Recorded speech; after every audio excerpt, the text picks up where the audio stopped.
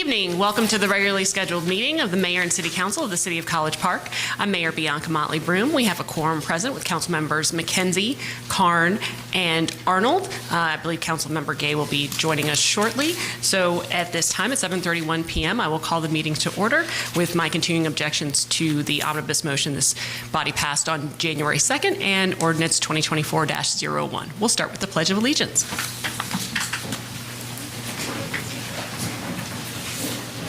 Pledge allegiance to the flag of the United States of America and to the republic for which it stands, one nation, under God, indivisible, with liberty and justice for all.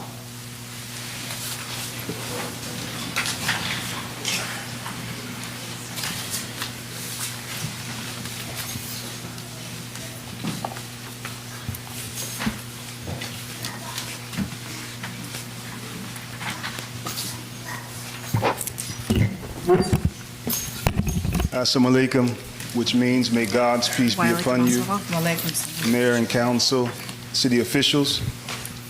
I am going to do the invocation for tonight with the help of Almighty God, Allah. So let us pray.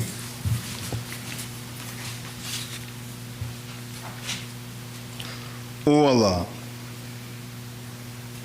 the beneficent, the most merciful, Master of this day of judgment in which we now live, Thee do we serve, and Thee alone do we beseech for your help. O Allah, guide us on the straight path, the path that now bestow favors upon, and not the path whom wrath have been brought down, nor those who go astray. O Allah, may you bless the words of the mayor and the city council's mouth, and the meditation of their heart to be pleasing in your sight. O Allah, may you inspire and bless the mayor and the city council to love the citizens of College Park, particularly the poor and downtrodden, as Prophet David loved his sheep. Bless them, O Allah, to have the wisdom and discerning spirit like your prophet Solomon. May you bless them with the strength of Samson to make righteous decisions on behalf of the citizens of this great city, College Park. And if they are threatened by the spiritual wickedness in high places to bow to their evil and indecency, may you bless them to have the pure love for you, like the 3 Hebrew boys who did not bow to Nebuchadnezzar. And if they disagree about anything, O Allah, may they use your standard in your word to judge and decide what is right and what is wrong. As all of them have sworn in with their hand on the Bible to uphold the words of the prophets and messengers of God, and may you bless them to live up to their spiritual oath, to live up to the word of you, Almighty God, and bless them to remember that from you we all come, and to you we will all return to be judged on that judgment day, and we will be judged by you alone.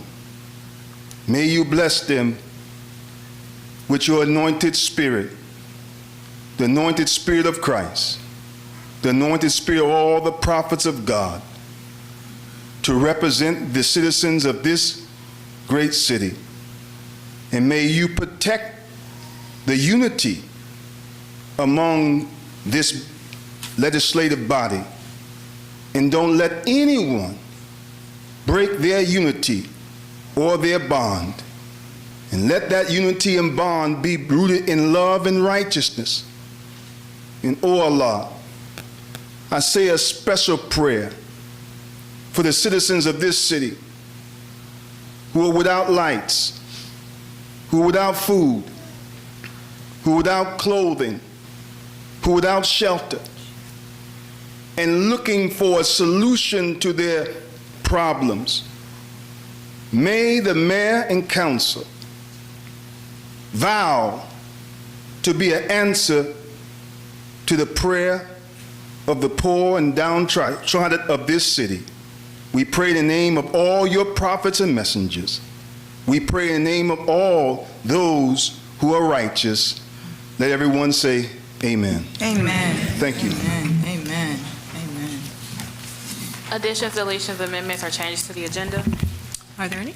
Yes, Madam Mayor, we have one addition. I'd like to add the change of the first meeting, council meeting in June, from June 3rd to June 7th.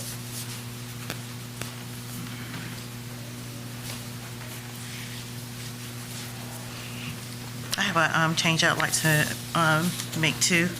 I actually would like to remove a couple of items. Item B.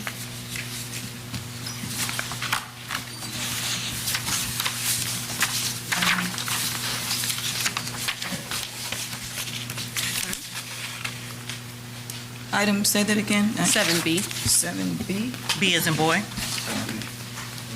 I'll second that. And Have a call for a vote. Go ahead. let's see, I have a new agenda now, so I've got to get my, and item T.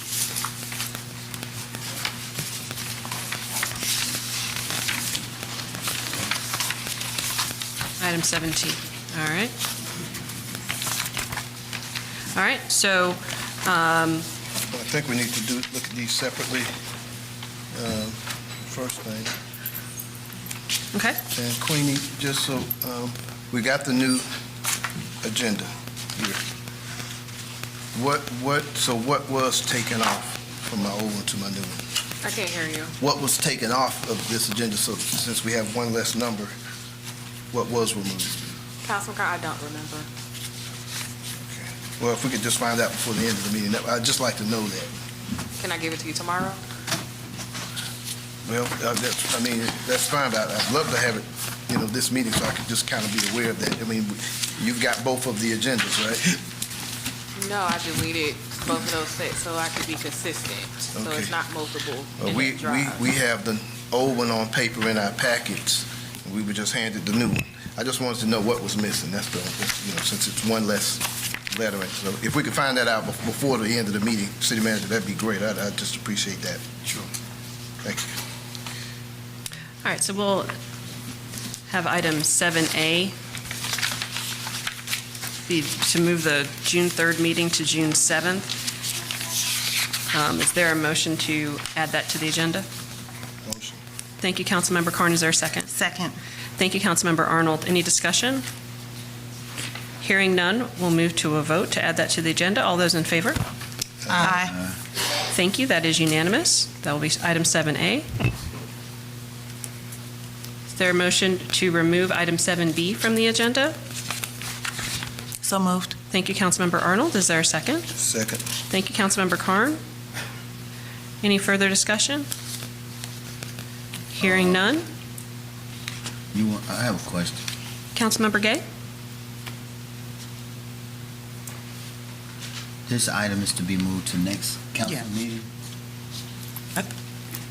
And we may end up having a special call meeting because we don't have the information. So Okay, that's why I'm removing it. okay. Okay. Any further discussion? And the reason I'm supporting moving it is the same, but I'd like to look at putting this out, see what we get back in terms of for workers' comp, so. I'm sorry, could you please speak into your microphone? Oh, I'm sorry. Yeah, the reason why I would like to see it removed is because I'd like to put this out and see what we get back, perhaps in an RFP. Well, so the motion is to remove item 7B from tonight's agenda. Any further discussion?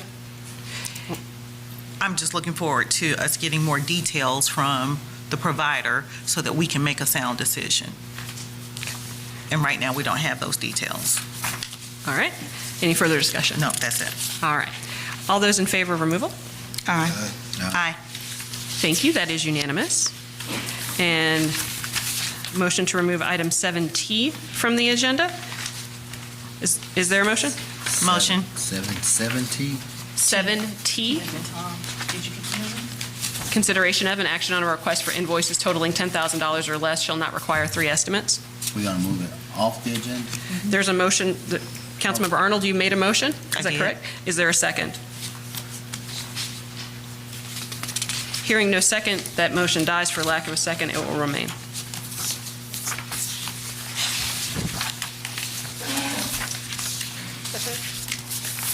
Approval of the agenda. Is there a motion? So moved. Thank you, Councilmember Arnold. Is there a second? Is there a second to approve the agenda? Second. Thank you, Councilmember McKenzie. Any discussion?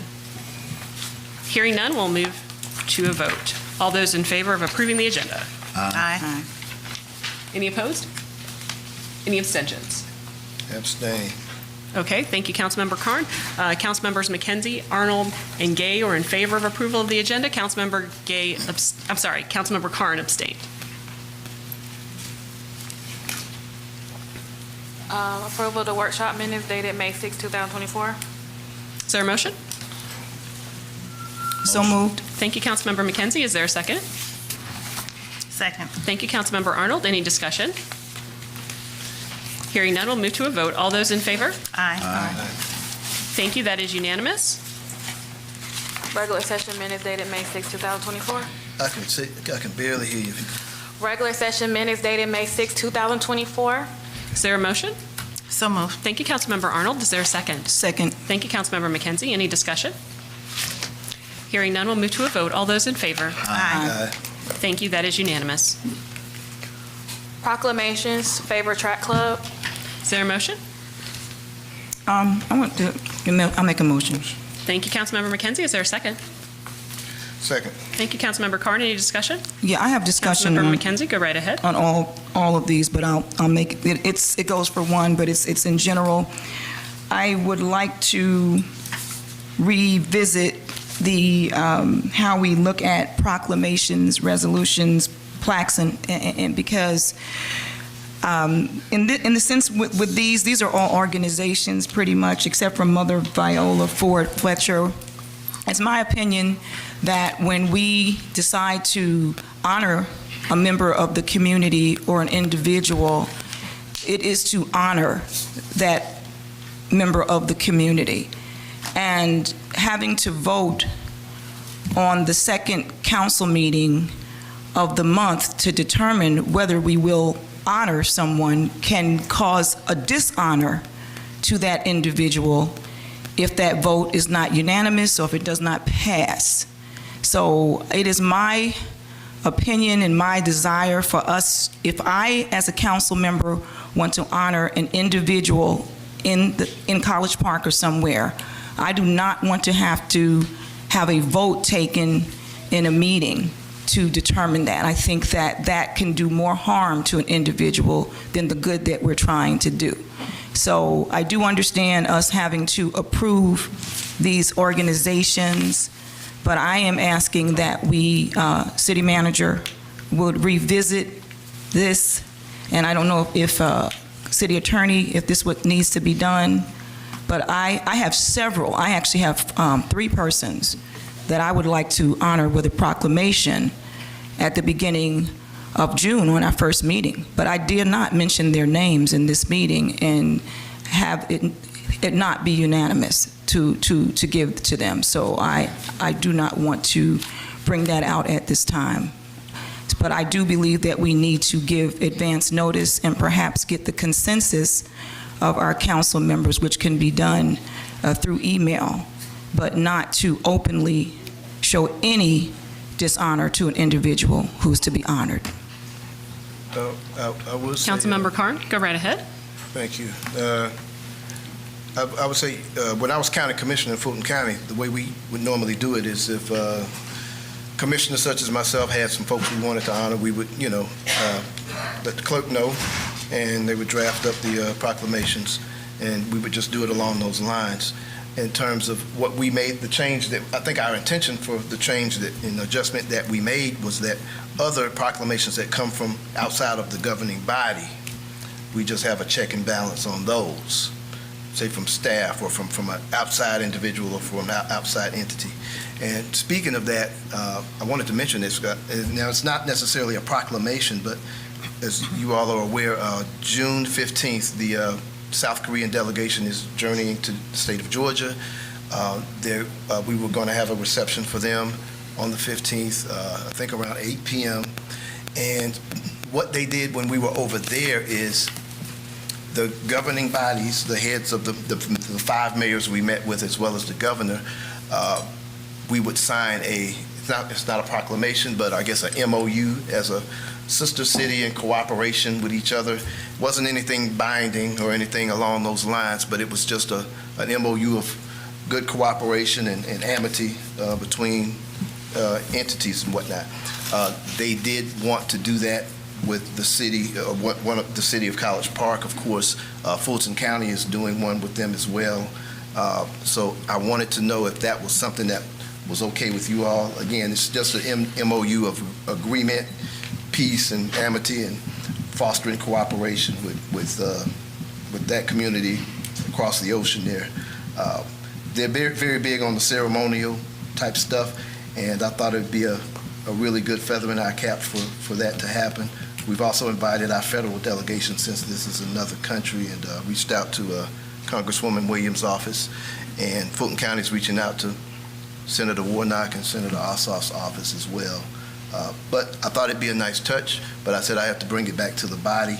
Again, it's an MOU agreement that binds us to literally nothing per se. It's just friendship, cooperation, so on and so forth. Generally, the head, I guess the mayor would participate in that if you're going to be participating. So I wanted to get consensus on that as we're kind of preparing to host them for that reception. This is the first I'm hearing of it, but we're actually in the midst of, this is outside of discussion of the proclamation for the favorite track club. So if there's further discussion on that particular issue. Well, I just wanted to put it out there. And just, I understand, but it's not in order at this time. Understood. I had a comment to Councilwoman Arnold's remarks and Councilmember Corn remarks that the consensus was for outside of You mean Councilwoman McKenzie? Councilwoman McKenzie. Okay. I'm sorry. The consensus was for proclamation requests outside of the legislative body. It wasn't for us to have to get. But I do think we should limit it to so many per night, just in the interest of time. So if we were to look at refining, I think it's to department heads and people outside of the city that want to bring proclamations. Yeah, I wanted clarification because there was an individual in the community that I wanted to honor with a proclamation, and sent an email to the governing body and was told that I couldn't do it. So I wanted to make sure that we get it clear on how we can do that, that I would have to wait until the second meeting of the month and vote on it. So I want us to, you're familiar with that, right, Mayor? So I just wanted us to clarify, and I know we need to move on with favor, but this goes for all proclamations, but determining how we want to do it. Any further discussion? We also want to mention that that's going to be June 7th, not June 3rd, just in the title of the piece there, but just FYI there. The ordinance that governs proclamations says that all proclamations have to be dealt with in this way if they are being presented at a council meeting. And so, I mean, it sounds like there needs to be an amendment of the, If we have to make an adjustment the on ordinance. it, then we make a little slight adjustment on it to clarify that. Yeah, just so we can have clarity. Any further discussion? All those in favor? Aye. Aye. Thank you. That is unanimous. B, Mother Viola Ford Fletcher. Is there a motion? So moved. Thank you, Councilmember McKenzie. Is there a second? Second. Thank you, Councilmember Arnold. Any discussion? Hearing none, we'll move to a vote. All those in favor? Aye. Thank you. That is unanimous. The Financial Literacy Institute. Is there a motion? So moved. Thank you, Councilmember Arnold. Is there a second? Second. Thank you, Councilmember McKenzie. Any discussion? Hearing none, we'll move to a vote. All those in favor? Aye. Thank you. That is unanimous. Juneteenth. Is there a motion? So Thank you, Councilmember Carn. Is there a second? second. Thank you, Councilmember Arnold. Any discussion? Hearing none, we'll move to a vote. All those in favor? Aye. Thank you. That is unanimous.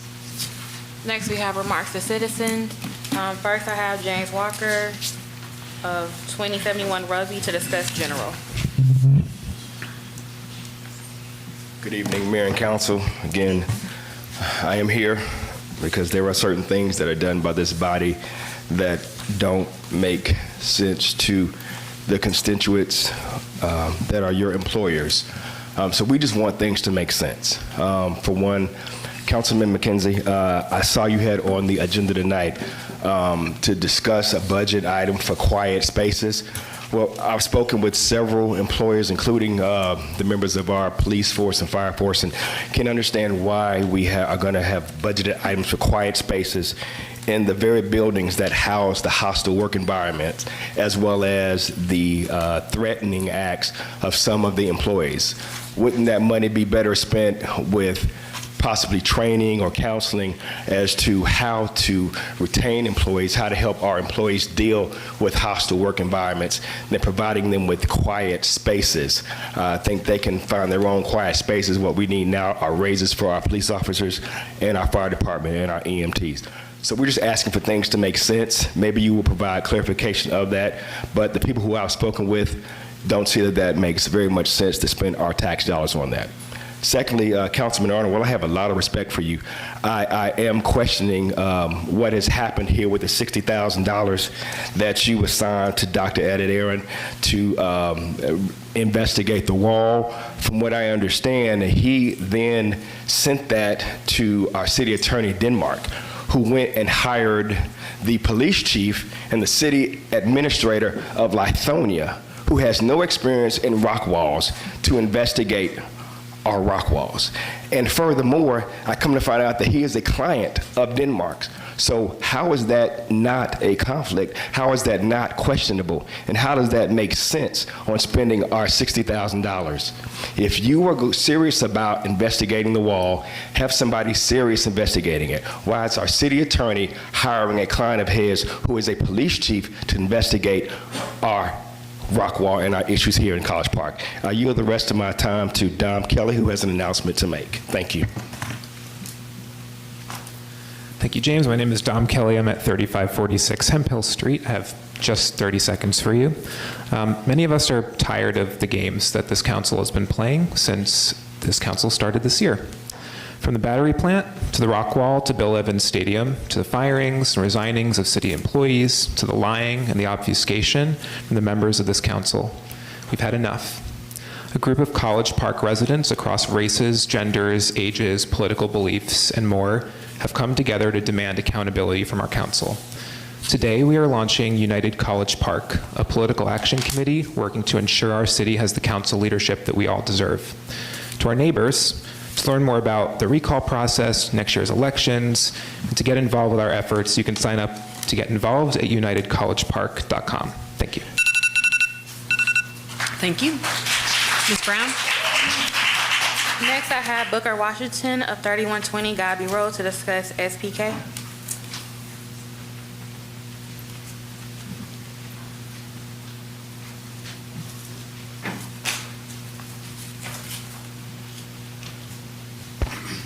Good evening, Council, Mayor. I am here, name is Booker T. Washington of 3120 Godby Road in College Park. I am the founder and CEO of South Park Cottages. I am the developer of South Park Cottages. In recent days and in recent meetings, there has been in my opinion, concerted, coordinated, and colluded attempt to defame, mischaracterize both myself as an individual and that development. South Park Cottages is a catalyst to this city. It is famous around the United States for its innovation, for its development, for all those involved. South Park Cottages was a development launched over 2 years ago. In transparency to all, we worked with this city in order to provide and get its permits, its inspections across all professions and all trades. Those things are facts. As a developer, both in real estate and in building, there's a things called home ownership. We built a community of homes. We did not build a community of apartments. We did not build a community where people leased. We built a community where people purchased homes through real estate contracts, and they had a responsibility through those contracts to read them, both in declarations for its association, South Park Cottages Condominium Association, and all those rights given to them prior to purchasing their home. Those individual responsibilities, like anything in citizenry, whether you are ignorant of those rules does not take away your ability and your consequence to abide by them. It's no different than going down the street and being stopped by a police officer and you're traveling 75 miles an hour and the speed post is 55 miles an hour and the officer says, well, were you aware? No, I'm not aware. Doesn't stop that ticket. Because when you purchase a home understanding all of your obligations and rules, and that's what South Park Cottages is.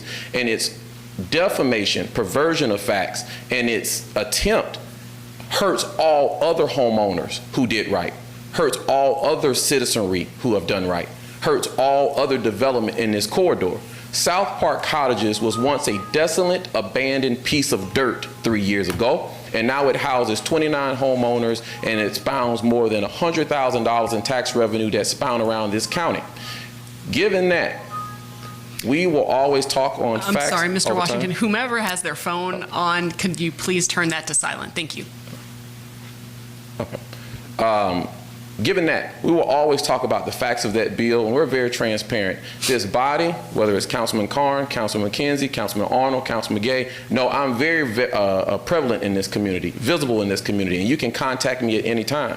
So to go around this community and talk about South Park Cottages as you do not know this developer is just derelict in your duty. You can contact us at info@southparkcottages.com. You can call my phone number. I want to extend a thanks to Councilman Karn, who just most recently this week tried to have a meeting with some residents to try to understand those facts. And I believe he left that meeting understanding facts to where the developer worked. Thank you, sir. Okay, awesome. Thank you. All right. Sorry if I mispronounced this. Enola Smith of 3170 Gobby Road, Unit 1116, South Park Cottages. No. Okay. Julian No, I think she's Gordon. coming. She's coming. Oh.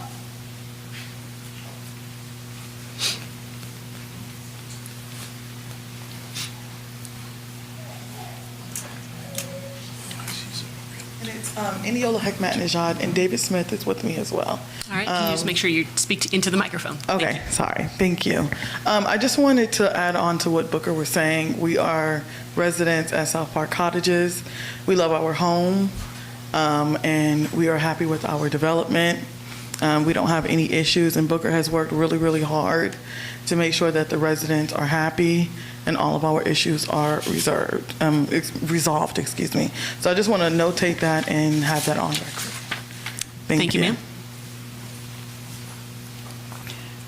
Next, I have Julian Gordon, 3120 Gobby Road, to discuss South Park Cottages. Good evening. How are you? My name is Julian Gordon. I'm at 3120 Gobby Road, Unit 1119. I'm here to speak on behalf of South Park Cottages. I am a happy homeowner there. I was actually the first resident to move into that space. I watched it go from red dirt into the 29 units that it has. I've met every resident that is there. We will not allow one resident to slander the good work that has been done at the end of Gobby Road, which is now a beacon of light for that particular neighborhood, bringing in new residents, bringing in new tax dollars to the city of College Park. Quick story. When we had the winter freeze, Booker T. Washington made sure that all the pipes got changed out within 48 hours, made sure that they were insulated, made sure that boxes were put around those so that we never had a freeze again. That was not his responsibility as the developer. Once the house is sold, that is the responsibility of the homeowner, and he went above and beyond and went into his own pockets to make sure that that got done so that people had hot water. This is the character of the developer that has built that particular community, and we believe in him and stand by him as the residents of that community. Thank you. Thank you, sir. sorry. Next, I have Lisa Williams, 3120 Gobby Road, Unit 1109, to discuss South Park Cottages.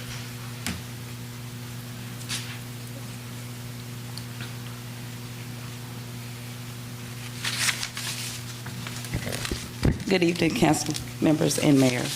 I will just read from my letter. As a proud owner of a home in South Park Cottage community, I am writing this letter to express my happiness to be a part of this beautiful community. I closed on my home in September 2023.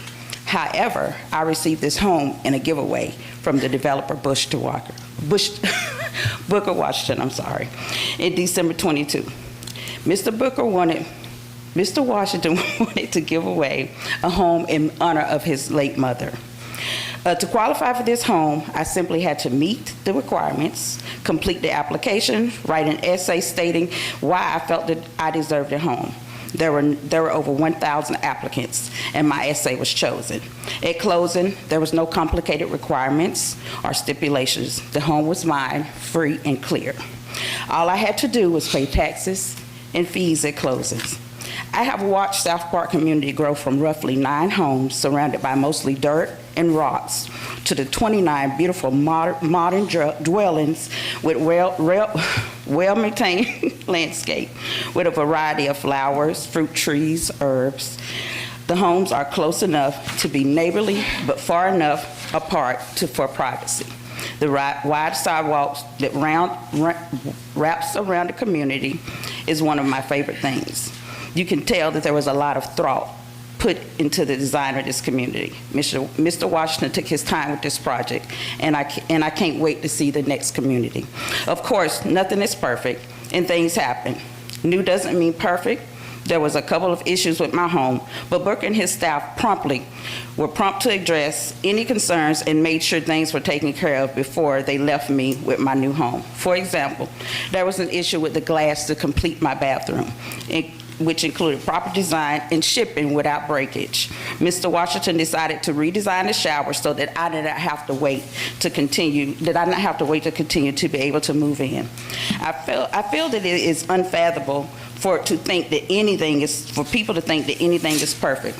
However, some of my neighbors seem to think that South Park Cottages should be, and that Mr. Washington should be responsible for things that isn't his responsibility.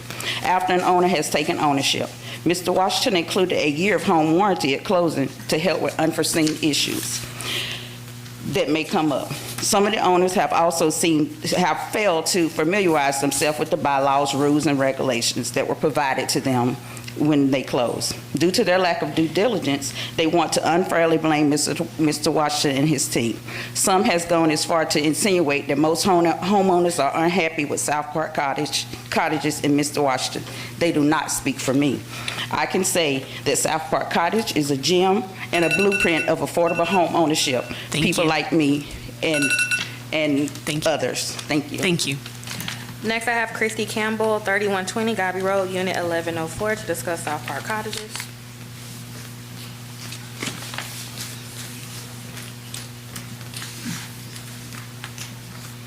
Mayor, councilmen, all those who serve College Park, good evening. Good evening. Echoing what my fellow homeowners are saying in South Park community, I'll just add that this experience or this home ownership as a first-time homeowner and new to College Park, this experience has allowed me the opportunity with ownership, peace, and community, ownership to pass something down to my lineage, peace in knowing that I have a safe haven to call my own, and a community that I have people to the left and the right of me that I can do life with. So to any governing board or governing individual that supported South Park Cottages, and to Booker T. Washington for your unwavering due diligence going from a napkin to full development of a community. I'm a proud supporter of South Park Cottages. Thank you. Thank you. Next, I have Lee Smith of 3120 Gobby Road, Unit 1137, to discuss South Park Cottage.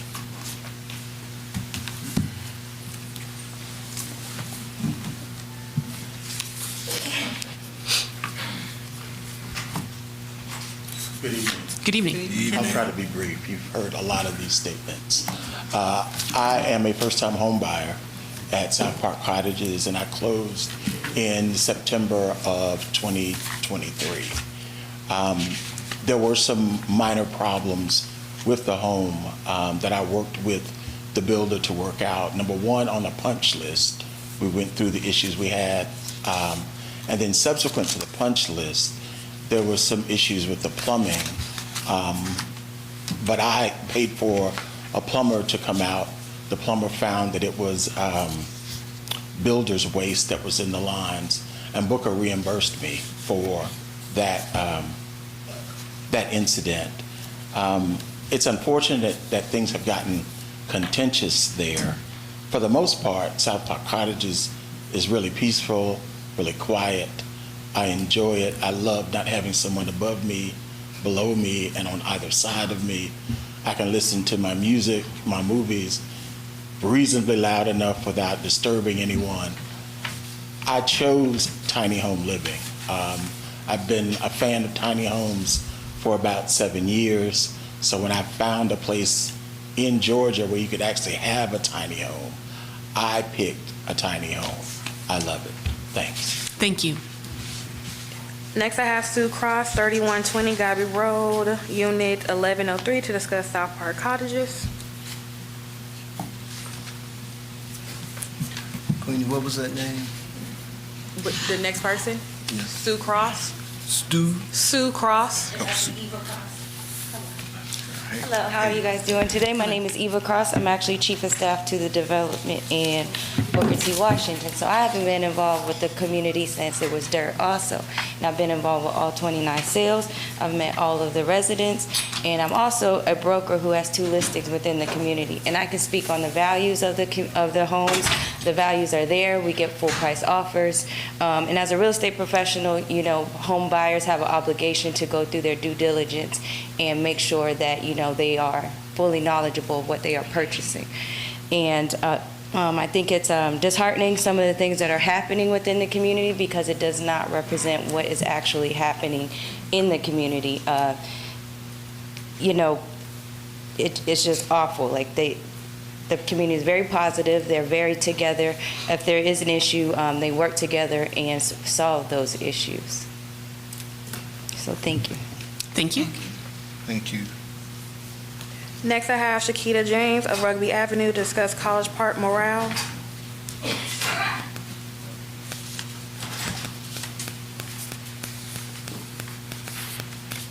Hi, Councilman McKenzie, Councilman Carm, Mayor Broom, Councilwoman Arnold. Good evening to everyone.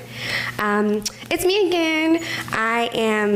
I thought about coming here tonight, and I did not want to have to speak. I'd rather be watching John B. at Wednesday Wind Down in East Point.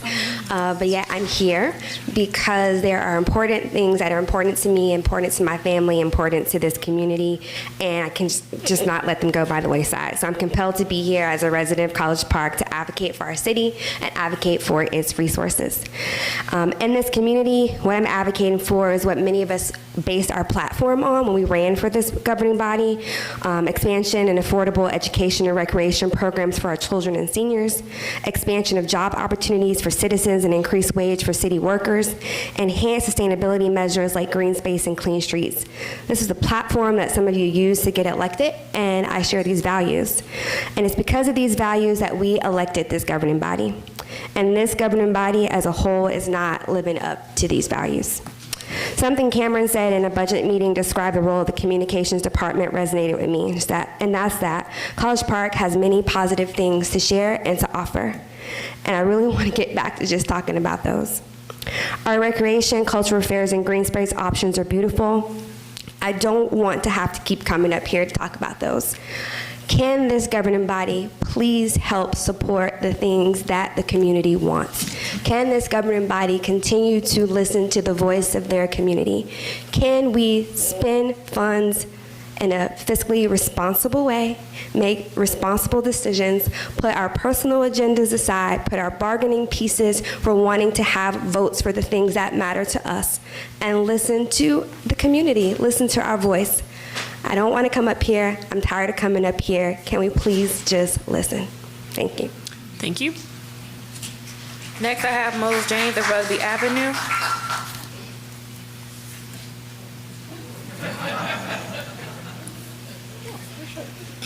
Good evening. Good evening. Good evening. I don't know why we keep missing Roderick Gay every time I speak, but if you check out this shirt, I wore it the last time I was here. There were 9 names on it. These 9 names represented those people who have either been fired or just kind of pushed to the brink of just wanting to get the heck up out of here since January 1st of this year. And would you believe it, by the end of last week, or not last week, the last time they were here, this shirt was already outdated. Another person decided to leave. So that would have been 10 names. And would you believe it, today it's 12 names. Let me just go through them right quick.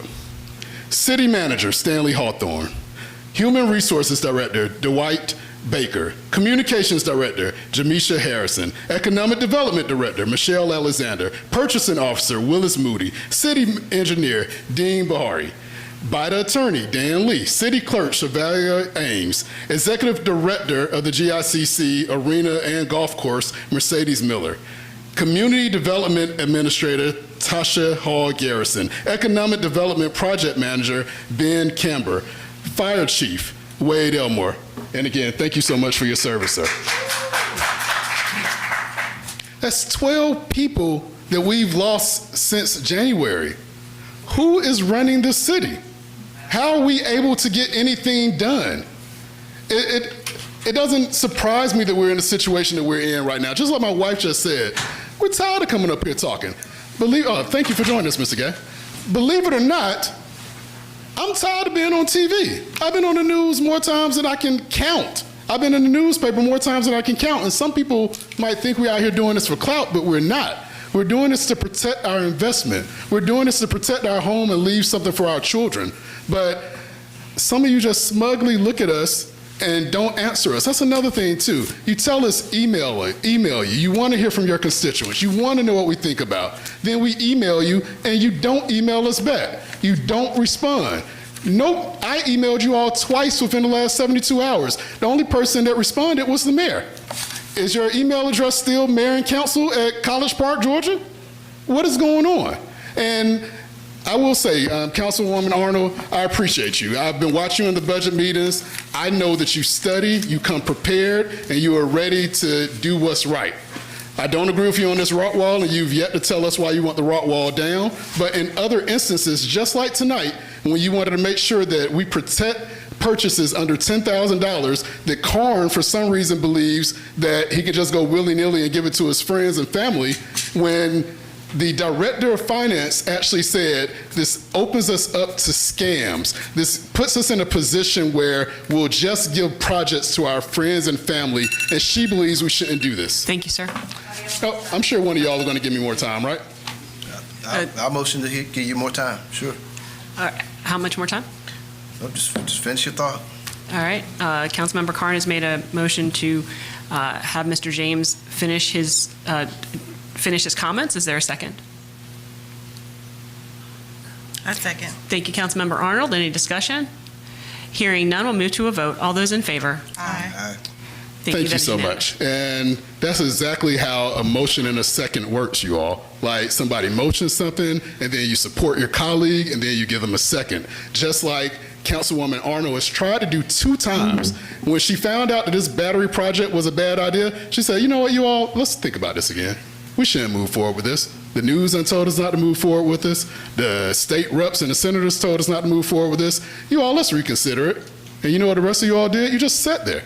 Like she wasn't even talking. Today, when she tried to protect our tax dollars from somebody coming in and saying, let's just spend it willy-nilly. And for those of you all that don't know, between the months of August and March, 7,000 invoices were paid by the city of College Park. 7,000 invoices were paid by the city of College Park. 42% of those invoices fell within the range of $500.01 to $10,000. If you move forward today with getting rid of the need for quotes up under $10,000, that means that 42% of invoices, they can just go out the door to whoever they want with no accountability. You have to vote no on these things. I pay too much money in taxes for you just to give money to your friends to decorate the GICC. I want to save some time on the clock because there's a lot of more smart people, important people to speak tonight. Thank you so much. Thank you, sir. Thank Ms. you. Brown? Next, I have Brenda Floyd of Flowers Drive. Ms. Floyd? I'm having my attorney to speak first for me. I'll be behind. Okay.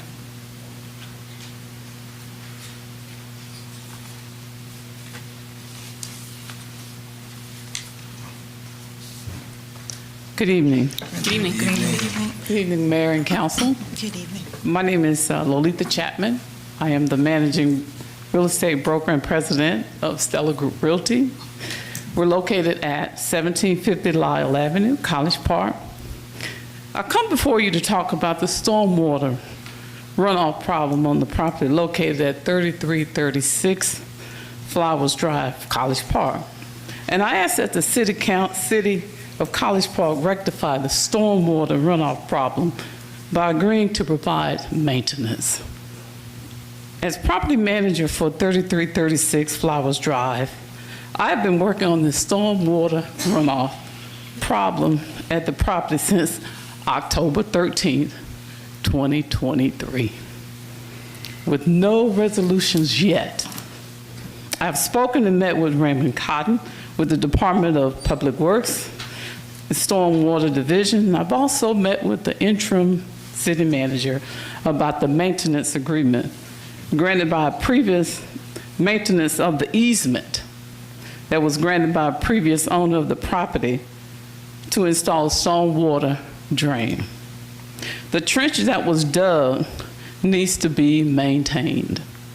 The Stormwater Division has told me that they cannot come onto the property to clean the trench because there's no easement on record. Therefore, they're not responsible for the maintenance. Generally, the party benefiting from the easement usually is responsible for the maintenance. I submit that College Park, Flowers Drive residents are benefiting from that. The stormwater drain trench creates a river in my client's backyard when it rains, and it is causing serious erosion in her backyard. In closing, my client wants is for College Park to be responsible for the maintenance of the stormwater easement trench that was dug to direct the stormwater runoff on Flowers Drive. Thank you. Thank you. Thank you. Next, we have Ms. Brenda Floyd. Ms. Floyd's here. Good evening. Good evening, Mayor and council persons.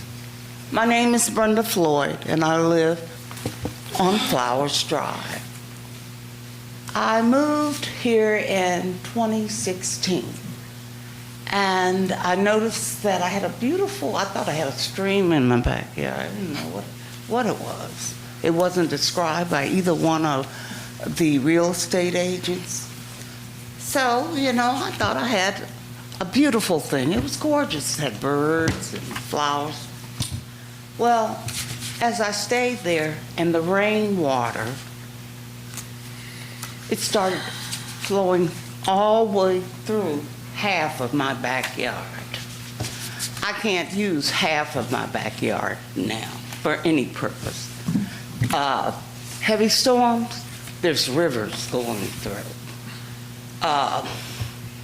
Water comes down Young. Water comes from, what's the street? On Lyle, on Rugby. It's everywhere. I think I am the resident that receives all the water on Flowers Drive. I have attempted from the time I began asking for help. Mr. Ambrose, he talks a good game. He's nice, and he said nothing, and he said he couldn't do anything. So here I am. I've gone to the mayor. She assigned people. I called them. They didn't return my calls. But this is the thing that really got me was when I was voting. and found out that we shall have a special 1% sales and use tax to be imposed in the city of College Park for not to exceed for 4 years for the raising of not more than $50 million for the purpose of water and sewer projects and costs. Now, I've been told that can't nobody help me. I need to do it myself. Well, I think I have a problem with that because these tax dollars are paid by me and you. That's right. And I want to get the feedback. I'm not begging. I just want to do what's right. We are a community and we need to start acting like one. I would like to be on the committee that's formulated on distribution of the money. Because a lot of people see 50 million and they think that's play money. But that's my tax stuff. And we can do it, put our minds together, be fiscally responsible. Thank you. Motion for to continue. Say what now? Making a motion so you can continue. Second. All right, hold on. Councilmember Carnes made a motion to... What I'd like to do... Ms. Floyd, hold on one moment, please. Councilmember Carnes made a motion to allow Ms. Floyd to continue her comments. Councilmember McKenzie, did you second? Yes, I did. All right, any further discussion? Hearing none, we'll move to a vote. All those in favor? Aye. Any opposed? Any abstentions? That is unanimous. Please proceed. What I'd like to do is see that we come together. We need to know what wards are going to get the money, what streets. We don't care what color the people are. The water is water. But we have problems, and we need to address them. And we need to be smart. And that's all I have to say. Thank you, ma'am. Ms. Brown? Thank you. Next, I have Grace McPhillips of Washington Road.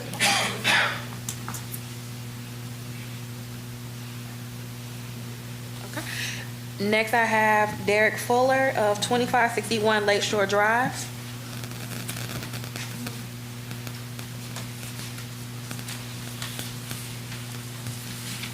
Good evening, Mayor, Councilman. Good evening. My name is Derek Fuller. I live at 2561 Lakeshore Drive, which is actually the corner of Lakeshore and Herschel Road.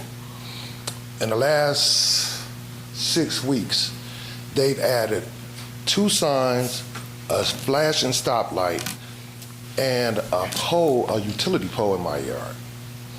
Now, I have trees. My family has owned that home for over 38 years. We've had damage from the trees fall into the house, which I've had to file claims. The insurance companies are tired of me. So here recently, when the storm season came, the same thing was happening. And what did I do? I called a couple of my cousins and my brother, and we got up there and we cut down some trees. I didn't use a contractor. I only spent money on rental saws and stuff to move it. Now this is sitting right at the corner, and the city refuses to move it. Now, I've tolerated what the city has dealt to me, and it's the city right away, but it's still my property. When I come home and see vehicles sitting on my yard and, oh, we work for the city, or we have the right of way. Now, the problem I have is over the 38 years that my family has been there, we pay taxes. And I haven't asked the city to do anything, nor has the city asked or knocked on my door to say, hey, Mr. Fuller, we're putting a pole in your yard. We're putting a stop sign. Now my peace is destroyed because all of the cars that stop there, I hear conversations from the phone, I hear their radio, and when they pull off, I hear the loud engines. So where's the consideration for the citizens that live right in the midst of where the changes come? No one notified of us of a stop sign, anything. I woke up one day and saw a stop sign in my yard. Didn't know what it was, walked, ripped the sign, the plastic on it, and it was a stop sign. What's wrong with allowing the citizens to know what's going on in our community? Also, if there are specific rules for cutting trees down, please let us know, because what I've been getting when I try to get the stuff removed is let my contractor pick it up. My contractor didn't put it there, I did. And I expect my city and the taxes that I pay for services for them to come get it. That's all I have to say. Thank you, sir.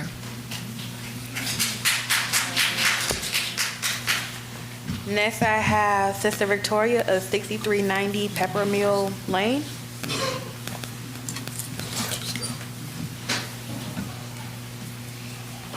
Yes, assalamu alaikum, good evening, peace be unto you. I'm going to donate my time to Brother Student Minister Stanley Muhammad, please, and thank you.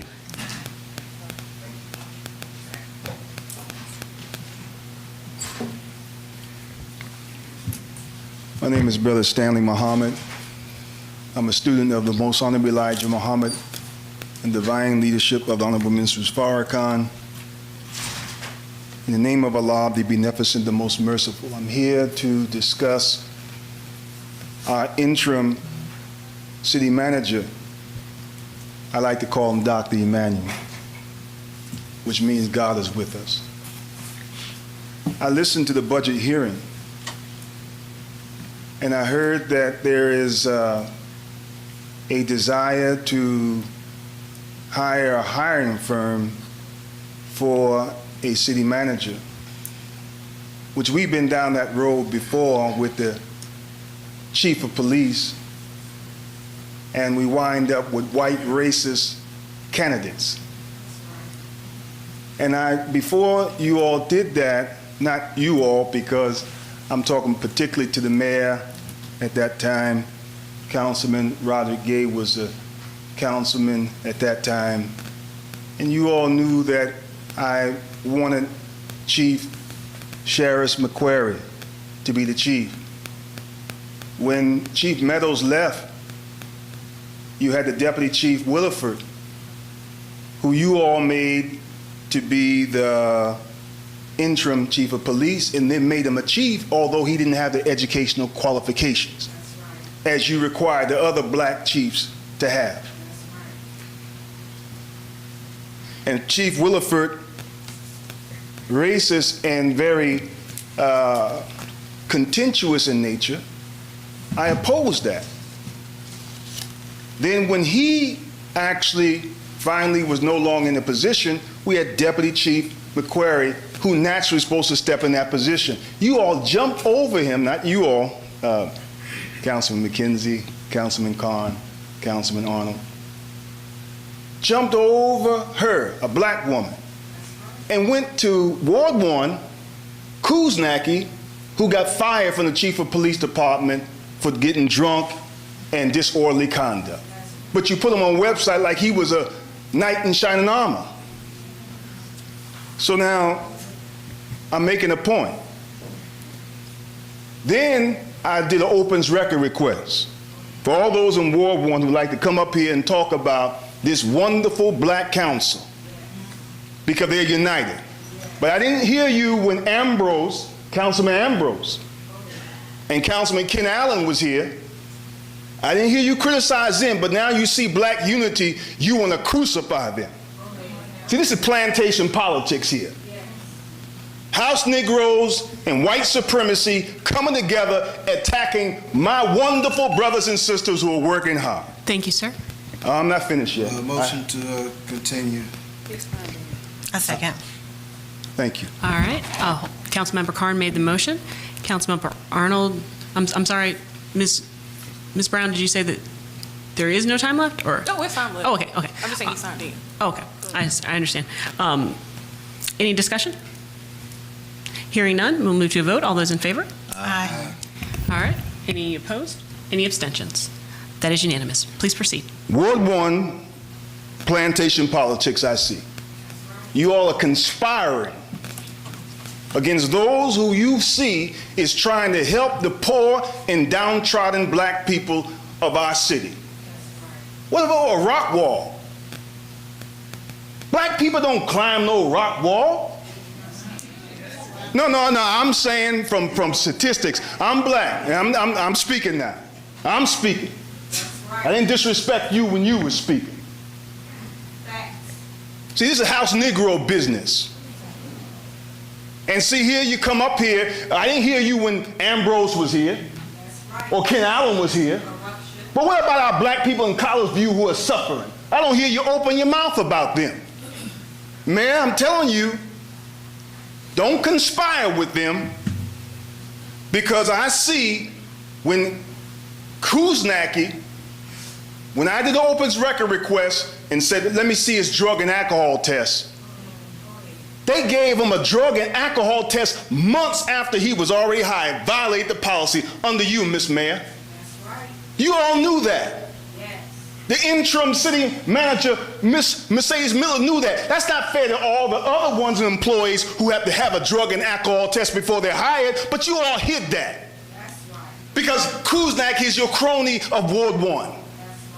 But you didn't want a black chief. And I said, and I sent you all email, and I can prove it to anybody. You can do an opens record request. I asked for Chief Connie Rogers a long time ago, before you did the hiring firm, wasted taxpayers' money. Yes. And you all went all around, and you all wound up these white racist chiefs. And here's a black woman that was already in your face qualified. That's right. And now you wind up having her. But you waste our money. Now you want to do that with Dr. Emmanuel. That brother is qualified, as far as I'm concerned. That's why he's not here. He got his certification. But you are attacking him, Mayor. Publicly, you're very, very contentious, and you're drilling him, and it's harassment. But this brother, we want him to be the city manager. That's right. We want him to be the city manager. That's right. And well, I'm saying is that speak for yourself. I will. And we got freedom of speech. All those stand who are with me that you want Dr. Emmanuel. All right, wait a minute. Don't you wait. Okay, this is orderly conduct now. Hold on. Everyone. No, please have a seat. Everyone, please have a seat. Have a seat. Please have a seat, everyone. Mr. Muhammad, you have the floor. Thank you. And the cronies in the audience who are out making outbursts. I didn't make no outbursts when you was coming up here saying what you had to say. Ma'am. Okay. Well, you be respectful and show that you have some integrity. Mr. Muhammad. Mr. Muhammad, I would ask that you direct your comments toward the mayor and council and not the audience. And I would ask that everyone refrain from comment other than the person speaking. Thank you. Yes, and they're interrupting me, Mayor, while I'm speaking. And that's the problem I'm having, and no one's making any comments while they're making interruptions. Point of order. Council member? Point of order. While I do respect the passion in the room, I don't appreciate the police officers coming in close view with this person. He's not done anything that should make you come down here. In fact, in my opinion, the people proud of him are the ones that we need to be protected from. So continue, brother. Thank you, sir. So all I'm saying is that we have a competent city manager. Why waste money and do something that we've done before? Insanity is doing the same thing over and over again, expecting different results. Don't waste our money. And Mayor, I'm saying I respect you, but I talked to you personally about atoning. You're drilling, you're attacking our city manager, interim city manager, and even our city attorney. You never attacked him before. But I'm seeing these subtle, and everybody from Ward 1 is in unity with what you're doing. If we can sit down and we can talk about it, because everybody's not going to agree. Me and my wife been married for 34 years. We don't agree on everything, but I still love her. And we sit down and we dialogue. I would ask that all comments from the audience. Wait. So what I'm saying is that now we finally, for the first time, I've been here since I was in the 6th grade. 6th grade. And I'm a long-term community supporter. And this is the first time I've seen our wonderful council. Many people can't boast to see council working together. They're talking about positive things. And if you expect perfection from them, first expect it from yourself. Because if you were up here, they would criticize you. But I thank God for them. So I'm asking us, let's stop the harassment of black leadership. I want to see the same respect as when Councilman Ambrose was here and Mayor Longino was here and Ken Allen was here, but now you got all black. It's a crucifixion of black leadership. That's what I'm saying. But I don't hear them talking about the poor suffering people of College View and the suffering of our community in Ward 1, Ward 2, Ward 3, and Ward 4. You're uniting with white supremacy of Ward 1. And I'm going to tell you something. Watch God answer me after I speak. Because God does not like to see this insidious force coming against these good brothers and sisters who are trying to help our people. And if you have a difference with a city official, go behind closed door. And I heard the brother read a list of those who actually are no longer working, but you ain't called Oscar Hudson on that list. And the others who are actually had a problem with the mayor, they're no longer here on that list. And I'm saying to you, I want Dr. Emmanuel, give him a chance. He's doing a good job. And I tell you, I love you, Mayor. I don't have a problem with you personally. I love you and I want to see you successful. But I don't love to see how you're attacking my brothers in public. If you have a difference, sit down with them. I understand. I've seen the order from the judge, and you might not have liked it. But guess what? That's life. And we have to accept it. And you're an attorney. You know what to do. But respect the structure. And watch God bless you. Atone and reconcile. Y'all go behind closed doors and y'all atone, and don't let people of Ward 1 who got a problem with black leadership to be in your ear, Mayor. No. Let's work with these. Let's give them a chance like we gave Ambrose, Councilman Ambrose, Councilman Ken Allen, and Mayor Longino a chance. And if you give them a chance, I believe with all my heart, you will see the best city in this country. We don't want old plantation politics. We want a new way of governance. We don't want to reflect what's going on in D.C. They got the spirit, I believe. So let us not do no hiring firm. We tried that before, and we got a great chief of police. Connie Rogers doing a great job, and you all knew I sent an email and I voted for her, and I talked to you all about that before you did a hiring firm. Now I'm saying the same thing about our interim city manager. Let's make him the city manager. Give him a chance. May God bless us with the light of understanding. As I greet you in peace, assalamu alaikum, peace be unto you. Thank you. Wa alaikum assalam. Thank you. Ms. Brown? There's no time left on the clock. Okay. All right. We're out of time. 7A, moving the June 3rd council meeting to June 7th. Is there a motion? So moved. Thank you, Councilmember McKenzie. Is there a second? Second. Thank you, Councilmember Carn. Discussion? Why are we doing this? For me, I know I'm going to be out of town, so I'm not going to. Same thing for me. I'm not able to be there. So we wouldn't have a quorum. Section 2-20 says the regular time and place of our meetings is the first and third Mondays of each month at City Hall at 7:30. So, I mean, we're going outside of our own ordinances if we are. And Mayor, that's something that we've regularly done many, many times when an adjustment has to be made. It's commonplace, and there's nothing unusual about that at all. We want to have a meeting 1st of June. We're just not available for that particular date, so we moved the date down to something that works for everybody. Is there, I mean, where is the conversation about this? Because I didn't hear about this until it got put on the agenda. So I get the fact that folks may not be available, but we've set our agenda for the first and third meetings for first and third Mondays of the month, every month except for July and December.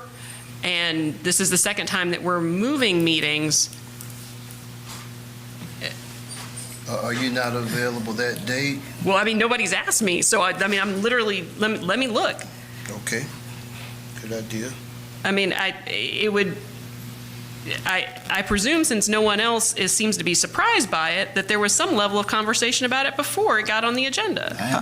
Mayor, may I, well, one thing, I did not know of the June 7th date. I just knew that I have a conflict with, which is private, and the date to reschedule is something that I found out as well with the publishing of the agenda. So this is not anything, I don't think that this is anything personal. I'm in the same boat. I'm not saying that it's personal, but I'm not saying it's personal. I'm just saying that moving a meeting from one date to another with 2 weeks' notice. Well, we haven't moved it. I think we're considering to move it and going to vote on it. Oh, yeah, that's right. It's a Friday. It's a Friday. Friday at 7:30? At 7:30. I mean, start at 6 o'clock, and then we're going till 7:30. I mean, we're doing it at the same regular time. Winston, we are in the deliberation section. I just want a point of order. Just wanted to know, based on the situation that we find ourselves in as a city right now, with the ruling of the federal judge, are we able to conduct deliberations at this point with, in the manner that we're doing this? Councilwoman, yes, the ordinance that the council enacted is fully operative at this meeting and all previous meetings. I understand that there's been some objection to that ordinance. There have been lawsuits filed with regard to that ordinance. But as we sit here now, that ordinance has not been invalidated. The ordinance is fully effective. The ordinance provides that the mayor presides over the meetings the deliberations of the city council, but shall not participate in the debate or the deliberations. I asked if they had any further comment. No one spoke. That's why I spoke, because deliberations were over. So and deliberations are concluded when the council has voted on a matter. Where is that? In my opinion, the council deliberates up until the time that they vote. That is my opinion. In your opinion, is that in Robert's rules? No, that is basic parliamentary procedure. The council still has the floor. They can deliberate up until the time that they voted on a matter. Once they voted, then deliberations cease. I mean, it's a common sense, rational conclusion based on the notion of council deliberations, a subsequent vote. City Attorney, I think we got a motion on the floor, right? Yeah, and I want to also, in continuing with this discussion, just quickly, that we all receive our, we start working on these agendas several days before the meeting, and we receive our agendas. I think they came out Wednesday, then again on Thursday, and so, and I know that this is something that's been added onto the agenda, but in general, with our agenda, I think that if we have issues that we should be communicating with each other or whoever the necessary parties are. This just got added, so I don't know how I would have known it. So, any further discussion? Can y'all repeat the dates? I apologize. What's the date we're moving it from? Moving from June 3rd to June 7th. June 3rd That's Friday, June 7th. to June 7th. What time? Is it the same time? So workshop at 6 and regular meeting at 7:30? Who made the motion? I think I did. Councilwoman McKenzie. Councilmember McKenzie, is that 6 o'clock workshop and 7:30 regular? I made the motion based on the city, interim city manager adding it to our agenda and knowing that I am not available on the 3rd. So anything after that is not, I'm just agreeing that the meeting be rescheduled, and I am available on the 7th. But that is not something that I determine the time of the meeting. So, but the motion, our normal meetings are at 6 o'clock for the workshop, 7:30 for the regular session meeting. So just as today is a rescheduled meeting as well. So we followed the same format today. So I would think that we would do the same thing for any meetings that we reschedule. So that sounds like yes, 6 o'clock workshop and 7:30 regular session? I think it should be the same time if we're moving it, if that works for everybody. Can we move it up? Can we change the time? What time? What time? I can't commit to that. I'm sorry. Councilwoman, what time works for you? Well, I was just saying for us to have a meeting at that time on a Friday, for any citizens that may want to come out, and plus, it is a Friday. I can't commit 7 p.m. You're saying a different time? Earlier, if we can do it earlier. So I can't. 5 o'clock? As long as we have a quorum. I'm telling you right now, I can't commit to before 6 o'clock. I was just asking, so noted. Councilwoman Arnold, what is there another time that works better for everybody, or for the majority of everybody? What time works better for you? No, I was just asking if we could move it up. Oh, okay. Well, what time would you like? I would prefer 5:30, 5 p.m., but... Can we please keep it at 6? I have a work commitment. I could do either time. I have a work commitment as well, but I think I can do either one of those times. So I'm fine either way. That's just me. Can we keep it at 6 and 7:30?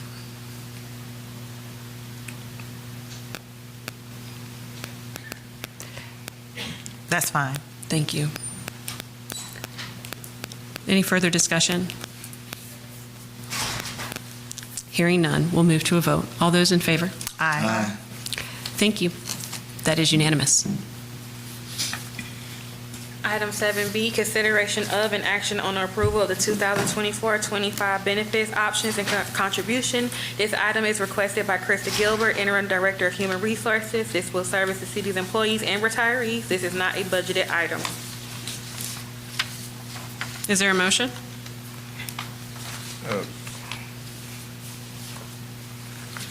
Christa, I guess I misunderstood. Is there a motion? So moved. Thank you, Councilmember Arnold. Is there a second?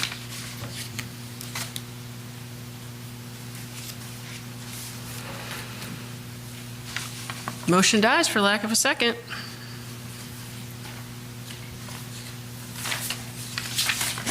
Well, I wanted to have some discussion before we voted, but... Well, then I'll second it, if it's not too... Well, I just... it was mine... Wait, hold on, hold on. Councilmember Arnold, are you willing to make your motion again? So moved. Thank you, Councilmember Arnold. Is there a second? Second. Thank you, Councilmember McKenzie. Discussion? I'm certainly in favor of anything. Councilmember Gay? I'm certainly in favor of anything that support our great employees. My only question is, we're in a budget. Mm-hmm. So is this to be paid out of, does our budget, is it being added to our budget, or is it coming out of the budget? I'm a little, want to know how we're going to do the money part, because I thought that was... Director's coming. Go ahead. What it costs, where the money coming from, that kind of stuff. It has to be budgeted. So, okay. So I have an estimate in my budget presentation that's coming before you on Friday during a special call meeting on how to fund the increase. So I get that, but why put it on the agenda? Why? Because we have to have insurance. It expires May 31st. Our general liability does. Oh, you know what? I'm reading the wrong page. I thought we were doing utility credit. I'm sorry, that's the benefits. I'm Wait a sorry. minute, I was going to say we took that off. I thought it was, I'm on the wrong completely page. off. Right, so. Well, from my understanding, there, as far as, excuse me? As far as the health insurance goes, there's really no increase because there is a savings based on what I currently have budgeted with Aetna. There's a small increase. There's a reduction of $58,000. Am I right? there's a reduction of 58,000, but an increase of approximately 70,000 on the dental side. So it's like really trivial. It's not that big. It's like a $12,000 increase. So my backup Councilmember says, Arnold, go ahead. I'm sorry, my backup says $31,000. So are we budgeting for the $31,000 or are we budgeting for something else? Yeah, that's what I wanted clarification on.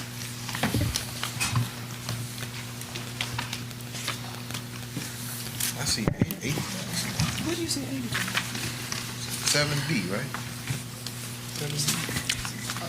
It's the former 7A. It's because 7A, we're on 7A. Because 7A became the change of the date. So now, Okay, so this is, I'm reading, so we're talking about 7A. Okay, my mistake, all right. Right, we took off 7B. Okay. All right, so my backup says 31,777. Is that not what the number that we're talking about? Or are we talking about something else? That is correct. The total increase is 31,777.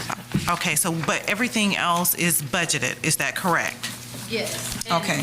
The estimates she has are for current existing employees. I have it budgeted for, also, what is it called? The vacant positions. So taking her numbers into consideration, it's still the 31,000 I would not budget for, because you're splitting that between multiple funds, and I do have the vacancies as well. There's not much of an increase when you apply it across the board. I do not take that into consideration. The 31,000 between, as far as the budget, is insignificant.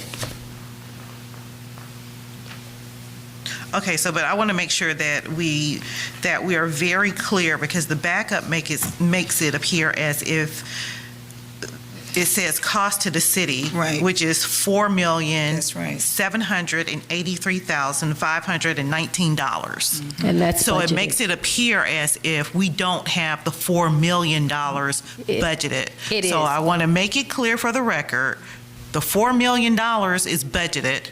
It's only the $31,000 that is not. That's a difference. Okay. And again, she's only looking at the existing positions, and I have vacancies as well. So. Okay. Okay, with that being said, I'm okay with it. Yeah, it was confusing. Okay, But we do have the $4.7 million budgeted. Okay. all right. Perfect. Yeah, because what I was going to say, if it's this much money, we need to wait. We do have a special call meeting on Friday. We could be looking, we would going to have to hear some more from you on that budget. No, I would Okay. not dare. $4.7 million is already budgeted. Okay, and this particular program also includes, was it a $50,000 or $40,000 give back to the city to be used for our employees? It does include the $50,000 credit, universal credit that can be Okay. used for wellness, and it does include some additional credits. Yeah, and I don't have a problem with it. I just was, again, my concern, I was going to either ask to table it or just to, the confusion was the $4.7+ million. Right. Well, I'm fine with it. I think we need to reconsider that one due to the confusions. We did. I put it, Someone I second, yeah. there's a motion and a second. All right. Yeah, we have a motion and a second. Okay. Any further discussion? Hearing none, we'll move to a vote. All those in favor? Aye. All right, that is unanimous. Next item, consideration of an action on an approval of the annual contract with City Judge Pro Tempore Kenneth Morrow. This item is requested by Chief of Police Connie Rogers. This will serve as all wards. This is a budgeted item. Is there a motion? So moved. Thank you, Councilmember McKenzie. Is there a second? Second. Thank you, Councilmember Arnold. Any discussion? Hearing none, we'll move to a vote. All those in favor? Aye. Chief. Aye. Thank you. That is unanimous. Chief, just quick question. So this goes out of the PD's budget into the judicial budget? Got it. Okay, just wanted to make sure that was right. Got it. Okay. Next item, consideration of an action on the approval of an annual contract with the City Solicitor Kimberly Cornwell Cornwell for the fiscal year 2024-25 in the amount of $50,000. This item is being requested by Chief of Police Connie Rogers. This will service all wards. This is a budget item. Is there a motion? So moved. Thank you, Councilmember Second. McKenzie. Is there a second? Second. Thank you, Councilmember Carn. I'm sorry, Gay. I apologize. Any discussion? Hearing none, we'll move to a vote. All those in favor? Aye. That is unanimous. Next item, consideration of and action on the approval of the annual contract with part-time city solicitor Clarence Mitchell in the amount of $400 per day of service. This item is being requested by Chief of Police Connie Rogers. This serves all wards. This is a budget item. Is there a motion? So moved. Thank you, Councilmember Arnold. Is there a second? Second. Thank you, Councilmember Gay. Any discussion? Which Councilmember Carn, go right ahead. which item was this? 7E. 7E. That's So not it what would my be seven. F, Okay, yeah, Because this my is some, F yeah, is yeah. Warren Bond. Yeah, mine is same. So yeah. where is this fella? 7E. 7E. Right above that one. Okay, we know it's not E because in It the is E. packet that's for Kimberly In Cornwell. the packet, it says 7E Okay. is Warren Bond. And if we skip to 7F, in the packet, that is Warren Bond Photography. Are you all looking at the handout that Queenie just gave us? No, I'm actually online following- on trying to the follow. agenda that's online for us, and it has 7E as the contract with Warren Bond Photography. That's not what it says. I opened it. 7D was No, 7E Kim is Cornwell. Clarence Mitchell. I have Kenneth Morrow. I just don't have that one. But it's okay, I mean, I'm fine with it, I just don't have it. Yeah, it's. What is his name again? Clarence Mitchell. I don't have him it. I don't anywhere have him from in my. 7C on down. have him on E, on the new that was. Yeah, On the it's 7E. ones that It's she on the handed out. agenda, but it's It's not, just we not don't in our have the packet. information in our packet. Does for anybody this. have the paper with his name on it in their paper packet? That's my question. Yeah, I'm looking at the packet, not the You're agenda. Do you saying- have his agenda item anywhere in? Do you have a copy? Somebody you can just I give have a us? copy if y'all want to pass it and look let's at just it. get a copy. I see. Is it on there? Do you No, all not have that. it? They want to see the paperwork. No, we have that. you all We have have Clarence that. Mitchell, he's inside my book. I'm looking What's for the tab number? I mean, what's the It's item? page 189. What does it read It's on the? tab, I mean, item She's 7. got what? it. tab Copy. 7F inside your book. 7F in your book. Okay. It'll look like this. 7F. No, not online. Not, I'm online today. 7F in Not in our the book booklet. is Warren Bond Photography. Oh, 7F, right? yeah. And my book is 7F. So we have different. Okay. What does your 7F paper say, Councilmember Gay? Arnold. My name is Arnold. No, I'm asking Councilmember Gay. I know, I was asking, I know what your 7F says. Honestly, I'm reading the monitor. Okay.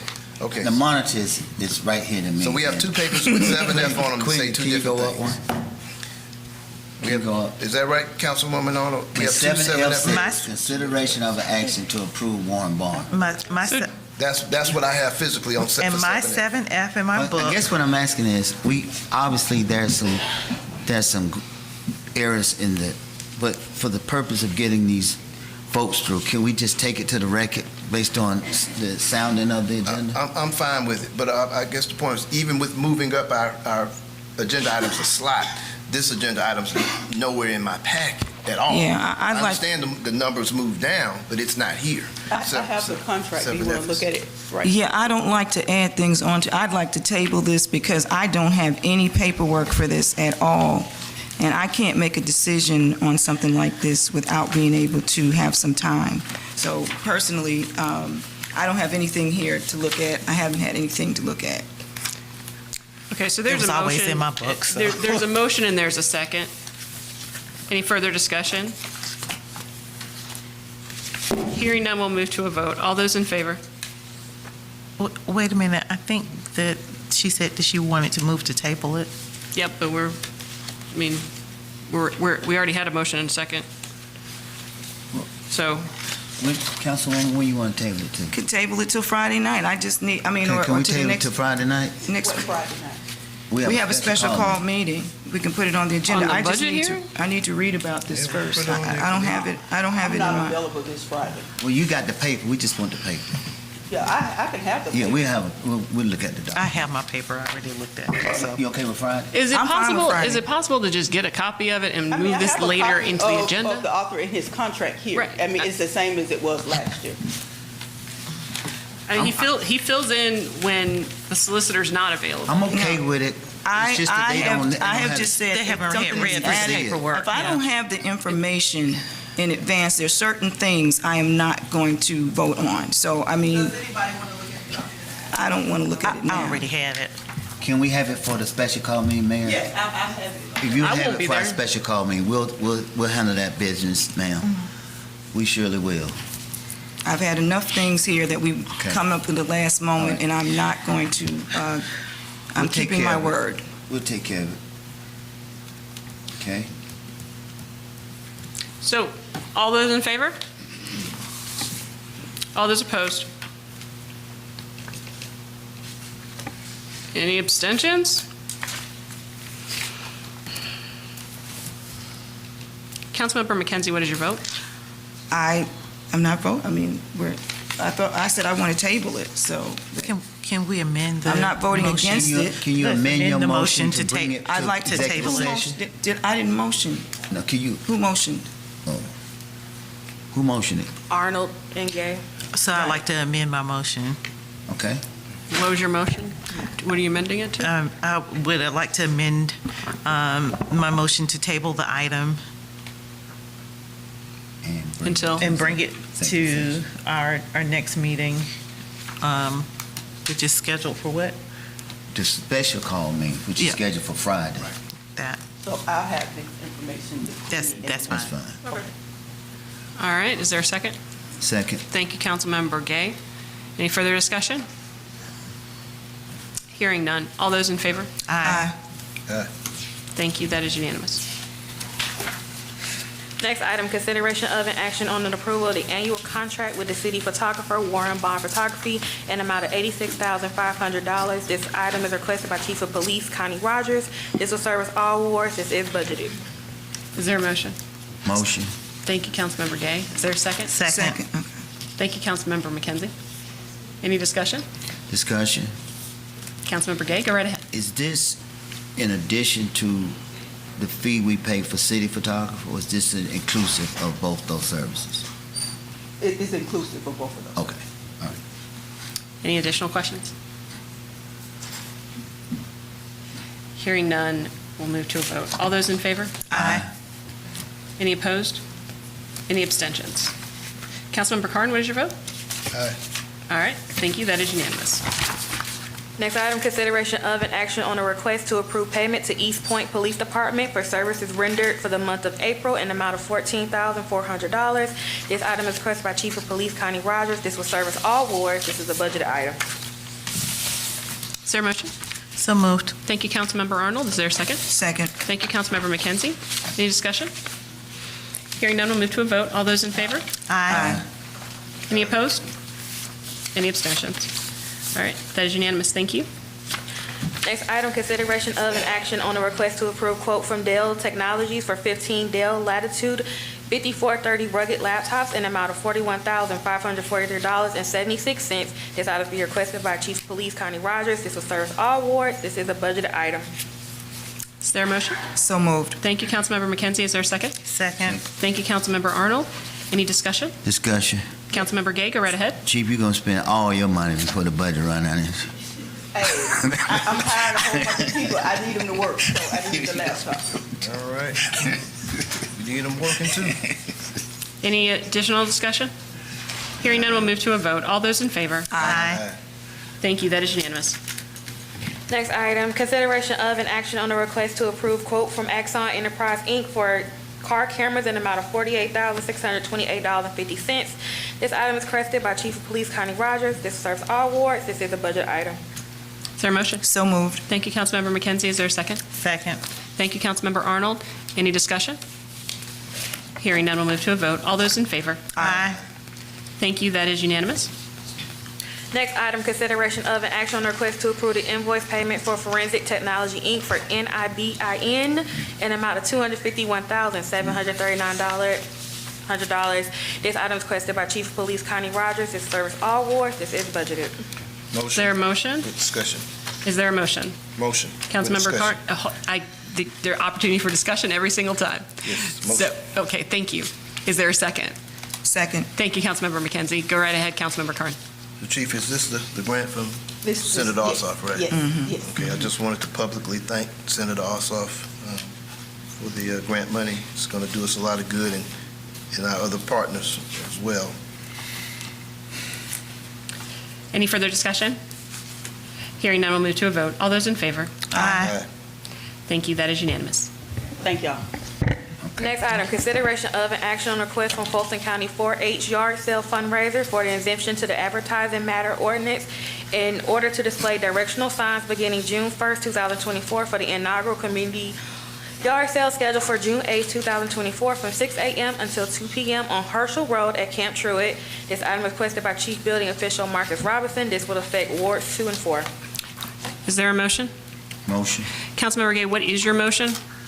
Because the recommendation of the chief building official was to deny. He said he wasn't denied. He said that, you don't say that in my, this item is being requested by chief building, but I don't have the denial in my notes. The note, the CAM reflects that it is outside of the ordinance, and that's why he made some suggestions, but he. Well, may I say that we do this a lot when we had a Ward 1 yard sale, when Woodward Academy wanted to have their shindig. We do all that, and no sign can be worse than what's over there now with all the Councilmember, I just want to know, I want to be clear about what your motion is based upon staff's recommendation. My motion is to approve the Fulton County 4-H yard sale. Okay, all right. And is there a second? I'll second with discussion. Yep, there's always discussion. But I want to Councilmember discuss Carn. it. I'd like to discuss this before we take a vote. That's what we do. Well, go right ahead. Thank you very much. I understand what, and our, Mr. Robinson, he motioned to, he recommended to deny the other yard sale as well. I understand he's following the letter of the section here. One of the things I suggested we need to do in the next few meetings maybe is to take another look at that and make a slight adjustment in terms of for community yard sales. That way, you want those signs out that builds community. I think it's a good thing overall. The problem is, he's constrained by the language of the law, which means, technically speaking, what's to stop someone else from putting out yard signs all over the place for their thing? So at some point, city manager, we want to just tighten that up and put in that caveat for community yard sales is kind of one that I think everybody's okay with without hamstringing us with allowing everybody to just go at it with signs. Any further discussion? Hearing none, we'll move to a vote. All those in favor? Aye.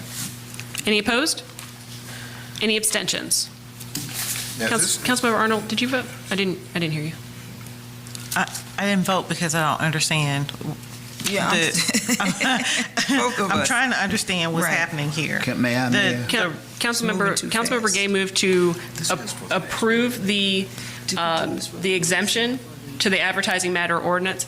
I just want to be clear because the chief building official, because of the ordinance, recommended denial. He's just saying it doesn't comply with the ordinance. But Councilmember Gay has made a motion to approve this exemption. Well, it's fine, but keep in mind there's some others right after this that want to do the same thing. So right, and he's made a motion. He's deny mine, we deny all of them. He's made a recommendation to deny them all simply because of the ordinance. I don't think it's anything. I've got a suggestion. Why don't you modify your motion to approve with city manager coming back, city attorney, and reviewing it and adding in. I personally think that this is overkill. I think we're doing too much because we just rolling through hundreds and hundreds and hundreds of thousands of dollars, and then we get down here to signs, and then all of a sudden we want to get into some deep conversation. First off, as the late Jack Longino used to tell me, worry about your ward. That's what Jack Longino used to tell me. You worry about your ward. The second thing I want to tell you, 4-H is a great partners of ours. We're trying our best to get them to, do stuff. So I don't have a problem denying it, but I'm just going to let you know that, when we just rolling through hundreds and hundreds of thousands of dollars here, no questions. Then you get down here to some signs and there's a conversation. And at the same time, I don't even see them picking up the signs that's illegal. I'm having to send them pictures to pick up illegal signs. How about we start there? Councilmember, I just wanted your motion to be clear because of the staff recommendation. I'm clear, Mayor. I'm very clear. Okay, Councilmember I made a Arnold. motion to approve it. Yes, I understand. So Councilmember Arnold.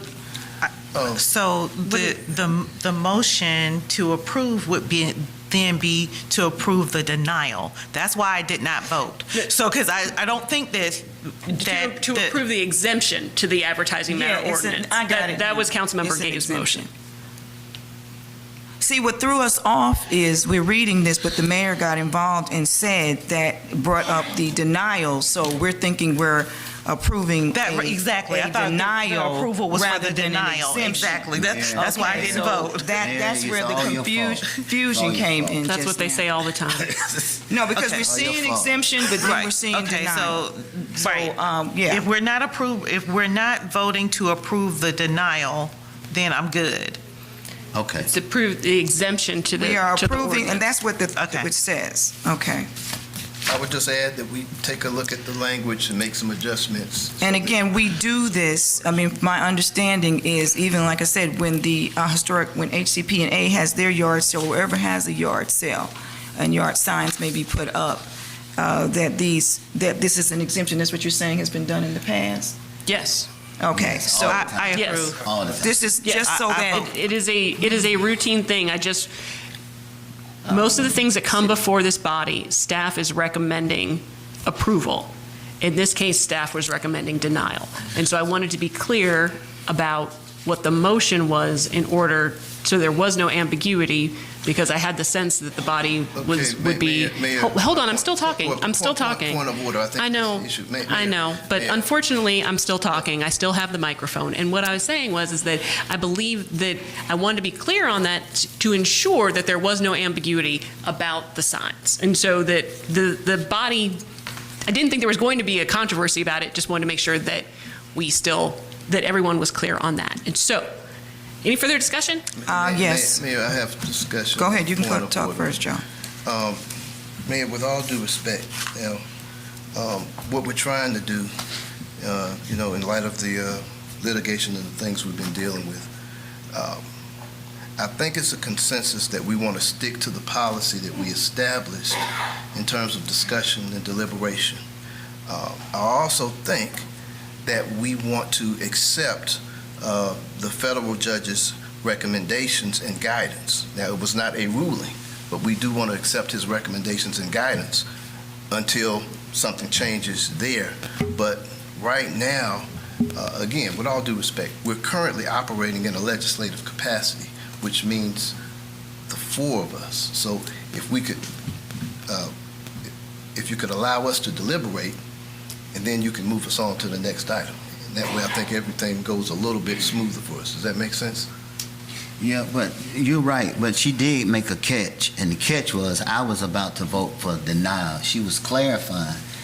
So really, she was presiding. She was clarifying that you're voting to deny.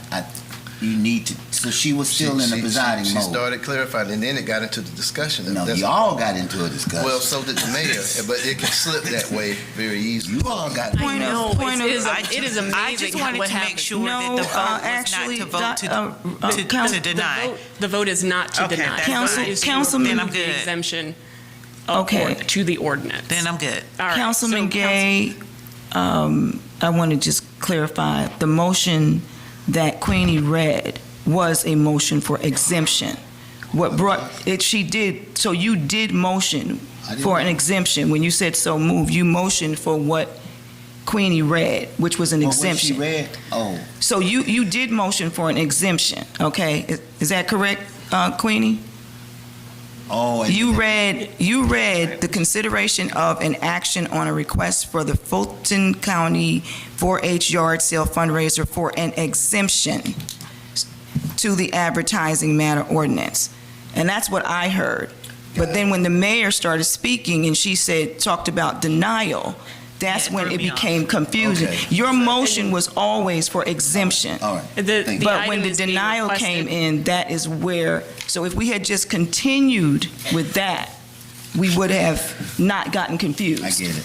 Well, I understand where there was some ambiguity, and I wanted to make sure that everyone was on the same page because the item is being requested by Chief Building Official Marcus Robinson, and his request was for denial. Okay, so I wanted. but that got us off the same page. I know. And we're not. We're still with in all the due legislative respect, I know. Ma'am, But I'm still here. And so, is there further discussion on this matter?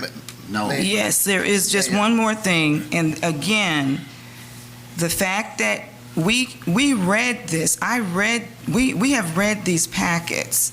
It's just, again, when it was brought up, denial, it brought confusion, okay? So if nothing had been said, we could have just flowed through this agenda item, voting for an exemption to the Advertising Matter Ordinance in order to display directional signs beginning June 1st through June 8th. So that clarification. So hearing nothing else, we'll move to a vote. Is everybody clear on the vote? Yes. All right. All those in favor? Aye. All right, thank you. That is unanimous. Next item, consideration of an action on the request from the Historic College Park Neighborhood Association for the exemption to the Advertising Matter Ordinance in order to display directional signs beginning June 15, 2024 for an annual community yard sale scheduled on June 22, 2024 from 8 a.m. until 4 p.m. in the Historic Neighborhood District. This item is being requested by Chief Building Official Marcus Robinson. This will affect Wards 1 and 3. Is there a motion? So moved. Second. Hold on. There's a motion. I heard Councilmember. We both said it at the same time. I can't even preside. Can't even pick. Is there a motion? So moved. Thank you, Councilmember Arnold. Is there a second? Second. Thank you, Councilmember McKenzie. Any discussion? Yes. I just wanted to say hi, Laveria, and it's just good to see you.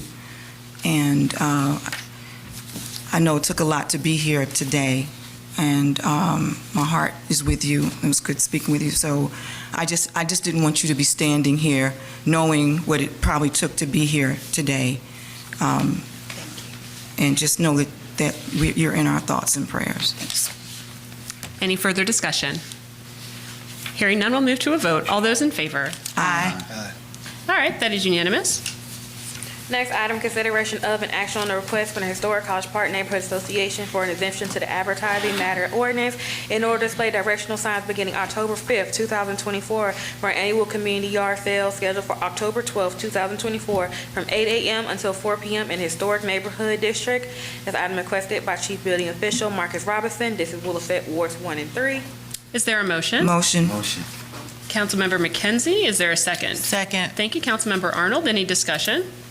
This is a second event, correct? We're doing two Right. this year, so Gotcha. one in June and Right. the regular one in October. And I like the forethought Hold on, of... wait.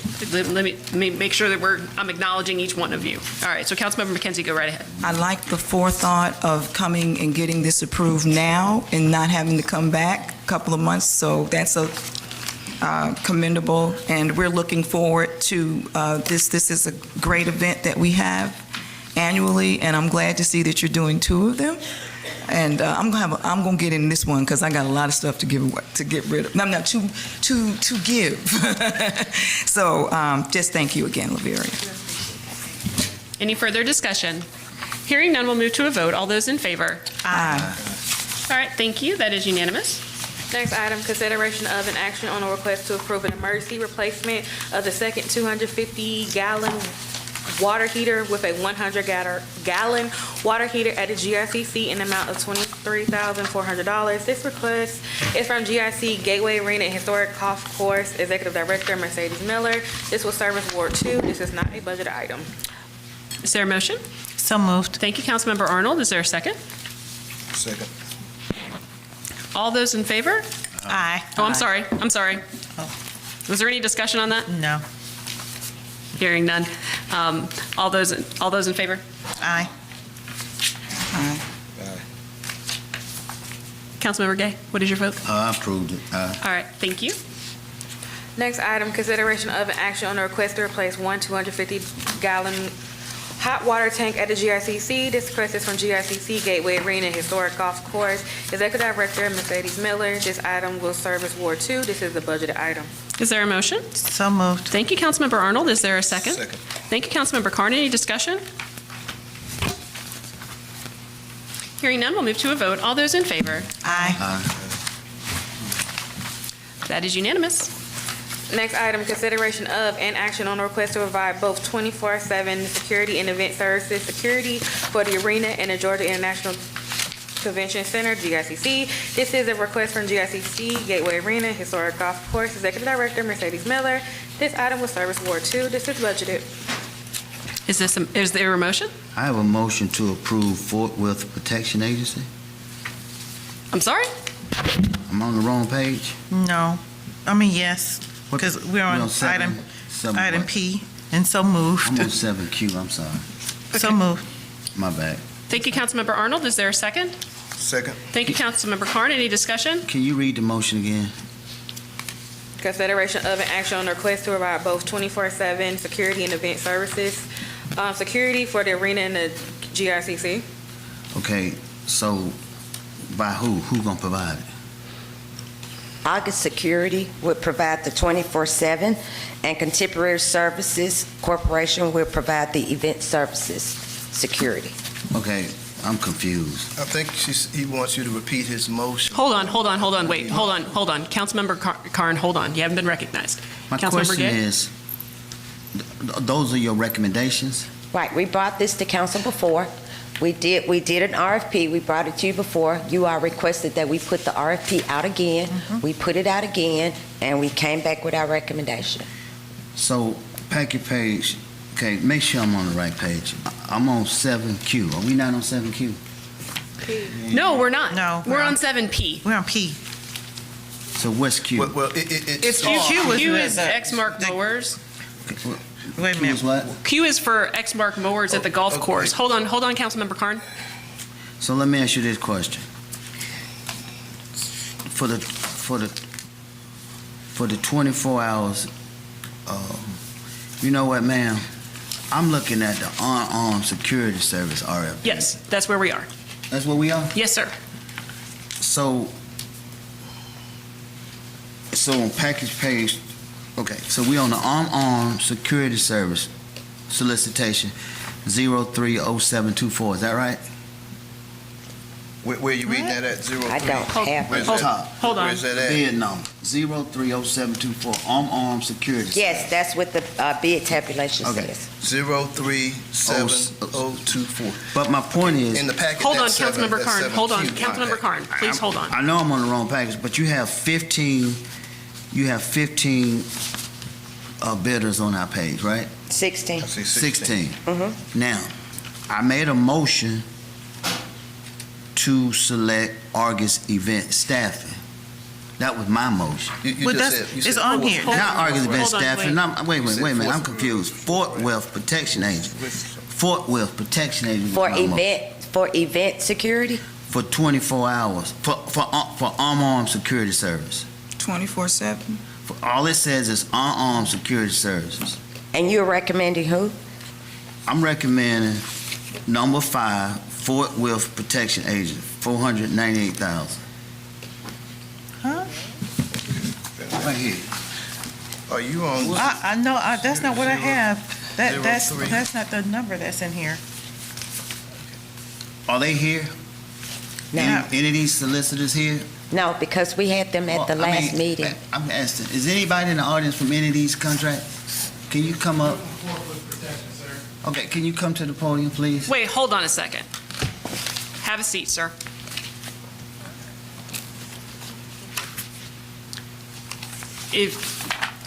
If you want to hear from someone for forthwith, we got to do this in. Well, Mayor, how about we just go back to my motion?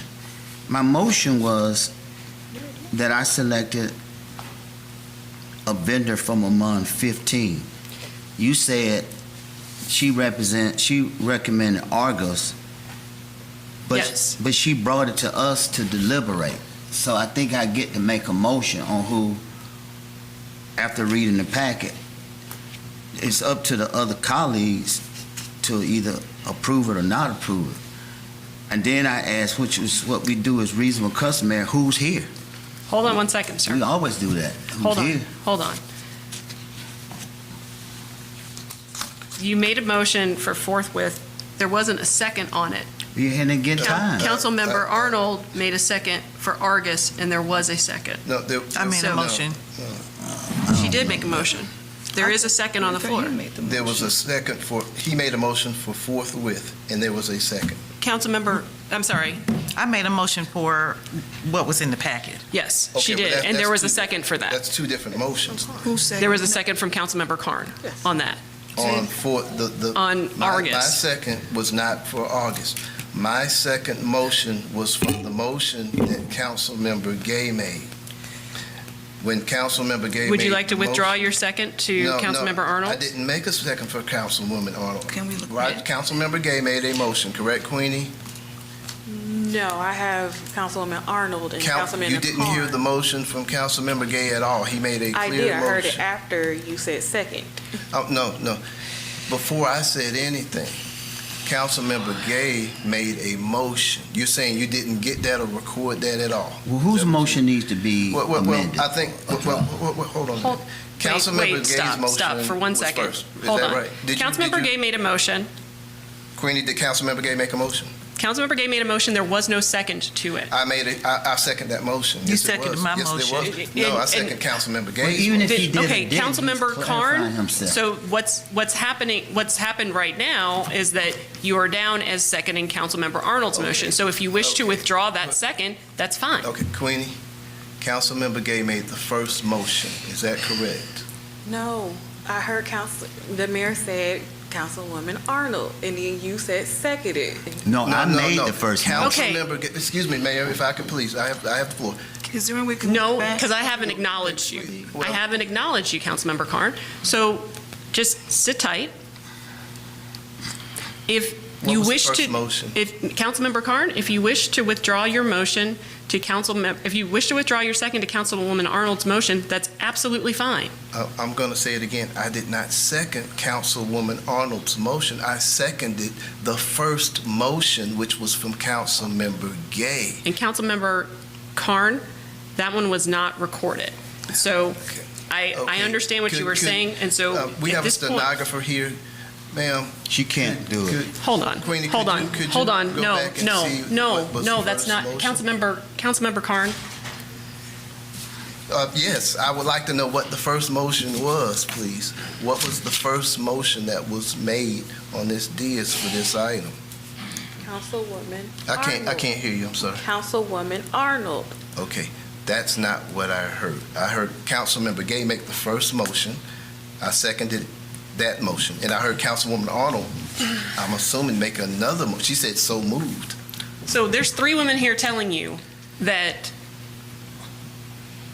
the Councilwoman Arnold made a motion and you seconded it. A motion you don't for want what? A motion for what? What did she make a to motion approve for? Argus. And I know you don't want to listen to any of these three women who are sitting here. Of course I'm I giving you the option though of withdrawing that motion, Well, and we're on the same page. I withdraw that motion, but that wasn't withdraw the motion. second. That's fine. All right. Councilmember Carn has withdrawn his second. To Councilman Arnold's. Correct. Woman. So, yes. I'm sorry. That's okay. Y'all, look, charge it to my, Understood. Head, not your heart, right? Okay. All right. Just trying to keep up with all these. So my motion, Mayor, is that we select Fort Worth Protection Agency for armed security service. Is there a second? Second. Discussion. I have discussion. Councilmember Arnold, go right ahead. I would like more clarification as to why we are going with something different than what was recommended by staff.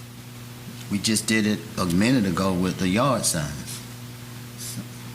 Just did it 3 times. Yeah, but we are also talking about security services, and I would imagine that all of this information was reviewed by some type of committee to give us the best recommendations.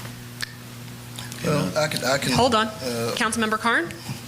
Well, I can give you my reasoning if someone would like to hear it. But again, this is just my vote. Couple of things.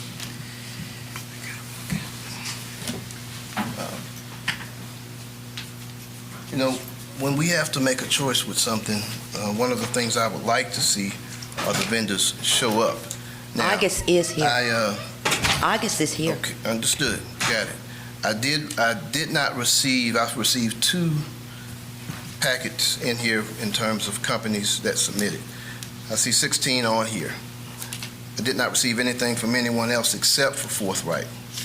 I did look at their package and their presentation, and I think they would do a good job doing this. So that was my vote for this outfit. And I want to see our other outfits get an opportunity in College Park as well, that I think can secure a facility just as well as just about anyone else. I am somewhat familiar with this group, and that's why I seconded that motion. Yeah. And Councilman Warner, I can give you some clarity as well. Councilmember Day, go right ahead. If you look at the bidders, you'll notice the range goes from 273,000 to 636,000. Then there's one for 1,580,000. There's another one for 1,346,000. So when I see that, that gives me pause. So then I look at what looks to be a reasonable and customary number. In fact, too, that it's an opportunity for a new organization. So I think they're responsive, and I think they are bidding in line, and that's my motion. So I'm sorry, Councilmember Arnold? You know, I respect both of you, but I disagree with both of you. And the reason why I disagree is because of the fact that when I think about the amount of work that people put in reviewing bids and understanding the requirements, I would imagine that there was a committee that sat around a table to look at and determine whether or not if the requirements that were needed for the services, all of the packages that were submitted matched those requirements. Were either one of you all sitting on those committees? No, because we shouldn't be. That's against what we are here for. That's why we have staff. I understand the thing about the sign where the staff recommended a certain thing because of ordinances that are in place, and we're giving special waivers because those ordinances go against what we want to do in the community. But now we're talking about services and contracts where we've hired people who are supposed to be specialists at what they do. And we will turn around and say, oh no, this is not good enough. We're going to make our own decision. This is exactly what I'm hearing. Now, I could be wrong, but this is what I'm hearing. And I get passionate about that because I go into a job day in, day out, and I would feel completely disrespected, my expertise disrespected, when someone comes and tells me after I've put in hard work to make a decision and present the recommendations, and you just tell me, nope, that's not good enough, I'm gonna go with what I want to. And that's what I'm hearing right now. I could be wrong, but that's what I'm hearing. Well, I'm talking. She is I'm talking, and I did not interrupt either one of you. So, I believe in standing up for the hard work that our workers, our staff is doing. If we don't do anything else, we need to respect their expertise as the professionals that they are. We shouldn't come in here and throw them under the bus. We shouldn't be in here berating them. We shouldn't be in here chastising them. It needs to stop. So, again, I respect both of you. I just do not agree with the hard work that was put into vetting this and then to come and say, we're not doing it. Councilmember Carn? Well, I agree with you on a few things. Now, of course, we appreciate and always appreciate staff's recommendations. That goes without saying. I don't think anybody up here chastised staff or berated any staff member at all. But the fact of the matter is, we have never at any time been obligated to accept all the staff's recommendations. Sometimes we go with our particular decision on a particular matter. So that's nothing unusual. And it's definitely not nothing disrespectful. I don't think anyone was disrespectful to staff. Mayor, I have a comment. Councilmember Gay? So, Councilman Arnold, quick story for you. I'm a degree horticulturist, Tuskegee, and a master's degree in healthcare. Moved my family to College Park in 1998. You're going to appreciate this story. In 1998. When I moved here, I had just came out of very serious personal, so I started my life over again. Now, mind you, I'm in the Atlanta Journal-Constitution Guard section every other Sunday. I got latest home journals flying to my home in Guilford Forest, 805 Forest Overlook, spending 2-3 days till they can just get the sun right to photograph my craft, okay? So when we moved here, I had one child. I told my young, beautiful wife, I said, look here, I'm gonna love this town.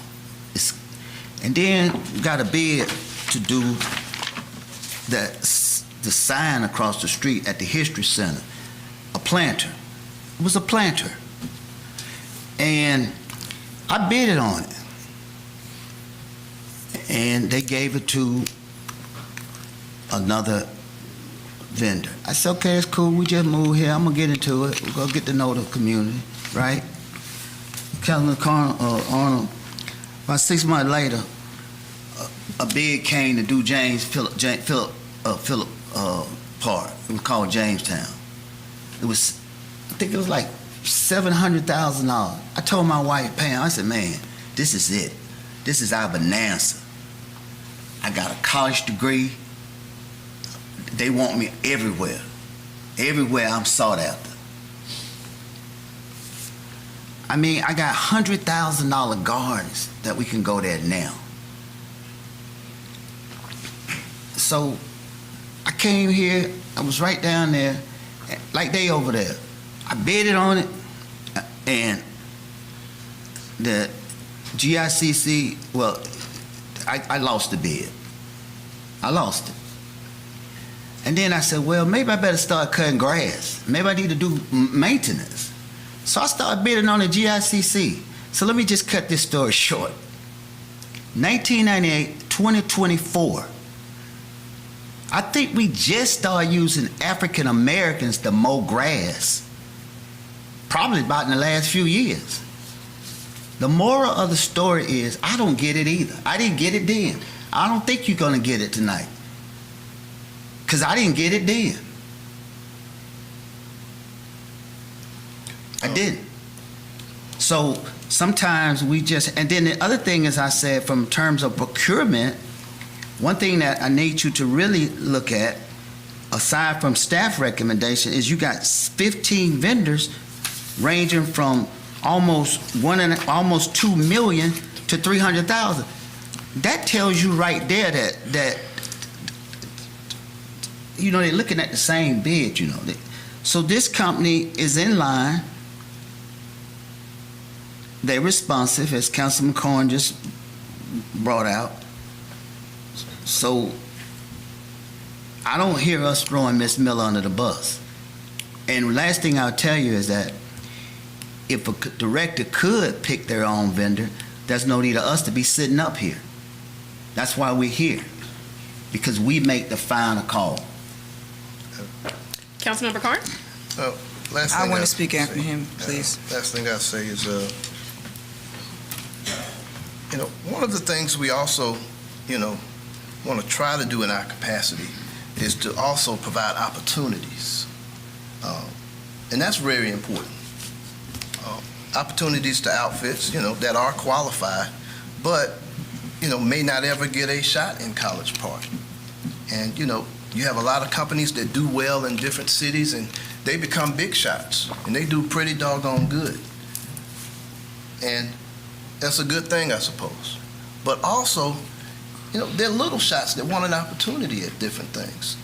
And speaking for myself, one of the things I like to try to do also is measure qualified outfits that can do the job that may not have ever had the opportunities before.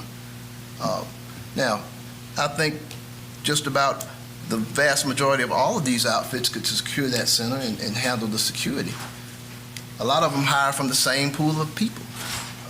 They have the same standards and legal requirements and certifications, all of them just about the same. But at the end of the day, a little shot will never get a chance to become one of those big shots if they don't get a first opportunity. And I, for one, am for giving folks opportunities. Out of all of these outfits, this outfit was the only one that I got a packet from earlier today, and I took a look at it. And again, I just think that's also part of what we want to do up here.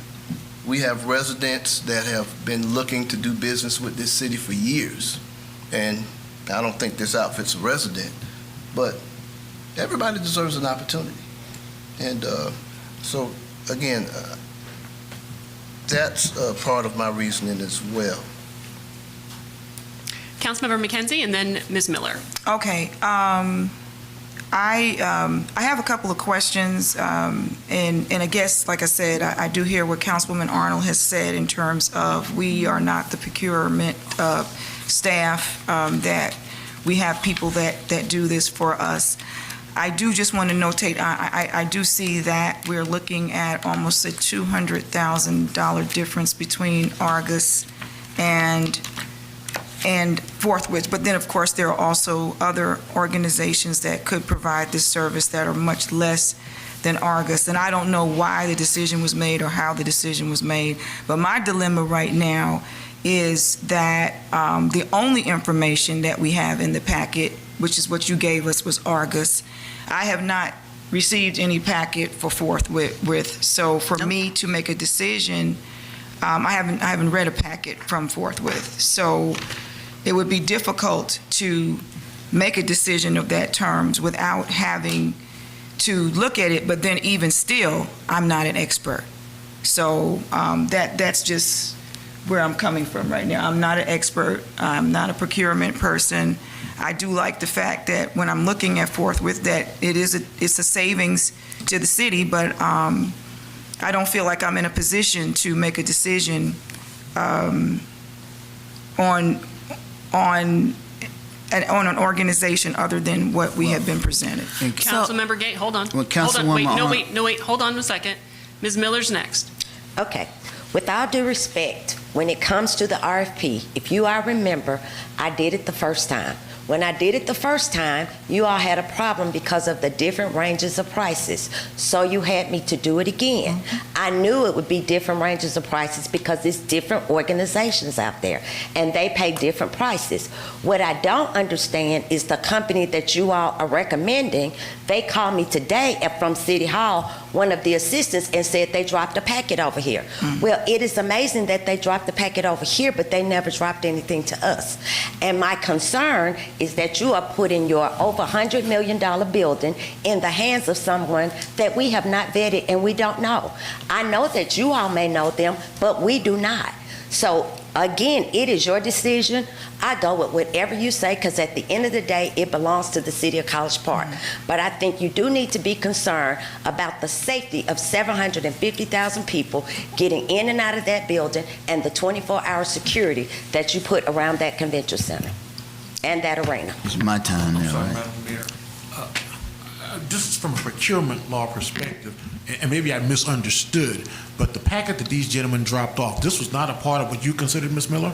No. So this was not a part I of only knew because the assistants called me and said, do you know anything? Can they get their packet in? I said, I don't know who they are. Yeah, I mean, from a procurement perspective, I would urge you not to, I mean, we have a bid process.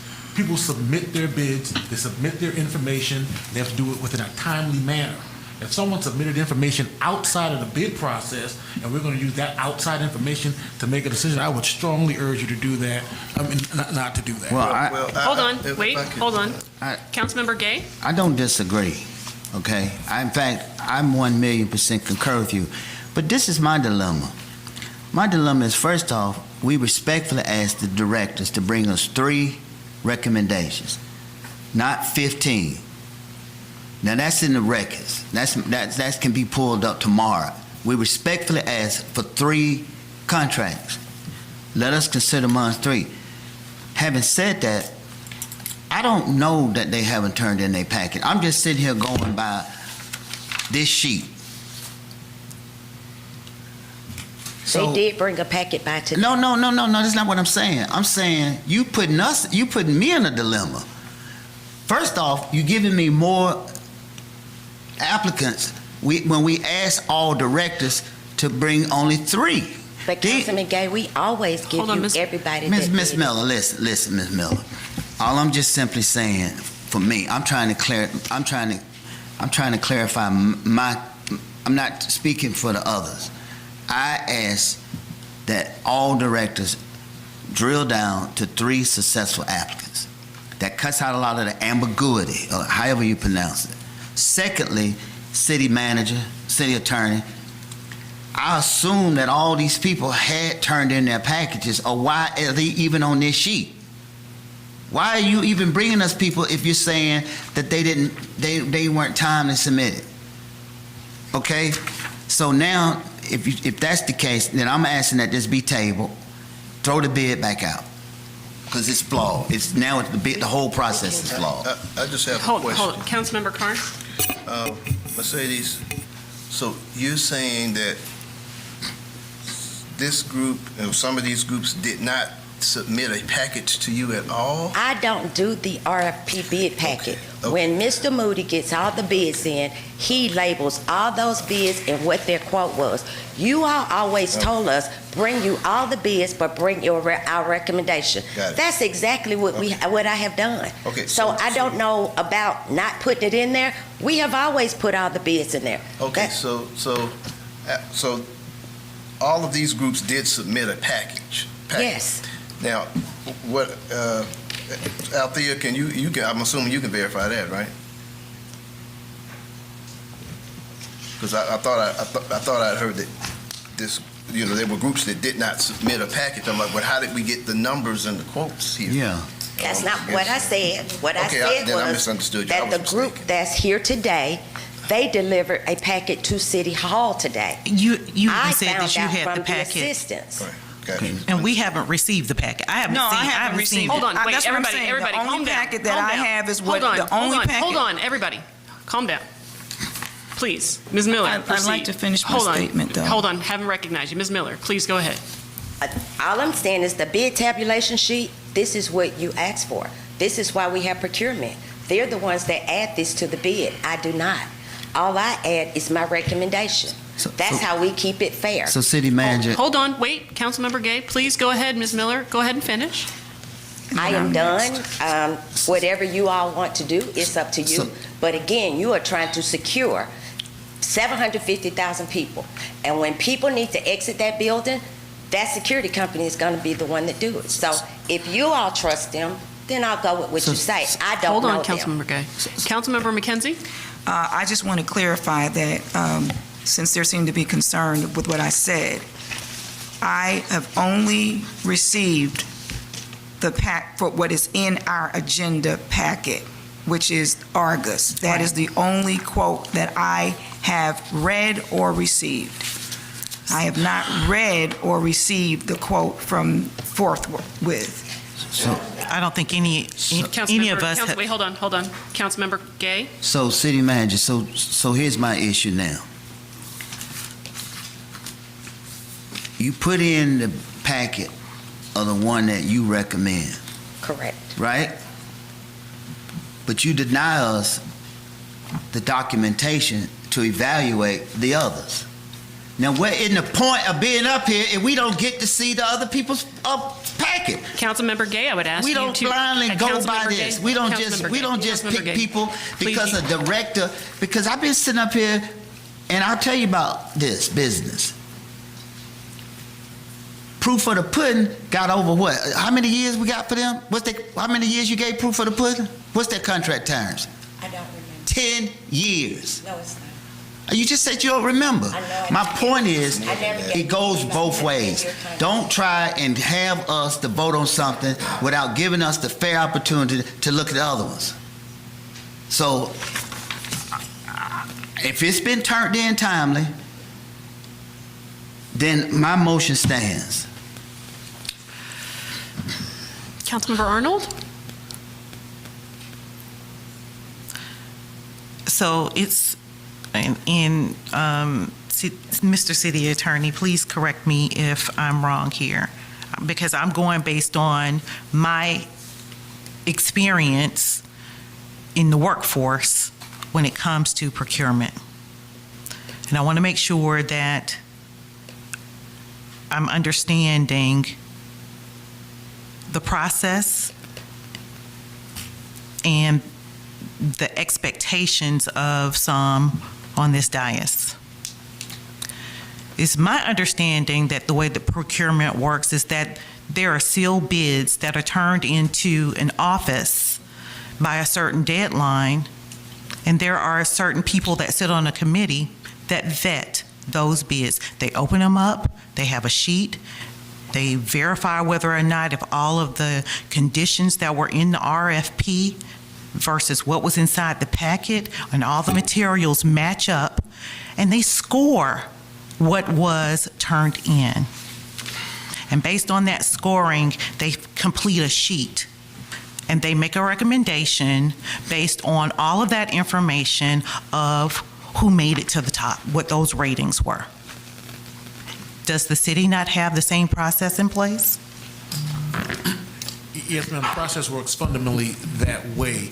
To Councilman Karn's point and to Councilman Gay's point, you go through that process, staff make a recommendation, but this body's not necessarily a rubber stamp.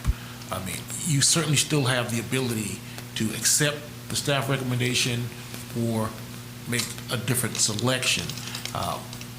For the most part, the council tends to defer to staff, and rightly so, because they've gone through the process that you just outlined. They've vetted all of these bidders, their criteria against the RFP standards, and they've gone through that process in a committee like you've outlined.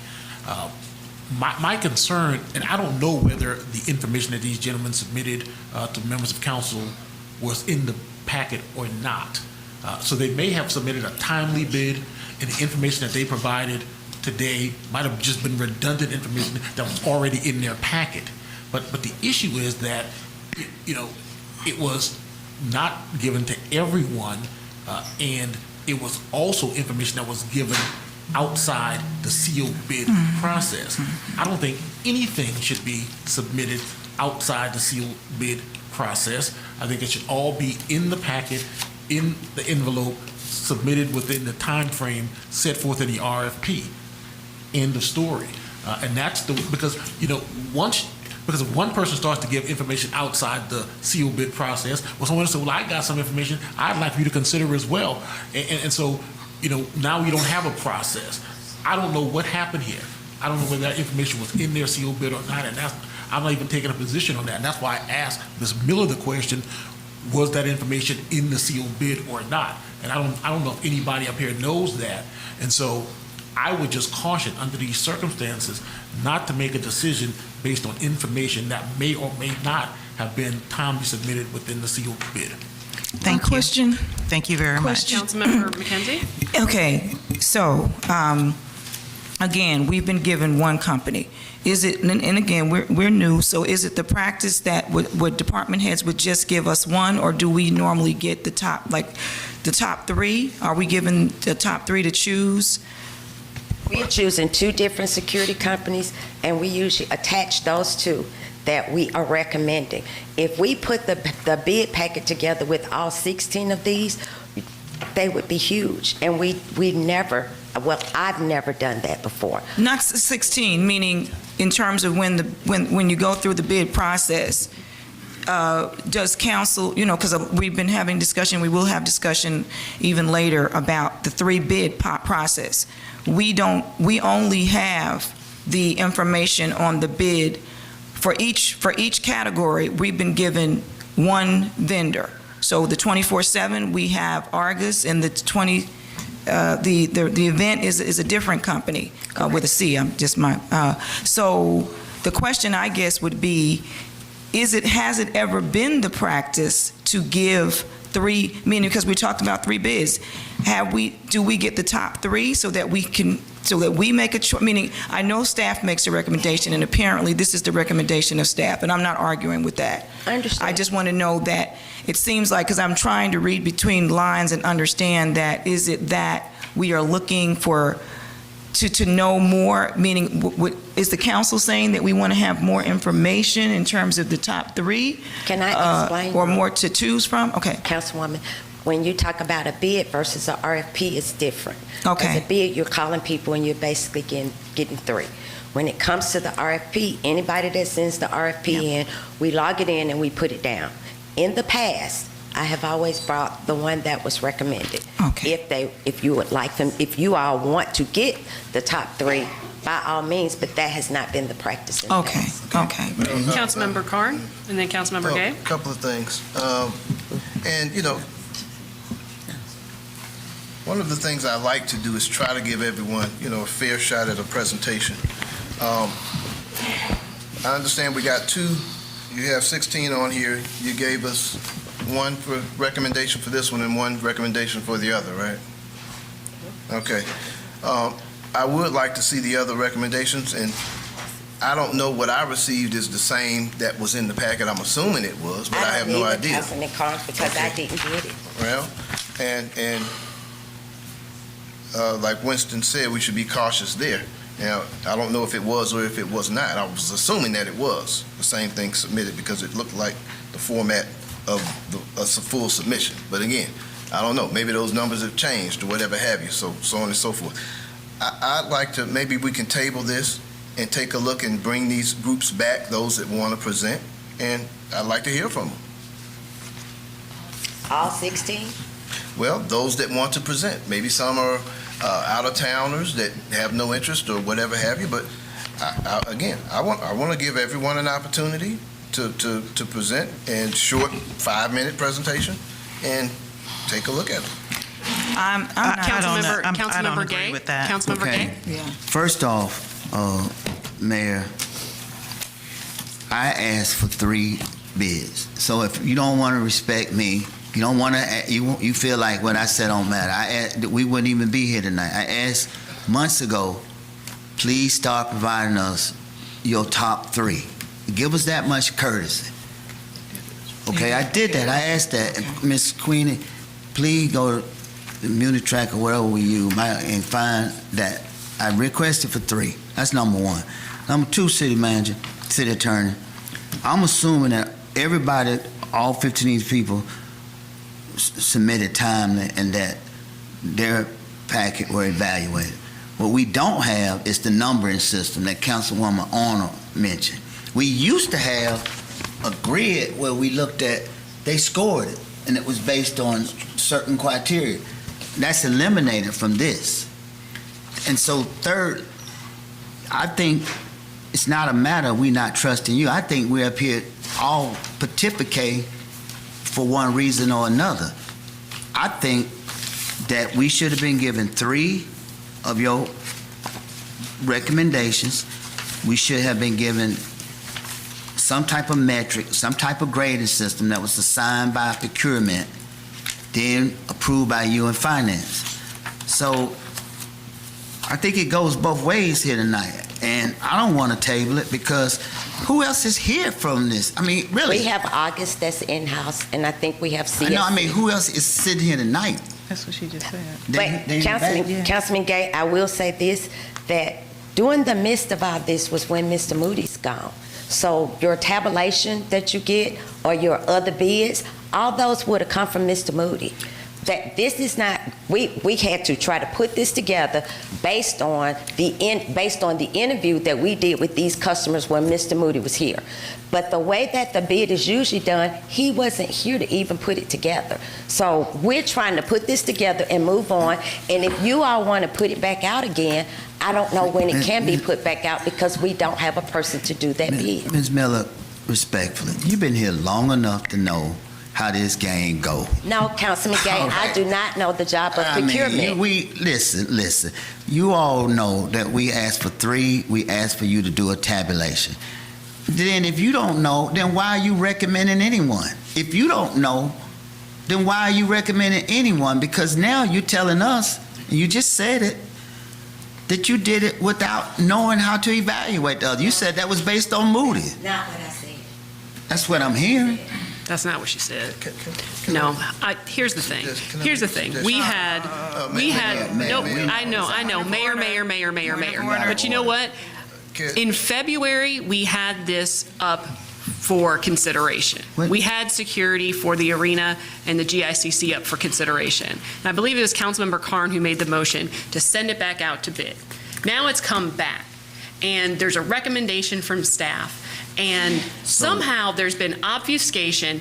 What is going on What is going here? on now is that you're being contemptuous to an order. What You're is being going on contemptuous here to a federal is that, order that you are not allowed to talk. There is a real issue about why this company, why now? What's happening in relation to staff's recommendation and this company that comes in on the day of the meeting and hands one council member or maybe 2 council members a packet going around our procurement process? That's a problem, folks. Do y'all see this? Do you see this happening? I know they don't want me to talk about this, but guess what, folks?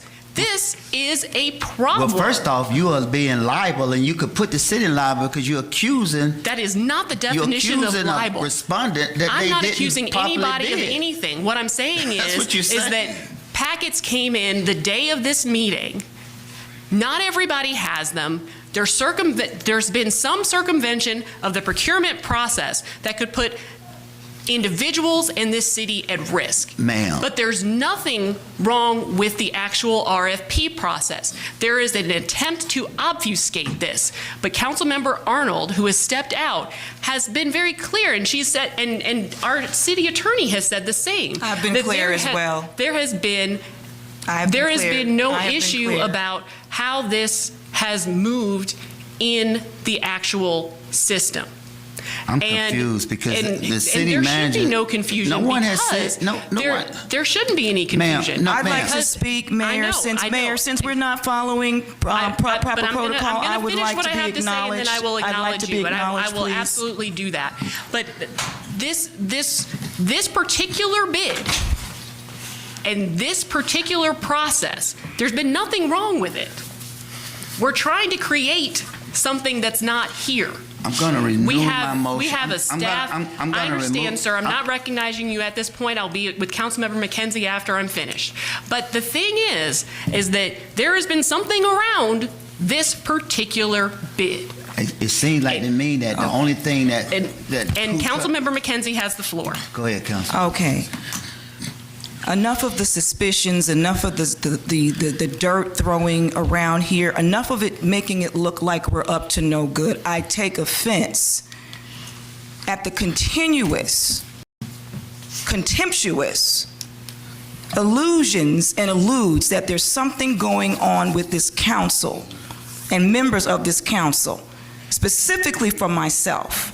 I don't know everybody up here, but I believe that each of us ran and we were elected to serve the people of College Park and to do it in a manner that is respectful, has integrity, and enough is enough. This is not about somebody, if anything, what this issue is the procurement process, the ask that apparently, when this came up earlier in the year, apparently what I'm remembering is that Councilman Gay asked for 3 bids or 3 quotes or whatever the word is. The issue has been brought back to us today and we only have 1.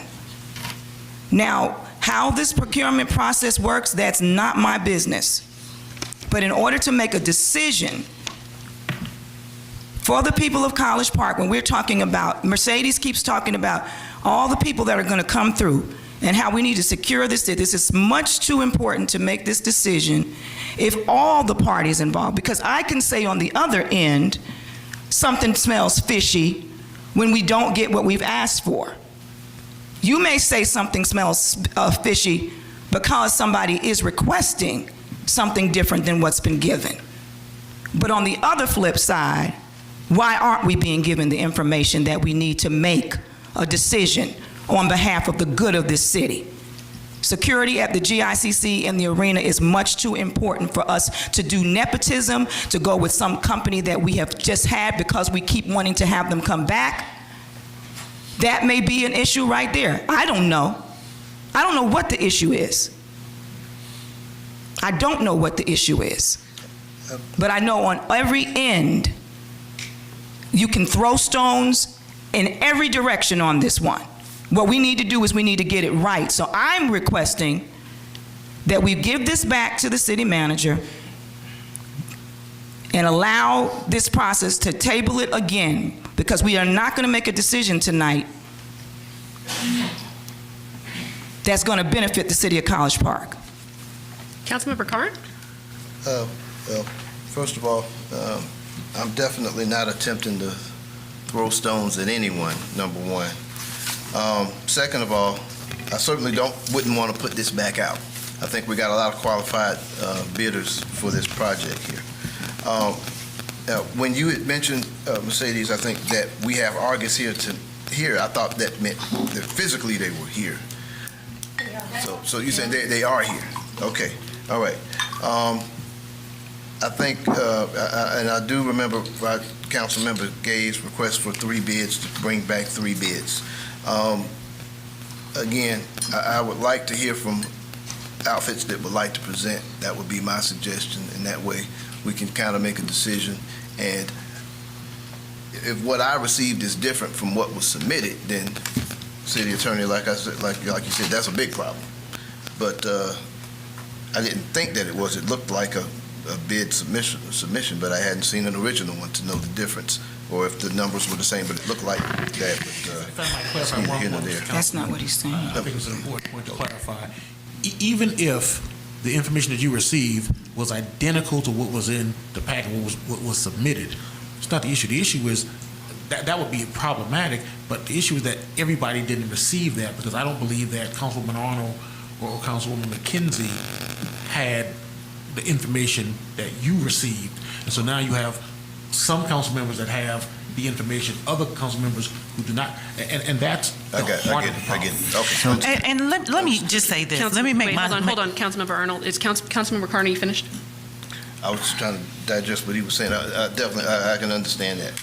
Now, if I'm the only one that receives something, yes, that's a problem. Okay. So if that's the case, then I want to make it very clear. Oh, go ahead, Councilmember. Go ahead, Councilmember Carn. Go ahead and finish. No.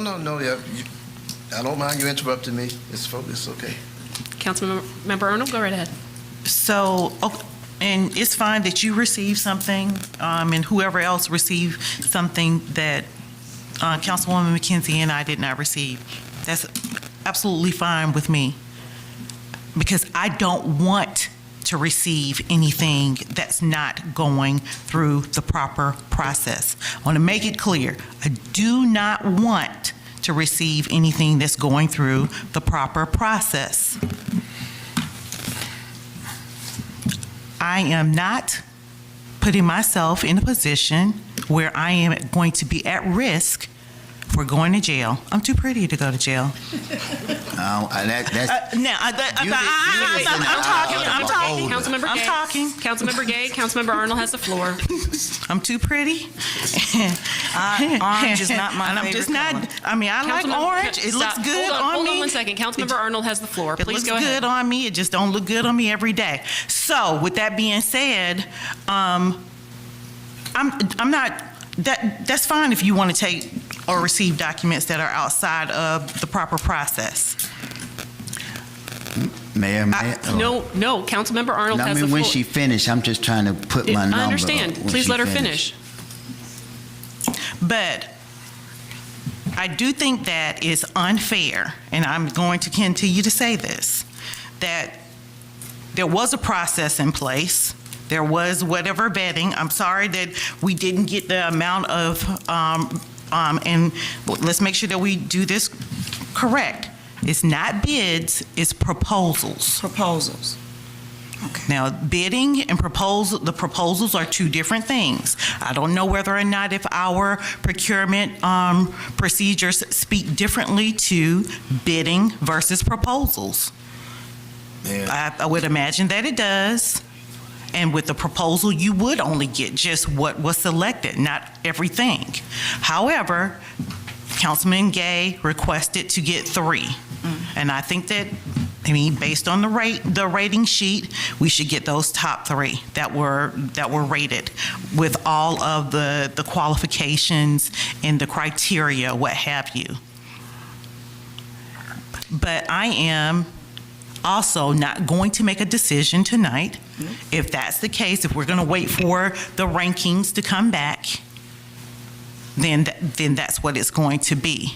All right. But I still say, and I will continue to say, that this is a disrespect towards the hard work that the employees that worked on the committee, that vetted all of this information and brought it to us for our consideration. And I stand on that. Councilmember Gay. Yes, Council, and those who are watching this, at first, I thought it was just going to be a slow evening, but let me say this. You know, it's 2 things that the Bible talk about. Hypocrisy. Oh, hypocrisy. Hypocrisy. Then you want to start talking about jail. When you just had a brother down here eloquent talk about, so now tonight, jail has come out of this. How you look, how somebody look has come out of this. So if we're going to play this, let's say something about this. Hypocrisy is when you do something different than what you say. Now, if we're going to get thrown up under the bus, okay, then let's talk about the rock wall. Let's just have it. Let's talk about the rock wall. Excuse me. Nobody threw anybody under the bus. I'm speaking of the fact that my job does not allow me to. Councilmember Arnold. Let's talk about the rock wall. Yeah, go ahead. Do that. Yeah, let's talk about the rock wall for a second. Councilmember Gay, the rock wall is not a part City of manager, this. do I had a right to talk? City attorney. It's outside. Do I had a right to talk or not? It's outside of the scope of this Ma'am, conversation. do I had a right to talk or not? Conversation about the rock wall would be out of order. I had a right at to this talk or time. not? You have the right to talk. Councilmember Carn, That's hold the on. question. Yes, you do. So my point is, I'm not going to continue to sit up here while one of our council persons wants to play high and almighty. That's hypocrisy. Now not going to take so much more of it because we're not going to have hypocrisy. So if we want to start talking about what don't make sense, then let's back it up a little bit and let's talk about this rock wall. That some man done called me from out of town crying on the phone to me asking me what you gonna do with $60,000 because somebody took somebody's trophies off the wall. Somebody took somebody's plaques off the wall. So now somebody wants now to mock the hard work of the rock wall, and now you done got all us tied up in this. So we're not gonna do hypocrisy. We're not gonna let Ward 1 use you to defame our good names, our hard work. Now, I don't know who betted that this day was gonna come, but whoever betted, you need to go collect your money because your bet won. The point I'm trying to say, man, don't sit up here and start talking about jail and how good you look. Because if you want to be high, if you want to be the most moral one up here, then stop playing that game about that wall. And matter of fact, I reversed my vote on the wall. So when we get through with this, let's deal with that vote. My vote to approve the wall is now reversed. And I'd rather sit up here for the next 2 years and deal with it, but the truth gonna have to come out. They here and they're here. They're minority and they back there. And what's wrong with giving them an opportunity? He didn't say they didn't turn the package in, and if they gave Joe the package, then they shouldn't have. Now, if that disqualified them, then they're disqualified, but that's not what he said. Maybe he said, maybe they're just redundant. So then you jump on this, then the mayor and you get together, then y'all start twirling around, and then you trying to spin it out there on these people that we up here, yeah, again, trying to be, ma'am, I got a beautiful wife. I know beauty. Okay? I got children. I got degrees. I'm law-abiding. I work hard for this little $2,000. How dare you question my integrity? Don't ever question Roderick Gay integrity up here again. Because if you do, then everything you do is going to be called out. That rock wall, we shouldn't even be included in that rock. That's because Tracy Wyatt plaques were taken down, and he wants to use his undue influence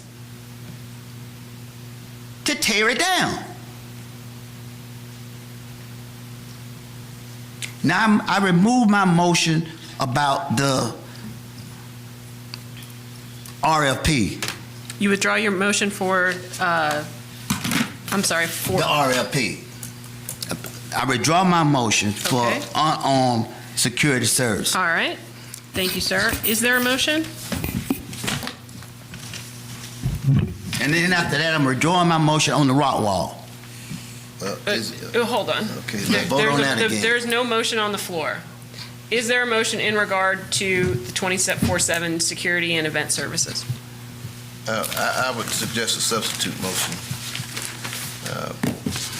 I definitely heard everybody out. Yes, so I did receive a packet.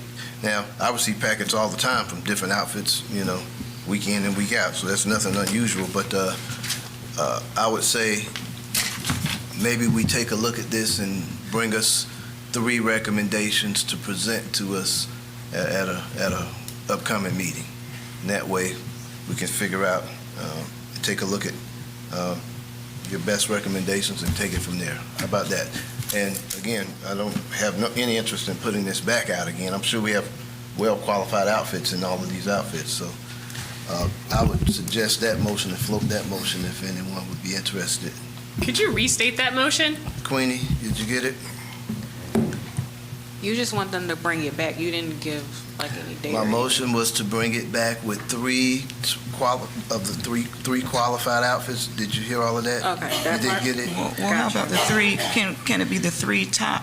I mean, obviously they're maybe we'll let staff bring us 3. That way,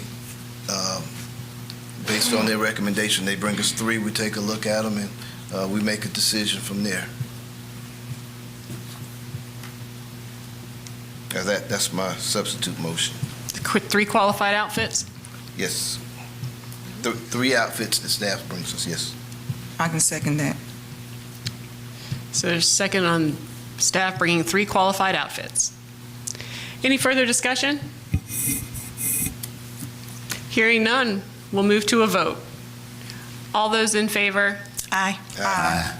That is unanimous. City Manager, City Attorney, I want to remove my vote to the record on this rock wall. The motion that I made to approve it, I'm reversing it. You can bring it back to us. Point of order, Mayor. Councilmember Arnold? We are out of the scope of that, the change of that vote. No, we're not. City Attorney, can you elaborate? It would require a motion to reconsider. And as you will recall, we've had a situation just recently where a council member tried to rescind the vote on a matter of rezoning, and that wasn't permissible. We can do a motion to reconsider, and the rules is someone on the prevailing side would have to bring a motion to reconsider. I can't remember who voted how on that matter. I just can't remember. It was only 2 voted. It was myself and Councilmember Corn. There's 3. I thought you were out with this. I wasn't here. But I thought one of the The motion persons to that- reconsider should be done in the meeting after. I thought This is the meeting I after. thought that anyone that voted favor of it at any time gets to reverse their vote. I thought that's our ordinance. No, it would be a motion for reconsideration. It would be a motion for reconsideration. That's not, I thought motion consideration is only in the event that a motion was never taken. No. No. Motion for reconsideration is after the vote's been taken, anyone in the winning, on the All right, so prevailing my side. point is, I want my vote off the record. However y'all want to do it, I want my vote taken off the record. Are you saying you want a motion to reconsider? I want my motion that I made to the record to approve the rock wall to be rescinded. Can't do that. You can't do that. You can't do that? No. So what do I do? You could make there could be a motion for reconsideration. Okay, then I want a motion for reconsideration. And the reason I can't remember whether you're eligible to make that vote. I just can't remember how the vote went. He is eligible. Okay, all right, well then there it is. So if Councilman Gay is eligible, then he can certainly make a motion to reconsider. Do we know if he's eligible or not? You and him both. Yeah. You both voted. Okay, we do? That's for sure? Yeah. Yep. I don't remember the vote, but I'd like to see it. And everybody has a right to make a motion for reconsideration, but before I would move anywhere, I'd like to see what the vote was so I can get my memory correct. It's in the on that. minutes. So, It's in the minutes. Well, bring it back. Bring it back to the next council meeting, the motion for the rock wall. To the next meeting. Next item. Yes, ma'am. Next item, consideration of an action on a request to replace the EX Mark Moores at the historic College Park Golf Course in the amount of $10,959 from Campbell's Lawn Equipment. This request is from GICC Gateway Arena Historic Golf Course. Executive Director Mercedes Miller. This item was Service Ward 2. This is a budget item. Is there a motion? So moved. Thank you, Councilmember McKenzie. Is there a second? Second. Thank you, Councilmember Carn. Any discussion? Hearing none, we'll move to a vote. All those in favor? Aye. That is unanimous. Next item, consideration of an action on the request to amend the Code of Ordinance of the City of College Park, Georgia by amending Chapter 2, Article 2, Section 2-23, ordinance authorized at a regular or special meeting sponsored by Winston Denmark of Denmark and Ashby LLC. So, Mr. Denmark, you didn't answer my question. What happens if I don't get something in 3 days?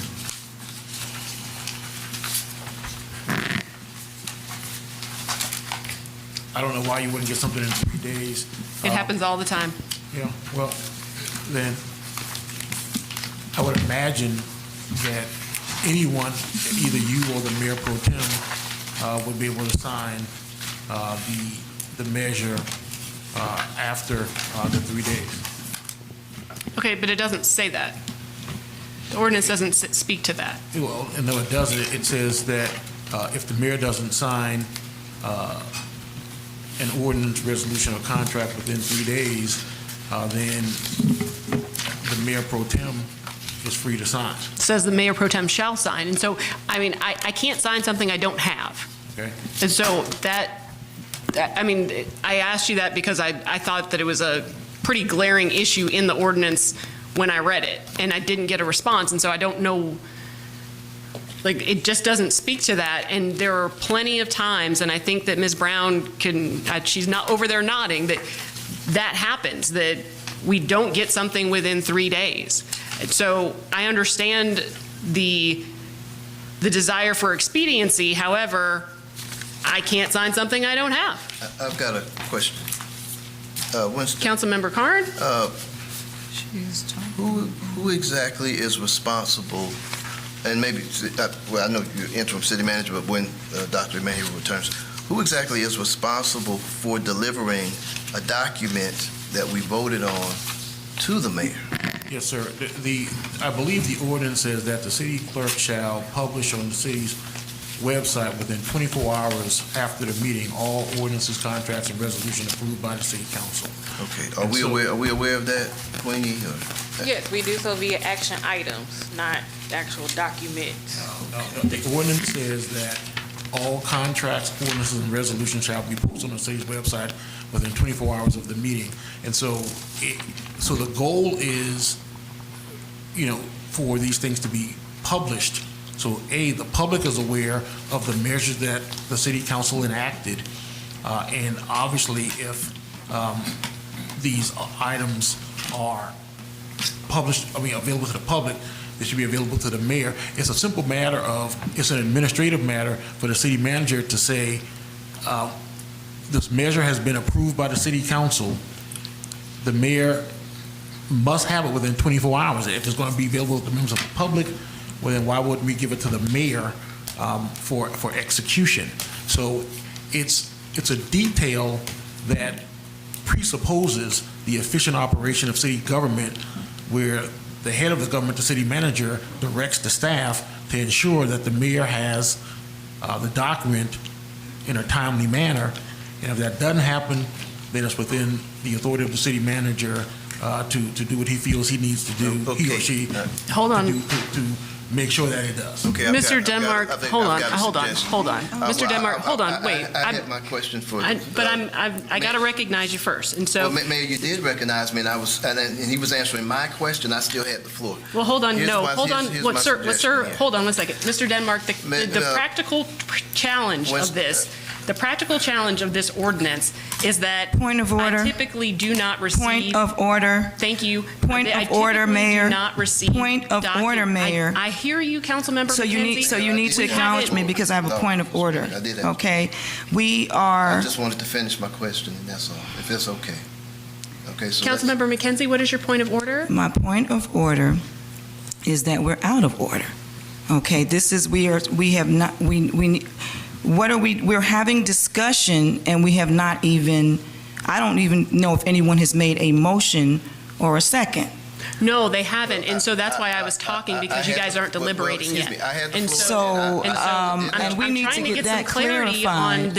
on this ordinance that will directly impact how we are efficiently running our government. The point of order, Mayor, I is that get- if you want to. I get that y'all don't really want me to talk, Mayor, but I'm really Can I trying to finish understand. what I was saying? Because I hadn't finished. I hadn't finished what I was Mr. saying. Denmark, I was I'm getting trying my to. question answered by Mr. Denmark, and you interrupted. I would like to finish my questioning. I will. I called the point of order because we're asking questions. With all due respect, during I know if you don't want me to have a ask comment questions to and make, you that's don't one want me thing, to but to talk. ask questions and to go into No, to ask questions deliberate. about getting my job done right is a terrible thing. No, but it's I want to not make that. sure that this actually. We're just out of order. We've We're done. out of order. That's We've all. gone through a lot of We need a ordinances this year. We're looking back on ordinances that we've adopted, and we have issues with them. We have issues with the proclamations because we have set up these rules that actually don't apply, like practically speaking. And the 3 days doesn't always work for every single department. We see things in the budget, in the agenda packet that don't always get there by that Thursday if we're having a meeting on Monday. And so what I'm trying to understand is, do I get 3 days from receipt, which seems to make sense, and I would not have a problem with that, or is it just 3 days, no matter if I have it or not. It seems to me that the ordinance could be written in a way that allows me 72 hours from receipt to sign, and then the problem is solved. Point of order. Attorney, before you answer that, Hold- okay, point of order. Mayor, with all due respect, I know. we all want to get our questions, ask the questions to get the job done right. I was in the middle of my questions for city attorney, and you interrupted me and just took over and completely ignored myself and Councilwoman McKenzie. Now, with all due respect, we just want to try to have a meeting where we can discuss things and try to follow the policy that we set and try to follow the guidance that the federal judge did give us. It's not a final ruling, but he did give us some guidance and some recommendations. I agree. Mayor, if I could please finish my sentence, I would really appreciate it so much. I'm sorry, I thought you were at a Okay, period. thank you. Mayor, if I could please finish my sentences without being interrupted, I would just really, really appreciate it. Yes, sir. If I could finish my sentences without any interruptions. Thank you again. City Attorney, what I was going to suggest before I was interrupted was that maybe we come up with a way to work on that handoff between city manager, clerk, and city attorney, just to make sure that after the meeting, if there was something that we voted on and codified that has to be contractually signed, that we make sure before city manager leaves, before the city attorney leaves, and the city clerk leaves, there's a quick huddle. Okay, what do we have here? Let's make sure city clerk gets that, we get it on the mayor's desk. Point of order. So that was just a suggestion that I was... Councilmember McKenzie? Point of order. We are having a discussion before we call a motion and a second. We are getting into things that have to do with deliberation without, we are in violation as far as I can see right now as a governing body. And I've been trying to call to order all this disorder. And I am not the presiding officer. But I will say this much, and I have said it over and over and over and over again. Communication, communication, communication. Some of the questions that are being asked the attorney at this moment, and some of the statements that are being made to the city attorney could have easily been asked of the attorney prior to this meeting. All it involves is making a phone call to the attorney and asking for this clarification. We are not here to clarify anything today. We are here to vote on this ordinance. And if there's a question about the ordinance, it needed to be discussed prior to, but not now, without us calling a motion in a second. Thank you, Councilmember McKenzie. I did ask Mr. Denmark. I sent him an email when he sent it, and I did not get a response. And so that's why I'm asking the questions now. But is there a motion? So moved. Thank you, Councilmember McKenzie. Is there a second? Second. Thank you, Councilmember Carn. Any further discussion? Hearing none. All those in favor? Aye. Aye. All right. That will be pretty vague, and it passes unanimously. Next item, consideration of an action on the request for a discussion to set a budget to create quiet spaces in at least 2 to 3 locations throughout the city, City Hall, Public Safety Building, and another location. Discussion on behalf of Councilwoman Jamel McKenzie, Ward 1. Is there a motion? So moved. Thank you, Councilmember McKenzie. Is there a second? Second. Thank you, Councilmember Carn. Okay, I do it. Queenie, do Any we have discussion? the PowerPoint? Okay, Queenie's got it. Discussion, yes. I have Councilmember a McKenzie? presentation. This is a presentation. Basically, we have, this began by, me being here in City Hall and realizing, first of all, it was an upgrade for the break room. Wanted our employees to just have a really nice space that they could go in, sit and eat. Our break room, like several other areas of the City Hall and throughout our city, were in need of some upgrades. And so it began first as simply looking at how we could make our break room a little bit more beautiful, a space where our employees could really come and take a break, and it would just be a nice environment. We did a survey. What we did is we had in the suggestion box, and we did this for about 6 weeks, and we had suggestion cards filled out by employees about some of the things that they would like to see. I know it was brought up in public comment earlier today. Why don't we just give raises to employees? But those of you that know any about my background is in sales, marketing. I have run several businesses throughout my life, successful businesses and nonprofits. And so my concern is that I have learned that money is not everything. Yes, I'm in favor of us increasing the wages, and I have fought that fight, and I will continue to fight that fight through the budget process. I will not be satisfied until every single employee in this city is making a livable wage based on how many people they have in their home. But anyway, this began just to, so money is not going to answer all things. Making more money at this job is not going to make being here more bearable. And so one of the ways that we increase staff morale is that we create situations and circumstances where staff feel appreciated throughout the day, throughout the week. And so even when we were in the budget meetings, we talked about different things that could be done to show staff appreciation. It is law that municipalities and businesses such as this, we are to provide a space for lactating mothers. There must be a quiet space or a space that is a private space. We do not have that. We're in violation. Because telling somebody to use the restroom right now, if you are nursing, is not considered to be a place where you can do lactating. So we as a city are in need of having spaces where women who are lactating can come and have privacy. And so a quiet room is not necessarily something that's required by the state, but it's something that's beneficial. It's not a legal requirement, as I said, like a legal requirement that we have for nursing mothers, but it does help to contribute to work-life balance and overall well-being. And again, we did have several employees that during the time that the survey or the suggestion card was put in the box, I would go and I'd pick them up, that were looking for more than what we had.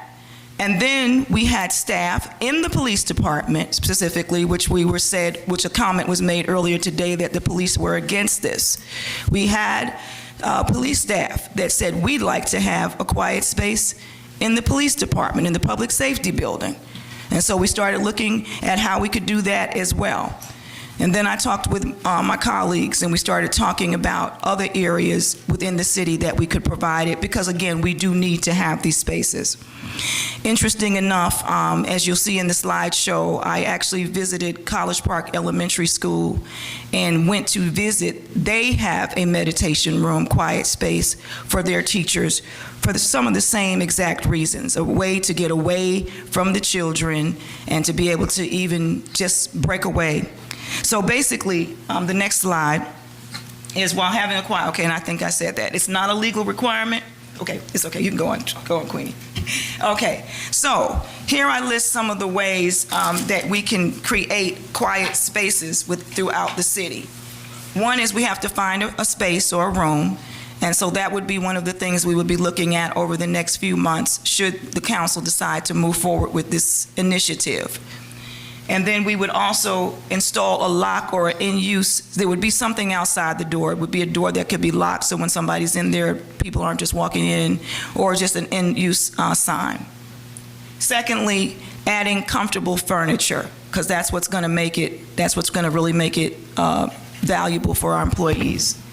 We also can include relaxation items. When I was at College Park Elementary School, they actually had diffusers and things that had oils that can, bring relaxing scents, because even smell affects your ability to relax.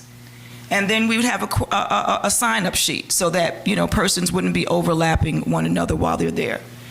And last, we would have a quiet room policy. So these are some of the things that would have to be done. You can go to the next slide, thanks. So this is College Park Elementary School. This is their quiet space. As you see, they have 2 massage chairs there. They also have a really cute chair that I got and I didn't want to get out. We'll show you that in a few seconds. But just a nice space. And the interesting thing, the back wall looks like it's a wall of greenery, and it's simply just a piece of wallpaper. Just kind of something very inexpensive. We also know that the meditation chairs, you could spend anywhere from $2,000 to $20,000 on a meditation chair. So we would just be looking at whatever the budget is that we determine. I'm sure that we could find a chair for each of these spaces. Again, you can see they have a very large quiet space at College Park Elementary School. So they even have a screen where you can see tranquilizing scenes, scenes of water, mountains or whatever. So just having some things that they can look at visually. So visual to be able to meditate to. And the last slide, that's the chair that I got in, and it kind of took me back to when you're a child and you get on a swing or your mom is rocking you, and that thing, the way it rocked, the way I was rocking, I didn't want to get up. It was a very, very comfortable and comforting feeling. So that's a chair that actually hangs from the ceiling. So just wanted to give everybody an idea of what it might look like. We don't have to replicate this, but it would just give us something to start with. And looking at a budget of probably no more than $10,000 to $15,000 per space, and we may just, again, for the upcoming year, maybe we'll just do 1 or we'll just do 2. The biggest expense is going to be the meditation chairs. Everything else is going to be pretty much under that. Looking at possibly 4 locations with a total budget of no more than $60,000. And that is what I have, and if anybody has any questions, I'll be more than willing to answer or for discussion. Any discussion? I've got Councilmember Carn? Well, I think it'd be a good project. I think our employees would probably appreciate something like that. I wasn't aware they had that at College Park Elementary School. Oh, I should have showed you today. Yeah, I was over there today for their awards program for the kids. They're next to their last day of school. Great turnout for that. I think this would be a good tool for employee retention. So I don't know if $60,000 would do it necessarily. I think it would probably be a little bit more to handle that, but I would say anywhere between 60 to 90 would probably cover it. We want to make a nice environment for employees.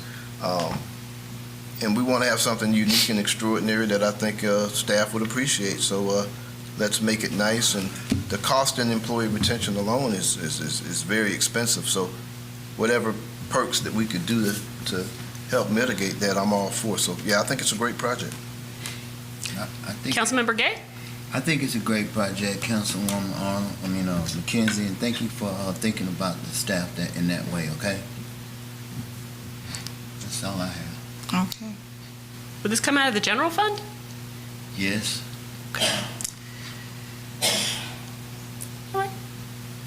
This is actually an initiative in, this item has actually been a part of the budget that has been submitted already.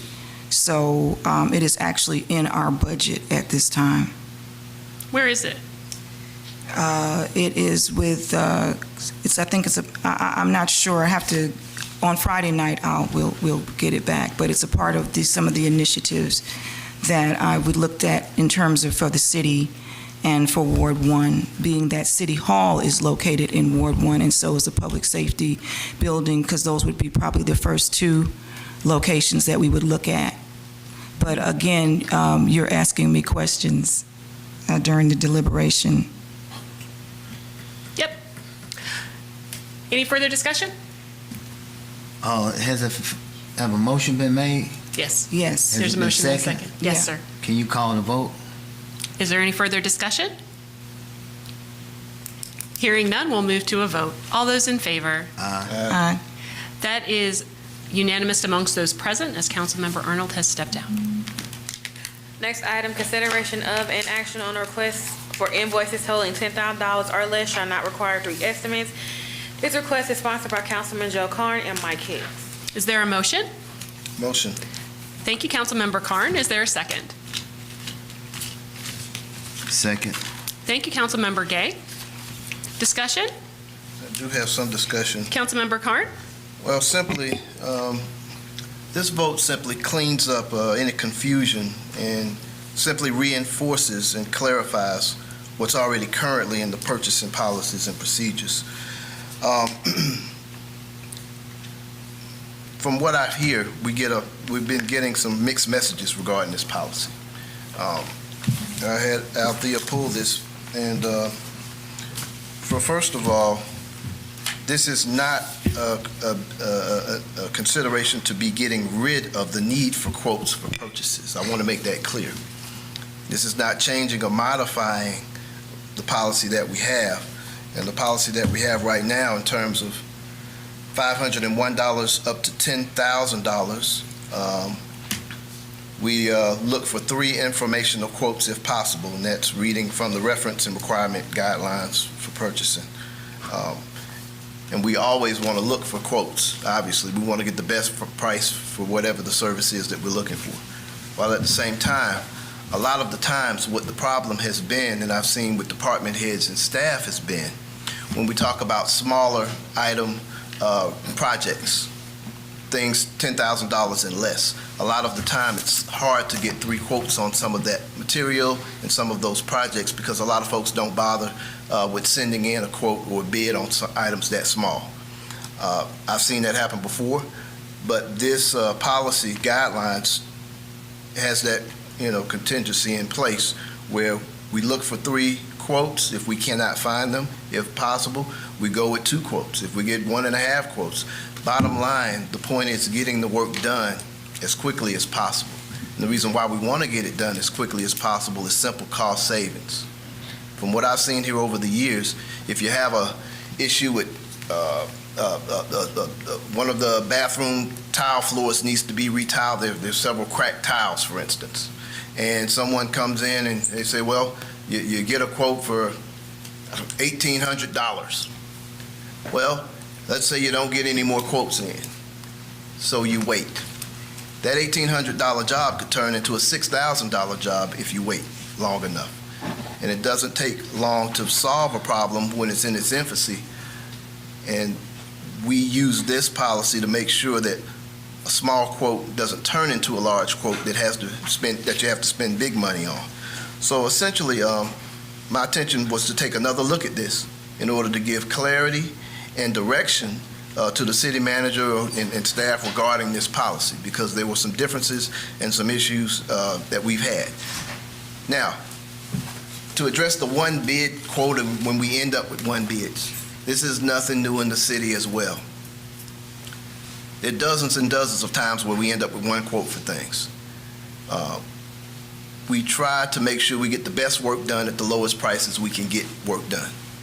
But there have been times where we have dealt with 1 quote and 1 bidder many, many, many times. I can remember back with the police department, we bought most of our parts and supplies from E.L. Johnson, which was a auto parts shop there on Roosevelt Highway. We didn't bid this stuff out every time we needed something. We got it from the local vendor. They gave us stuff at a reasonable price, and we always purchased from that outfit, in part because they were a local business, and I thought it would be prudent to support our local businesses. Same thing with Gene's Plumbing. They've been around here. We've been using them for 50 years, and they come in and they get the job done when we have an issue. Do we put it out and find what we can find? Well, no, not necessarily.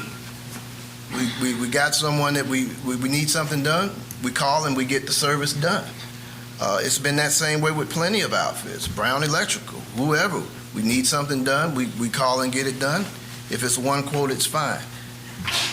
This is in the purview of the city manager. It doesn't involve any of us. And my thing is this: if there's a job that needs to get done, I want to get it done as quickly as possible so the problem can be fixed. I leave it to the city manager. We leave it to staff to find someone to get it fixed and get it done. So again, there's no material changes, but I just want to clear understanding where there's no misunderstanding. We've used that option for many, many, many years. Now, all of a sudden, since there's been a change on this council, it seems to be an unspoken problem here. But the fact of the matter is, there is no problem here. And the accusations of something nefarious going on, the accusations of some backdoor shenanigans happening, none of that is the case. We do this all the time, try to find quotes and get things fixed. And contrary to popular belief, no one outfit fixes everything around here or around there or over at the convention center or over there at the rec center or over here at City Hall or anywhere else.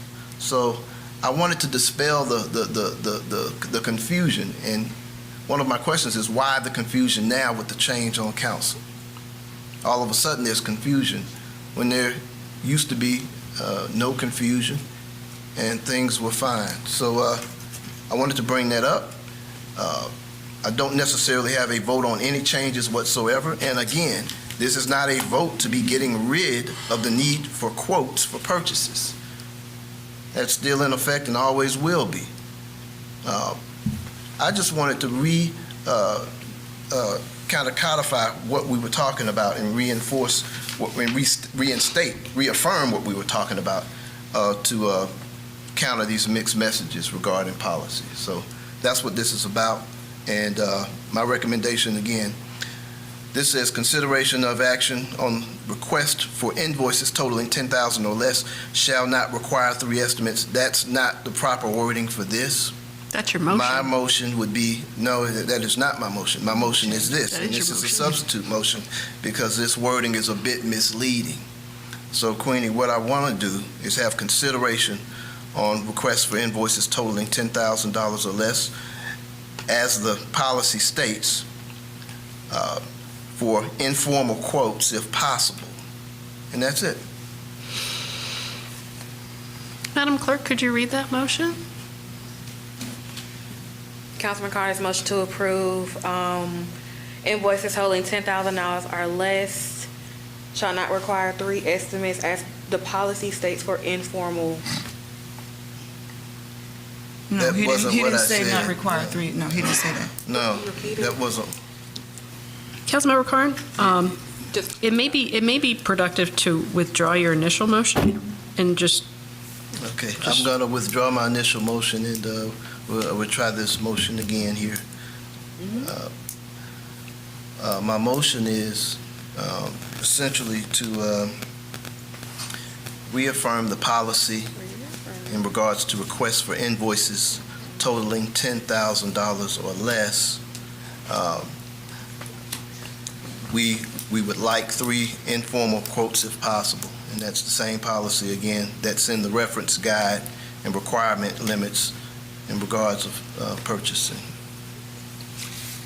Okay. Madam Clerk, could you read that? Councilman Carter, reinforce a policy.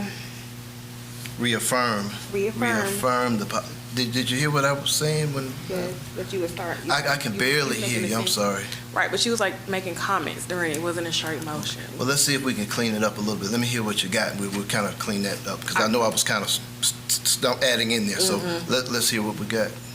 Reaffirm the policy. Reaffirm the policy as a receipt of the invoices totaling $10,000 for 3 informal quotes, basically. If possible. If possible, yes. Per the reference guide and requirement limits that we already have. So this is no change whatsoever. It's just reaffirming what we have so that there's no misunderstanding or mixed messages regarding the policy, essentially. Why are we taking action to do the same thing that we are already doing? Well, because we have been there have been mixed messages on this, and I just wanted to reaffirm what the policy was. And sometimes, that's something that I think needs to be done when there's confusion or rumors going around of confusion. And I think that clarifies it without changing 1 iota of the policy. So, is there a second? No. That was my substitute motion I made. The motion dies for lack of a second. No, it hasn't died yet. Okay, well then is there a second? I'm just trying to make sure I understand his motion. Yeah, me too. That's all I was trying to make sure of. Councilmember Cohen, may I make a suggestion, please? Can it just be a motion that invoices under $10,000 shall not require 3 estimates? Why don't you just leave it the way it is? Well, we would That's not like, the way it we would like to get informal quotes if possible, as it says here. So what we want to add in, which is the same thing in the requirements now. Okay. We seek 3 informal quotes if possible. Okay. But we're not taking away, we are not getting rid of the need of quotes for purchases. So, all right, Quinny, you think you kind of got what we need there? Yes. Yes? Yeah. Okay. All right. So you need a second? Is there a second? Second. Okay, discussion. Councilmember McKenzie? I want clarification because to me, what are we doing? You want us to vote to agree to what we already have agreed to? Essentially, yes, because again, there's confusion going around the city, there are rumors around the city, and I wanted to reinstate what was in the reference guide and requirements right now, so that it's clear with staff, clear with the city manager, and everybody's on the same page with that. Question for the attorney. Is it necessary to vote again if we're changing? I mean, this is already listed. I mean, I wasn't here when this was brought up last meeting, and I know. So it sounds like what Councilman Carn is saying, that we're just going to reaffirm that we're going to do 3 informal quotes if possible. That's it. That's for 500, which is what we already have. Yeah, Councilman, what I would say is, to further what Councilman Carn was saying, and I heard public comments tonight, and it's very interesting. The policy presently states that get 3 informal bids if possible. So it is not a firm requirement that we get 3 quotes. And I think members of the public may be laboring under the misconception that this is some fixed, immutable requirement, mandatory, that we get these 3 informal quotes, and that's certainly not the case. The policy says you do that if possible, and I think that's in the policy largely because the policy recognizes that at a lower threshold, sometimes that's difficult to do. As Councilman Carn pointed out, sometimes people just don't want to deal with something that low. I mean, if I'm going to deal with something less than $10,000, something's $2,000, and now I have to put in a quote for that, they have better things to do with their time. So the policy recognizes that we do that if possible. So for members of the public, this is not some fixed, chiseled in stone requirement. It's just not, that's not what the policy says. To your point, Councilwoman McKenzie, it is not uncommon for councils to, I've seen cities re-adopt an ordinance. Okay. It happens. Some would say that, well, it's not necessary.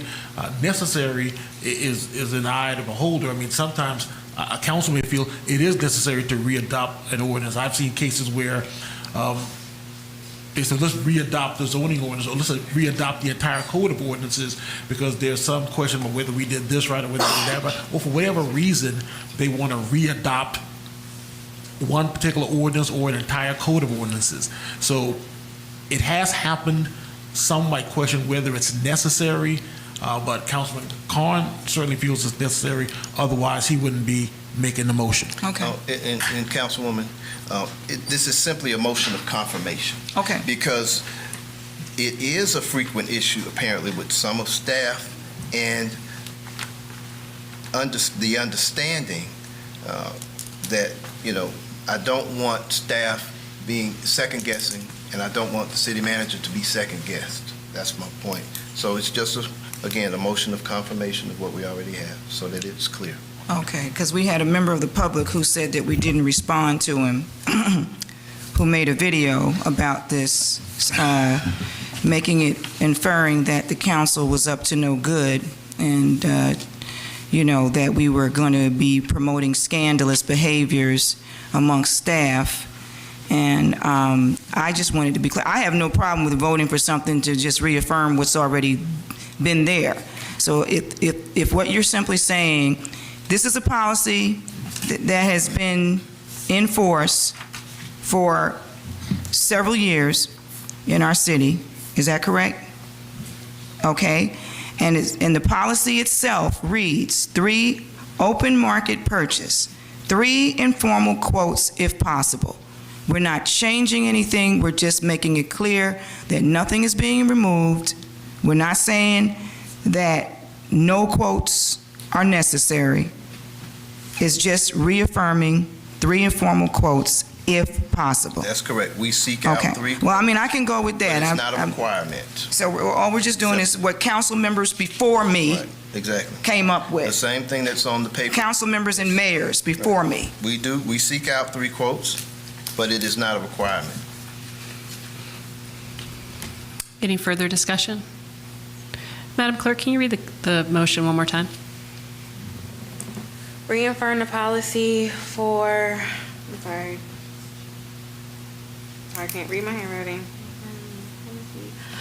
Reaffirm the policy for invoices totaling $10,000 for 3 informal quotes if possible. 500 to 10,000. 501. He didn't say that. $501 to 10,000. We can go on and add that there. I modify that motion to add that. The minimum amount is $501 to $10,000. Actually, $500.01. Yes, I'm sorry. You're right. Reaffirm the policy for invoices totaling $501 to $10,000 for 3 informal quotes if possible. Councilmember Gay, with that change, you're still seconding it? I'm seconding the modification that Councilmember Corn just made. Okay. Any further discussion? Hearing none, we'll move to a vote. All those in favor? Aye. All right, that is unanimous amongst those present. Last item, consideration of an action on the request for utility credit increase for city employees. This is sponsored by Councilman Joe Carn, Ward 2. Is there a motion? This one is motion. And what is the utility credit increase? Can we What is- second, please? With discussion. What is the amount? Well, this is an attempt to, again, employee retention. Can we just move to a second? We have a motion. Can we have a second? Hold on. I'm Point of presiding order. over here. Point of Councilmember order. McKenzie, I appreciate your point of order, I'll but just we add have the a amount. utility credit increase. What is the amount? I would add the amount. The amount goes from the $200 a month for full-time employees to $400 a month. A month? Utility credit. A month? Currently, the utility credit is $200 a month. We're going to $400 a month for the utility credit. The same rules would apply for part-time. We are discussing this now without. Councilmember McKenzie, please let him finish his motion. Well, my apologies. That was my motion to increase the amount, to double the amount for city employees, part-time and full-time, double the amounts from where they are now, which is respectively $200 and $100 a month. The same rules would apply. If that amount is not spent, obviously it doesn't accrue. It's not exchangeable for monies, so on and so forth. If it's not used, it goes back into the. What's the motion? The motion, like you're. That's my motion, and those are just some details of the motion. My motion is to increase the utility credit for city employees, $200 a month, from $200 a month for full-timers to $400 a month, and from $100 a month to $200 a month for part-timers. Is there a second? I have a question. I have a concern with the. This says consideration of an action on a request. So to me, it would seem that there could still be a discussion on this without us giving a price at this, an amount at this time. I want to go with what the motion actually is printed here. Councilmember Carnes made the motion. So is there a second? What's printed is not an amount. Understood. Well, Is there's I a would motion on the modify- floor, and so is there a second to that motion? Mayor. Hold on, just let me. Not that just- motion. Let me just get it, and if there isn't one, then we'll start over again. But is there a motion, is there a second to that motion? Hearing none. Okay, Mayor, I'm going to modify that motion along the lines of Ms. McKenzie's recommendations.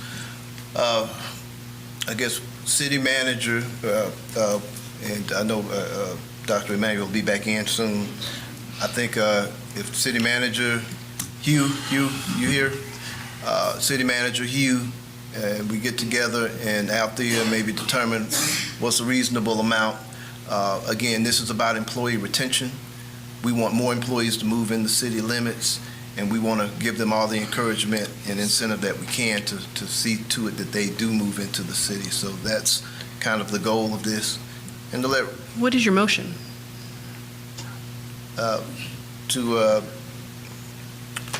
we will consider the utility, we will move to do a utility credit increase based on the city manager's recommendations. Okay. And, that's it. Okay, is there a second? Second. Thank you, Councilmember McKenzie. Go ahead, Councilmember Carn. That's it. Any further discussion?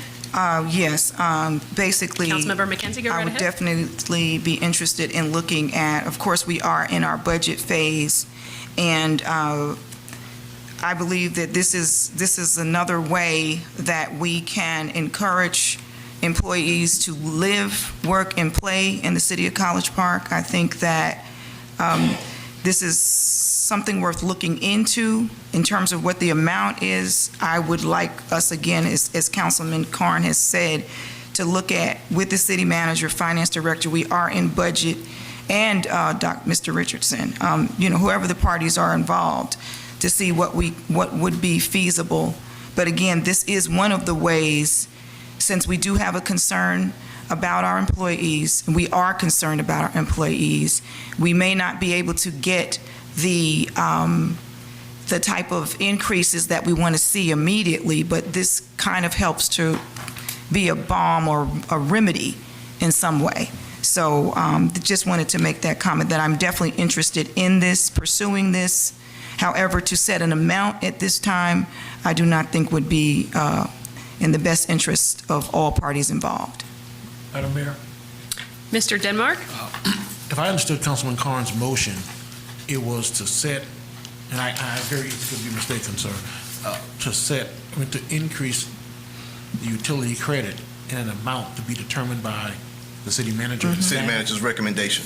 It's from the city. I would encourage you not to leave it open-ended like that, because it could be at an amount that the council would not approve. Good point. And it sounds like Good point, good point. Well, I can modify it to. I'd like for it to be brought back. Well, I want it to be brought back, but we need to make a motion. I would make a motion with a cap of doubling or less. That way, we have at least the limit. We're not telling the city manager to bring back God knows what. Is that what you were getting at? That certainly addresses my concern. I'm not sure it addresses your colleagues. Well, I would say a cap no more than doubling from 2 to 400 and 100 to 200. But whatever they come back with, at that or less, that way it's nothing where this thing is just open-ended, like you said. That addresses the legal concern. Okay. I'm not sure it addresses the part. I would modify it there. That gives us enough latitude to make a determination and them to bring us back numbers at or below. That's agreeable to everyone? Discussion. Hold on,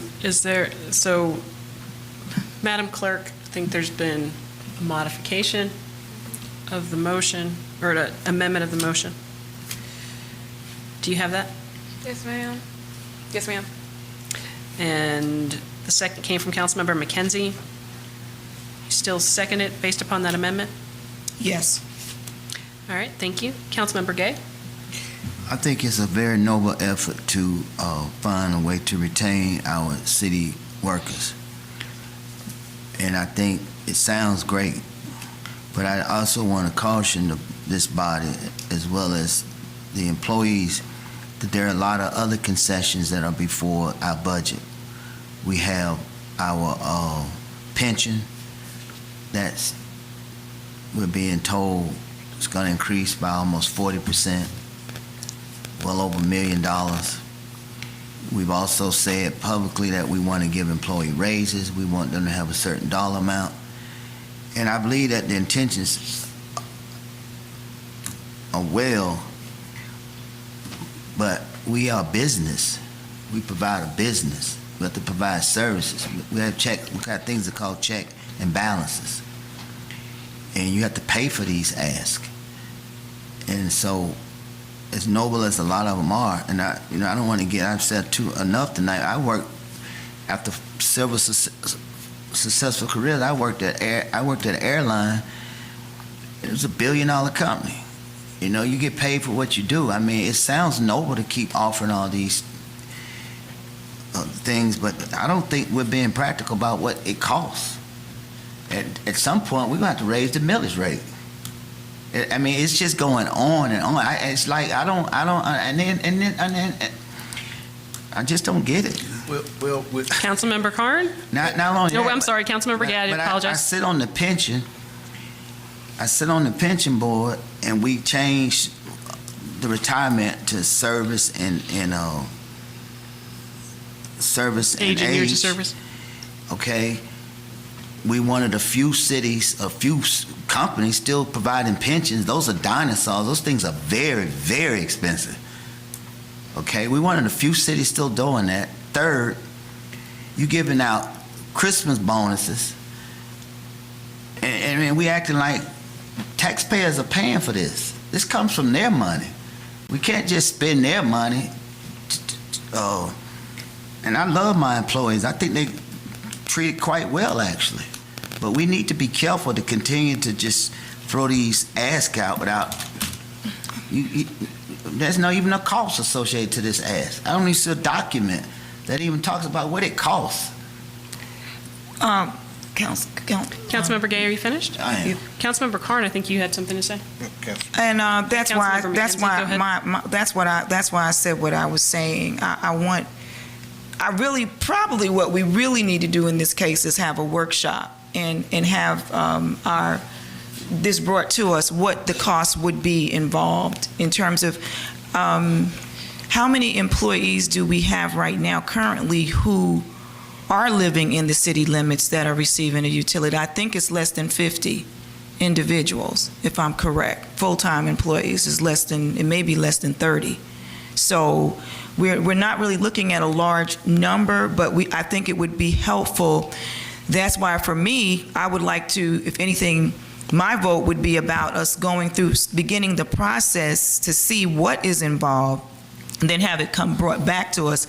But I'm not in favor of approving that we would actually move forward with it. So maybe we just need consensus or something to just have this brought back to us once at a workshop, once there is this information is made available. Is that more feasible for you, Mr. Gay? Hold on. Councilmember Gay. And then I just want to say another thing. And then that ain't fair to the people who don't live here. People can't just sell their house and move here. So then you work side with me. You get $400 utility credit. We doing the same job because you live in College Park. I can't move to College Park. I got a mortgage. So this sounds noble, but we gotta this need to be more practical. Hold on, Councilmember Gay, you finished? I'm done. Councilmember Carn? Okay. Here's my thinking on this. A couple of things. Now, obviously, it goes without saying, Metro Atlanta, this is a competitive market, and it's hard to find good staff. Everybody, I think, agrees on that, number one. This is another tool. Right now, we're looking at COLAs, we're looking at raises, we're looking at bonuses. Out of all of these options, if you put this in the mix, this is the least costly and, in my opinion, the most beneficial. I'm going to say it again. Out of all of those options, this is one of the least costly in terms of dollar amount to us and one of the most beneficial. Why is it one of the most beneficial? because of two reasons. Emergency management. This city, in the event of an emergency, obviously we want it to be covered and protected. The best initiative, in my opinion, for all of these cities in terms of emergency management is how many of your staff members live in that city and have skin in the game in that city. In terms of emergency management, when a true emergency arises, the factor that's the most important is how many heads are sleeping in that city that work for police, for fire, for public works, for parks and recreation. That is a critical tool of emergency management. We just happen to be a city that has a unique advantage because we own and operate our own nonprofit power company. So this is a tool in the mix where we can turn those dials for raises and COLAs to this. And again, this is the least costly and one of the most beneficial for direct city benefit to residents. The more officers I got here, the better off we're going to be. The more public works employees I got living here in this city, the better off our residents are going to be. So this is why I want to put it in the mix. I understand we don't have a set number, but I want to move on this and make sure we take action on this now. Folks, I said it earlier today. It's June. We're here at the doorstep of June. It's been 6 months. Our residents are expecting action, and we want to improve retention. We want to improve quality employment, and we can get better quality employees if we have better incentives that other cities not only do they not have, but they couldn't provide because they were Georgia Power or Greystone. So I want us to take advantages of these things. And at the end of the day, y'all, this is a now situation. The urgency of now is here. And when I talk about now, I mean we need to get the ball rolling. This is a now issue. And I don't know if anybody reads a lot of, there's an author named Eckhart Tolle. Some of y'all may have heard of him. And he had a couple of books that he wrote that really kind of changed my perspective on a lot of things. And he talked about the urgency of now and what that means. And if y'all indulge me for 2 minutes, I want to explain this to you because it really changed a big part of my life. He talked about, in terms of time, if we could go back in College Park, let's say, I don't know, hundreds of thousands of years. If we go back 100,000 years in College Park, and let's say there are no people here, and they're just animals and woods, no buildings, no civilization, no people. If someone were able to go back in that time period, and this is from his book, and if, let's say, there was a bird or parrot you could talk to, and you walk up to them and you would ask them this question, what time is it? If that animal could talk, they would say, well, what do you mean what time is it? The time is now. What other time could there be? The time is always now. And I make that example because, again, I think the time is always now. And I want us to double our efforts towards being a best-in-class municipality and putting these things in effect and putting these things and implementing some policy. Again, half the year is gone. I want to move forward, and again, we don't have set numbers, but let's put this tool in the toolbox, bring it back at the next meeting or the meeting subsequent, put some numbers in after the city manager and staff take a look at it, and come up with some ways to get these employees employed and get this retention in here and get the best quality candidates we can in here. So I want to move on this now. And again, we're not making a solid commitment towards anything, but this gives us a better mix so that we can determine what that raise looks like, what that COLA looks like, and measure it against this other option that we have. So I think it's a good plus. So, Councilmember McKenzie? So basically, just clarification, are we just we're not looking at doing anything in terms of increasing, we're looking at what it would be involved to increase the employee utility credit by either $100 or $200. Is that clear? So they're going to come back to us, right? My motion is to increase the employee utility credits. The amount is going to be recommended by the city manager. But I do want to increase that.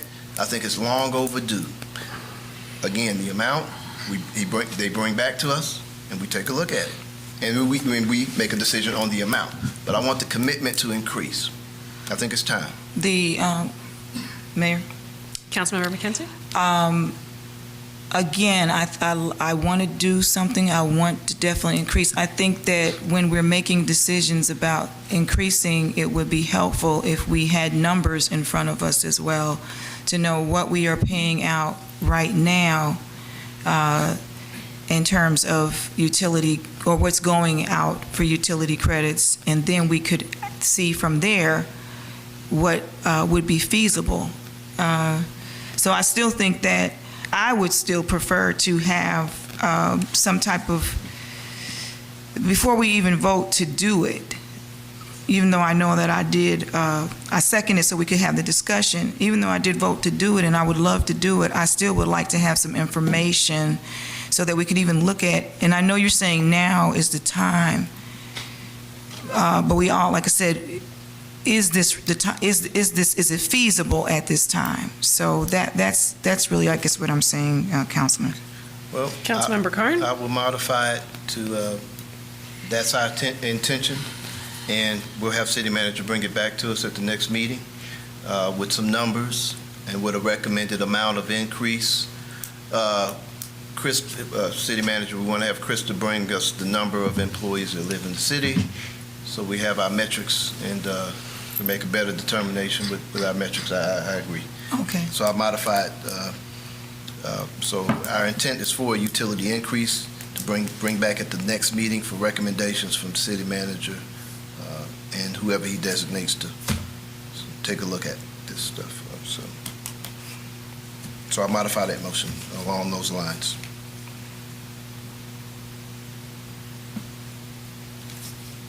Ms. Brown, can you read the motion?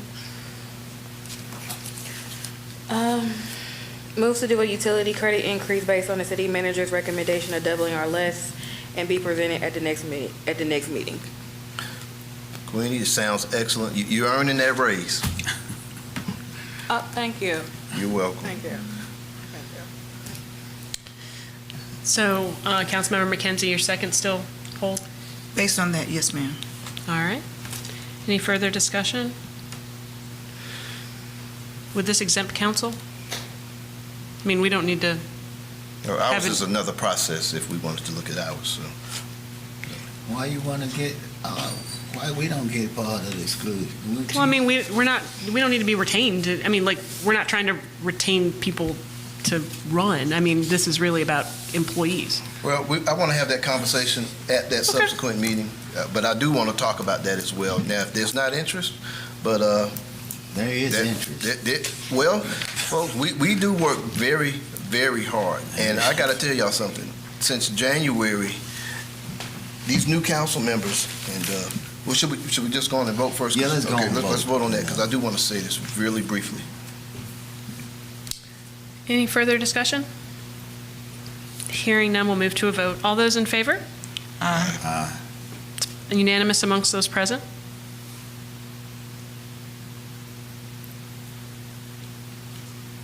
City Attorney's report. Yeah, I have a couple of things this evening. First, there was a statement made in public comments about the city attorney hiring someone to do an investigation on the rock wall. It was patently false. I haven't hired anybody to do anything. And so, this is America. God bless American democracy. Under our Constitution, people have a First Amendment right to stand at the podium and say the things that they elect to say. And there's no requirement that what they say be either true or that they make sense. And so it was not true and it didn't make sense, but the gentleman had a right to say it.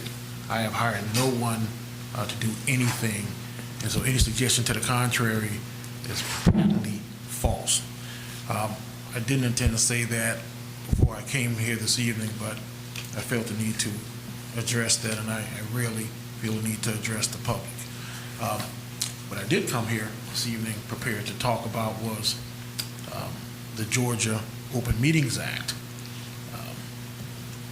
The rules that govern virtual participation in meetings has been a little bit of a shifting sand in the state of Georgia, and I think we're evolving as a community, as a state. And I think we're going to ultimately get to virtual meetings. I think that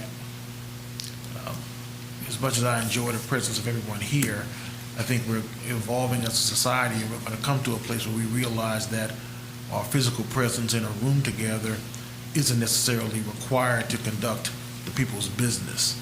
We're not quite there yet, but we've made some incremental steps in that direction over the years. One of the incremental steps is a recent amendment to the Act, which states that it first talks about certain authorities in the state being able to have all of their meetings virtually, and that's one of those newer steps. But it says, on any other occasion of the meeting of an agency or committee thereof, and so long as a quorum is present in person, a member may participate by teleconference if necessary due to reasons of health or absence from the jurisdiction, so long as the other requirements of this chapter are met. Well, so that's essentially saying that for a body like this, a member can participate virtually so long as a quorum is present in person. And that's the key part. And in a recent BIDA meeting, I missed that part because we had a situation where Councilwoman McKenzie, due to an illness, had a difficult time participating in person. She wanted to participate virtually. And she asked me about it, and I mistakenly said, oh, sure, Councilwoman, you can certainly participate because under the Act, you know, if you're not physically well or you're absent from the jurisdiction, you can participate virtually under certain circumstances, which I thought were met there. What I failed to remember was that the provision that says, so long as a quorum is present in person. And why is that important? Because it was a joint meeting between the city and BIDA. Councilman Gay was present, Councilwoman Arnold was present, the mayor was present, Councilwoman McKenzie wanted to participate virtually. I did the quick math in my head. That would be 3 members of the city council. That constitutes a quorum. But the law required that, because Councilman Karn was not physically present, so the law requires that you have a physical quorum present in the room, and then a member can participate virtually.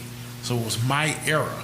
And at the meeting, Councilwoman McKenzie attempted to speak, and my colleague told her she could not speak. So it made it appear that Councilwoman McKenzie either was trying to violate the law, didn't know the law, when the truth of the matter was that I made a mistake, and I did not remember that Councilman Karn was not physically present. We didn't have a physical presence of the mayor and city council in the room, and therefore Councilwoman McKenzie could not make the quorum virtually, and so she could not participate. So the error was not hers, the error was mine, and I apologize to you, Councilwoman, for that error. And so going forward, well, it's not going forward, the rule has always been since the amendment that you have to have a physical quorum present, and then a member can participate virtually. So I hope that brings some clarity to that issue. Thank you. Mayor?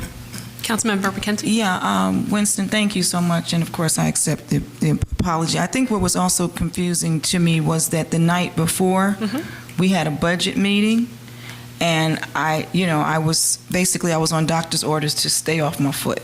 And so we had a meeting on Tuesday night for budget, and there was not a quorum present in person. And the mayor said that I could continue to speak, that I could speak but it was a meeting is a meeting. So I also was under the impression that I could speak. So when you said that, so I know you're apologizing for how it was done, but I think there was a lot of confusion for all of us in terms of when, because really technically speaking, I probably should have not been able to speak that Tuesday night as well. So, but I was told that I could. So I think that we just need to, now that we understand what the law is, we need to follow it. To that point, I was wrong, and I learned Wednesday morning that I was wrong. And so, if someone wants to file an open meetings complaint against us for that budget meeting, so be it. I was wrong. And we have to accept that if we've done something wrong, we've done something wrong. I think to that end, I just wish you would have said something to me once you found out that it was wrong, because then I would have told Winston. I would have never even gone forward and had that conversation with Winston. So it would be, yeah. Well, it wasn't the mayor's fault. I mean, it's my responsibility. Yeah, it was. So I own the mistake. But, I think members of council, as you well know, and as the public needs to know, you cannot and should not impute sinister motives to members of the city council or to the staff when human mistakes happen.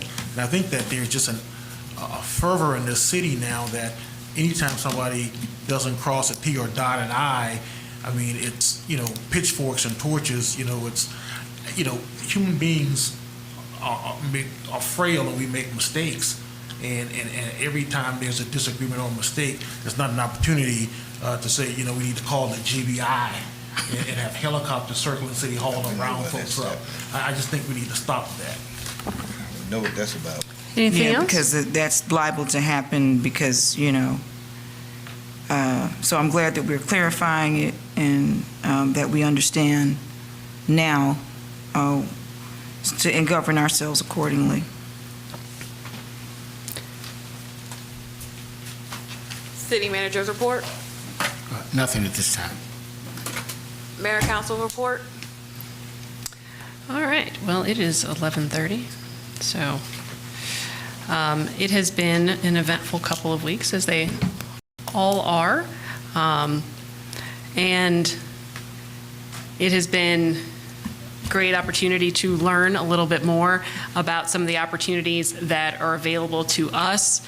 I attended the Atlanta Regional Commission meeting where they had a great conversation about some of the opportunities that are available for us for electrifying our fleet and just electrification in general. And for the first time through the Inflation Reduction Act, we will be in the same place as businesses and other entities to be able to get tax benefits for our purchase of some electric vehicles and the like. And so it's something that I think we talked about during our budget workshop, but it's an exciting opportunity that is only sort of coming to fruition at this time in cities across the country. So that is a very good development. Also had the opportunity to participate in the third quarter Board of Directors meeting through the National League of Cities, as I sit on the National League of Cities Board and serve as a liaison to the Small Cities Council. And both the board and the Small Cities Council had meetings last week. And we talked a little bit about the summer conference that is coming up. We are meeting to discuss in Rancho Cordova, California, next month. We are meeting to discuss some of the things that are on the forefront of cities across this country, including issues with smaller cities like ours obtaining opportunities for federal grants and improving that process and streamlining that process, which is such an important one as we move forward because there is so much federal money in the pipeline. Also had the opportunity to connect with a number of our residents during my one-on-ones, and if you are interested in participating in one-on-ones next month, they are Tuesday, June 18th. So I think that's all I've got. Councilmember McKenzie? Yes, just want to start on a solemn note. It has been a trying 2 weeks in my community, our Ward 1 community. We have been dealing with loss and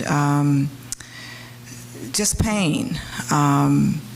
Just on Mother's Day, I think it was Mother's Day, it was within the last 7 or 8 days, one of our very faithful committed residents, Mr. Bolkazi, his son, Brandon, was in a very, very traumatic accident. And I am asking for the continued prayers of our community for his recovery.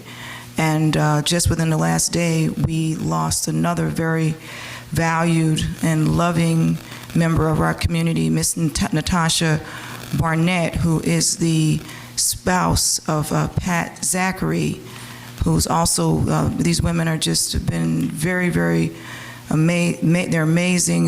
Natasha was a really dedicated worker, involved in the city, involved in our ward. So I want to begin today just taking a moment of silence for Natasha, and just even in that moment, if we will just offer some good, positive vibes for Mr. Brandon Causey.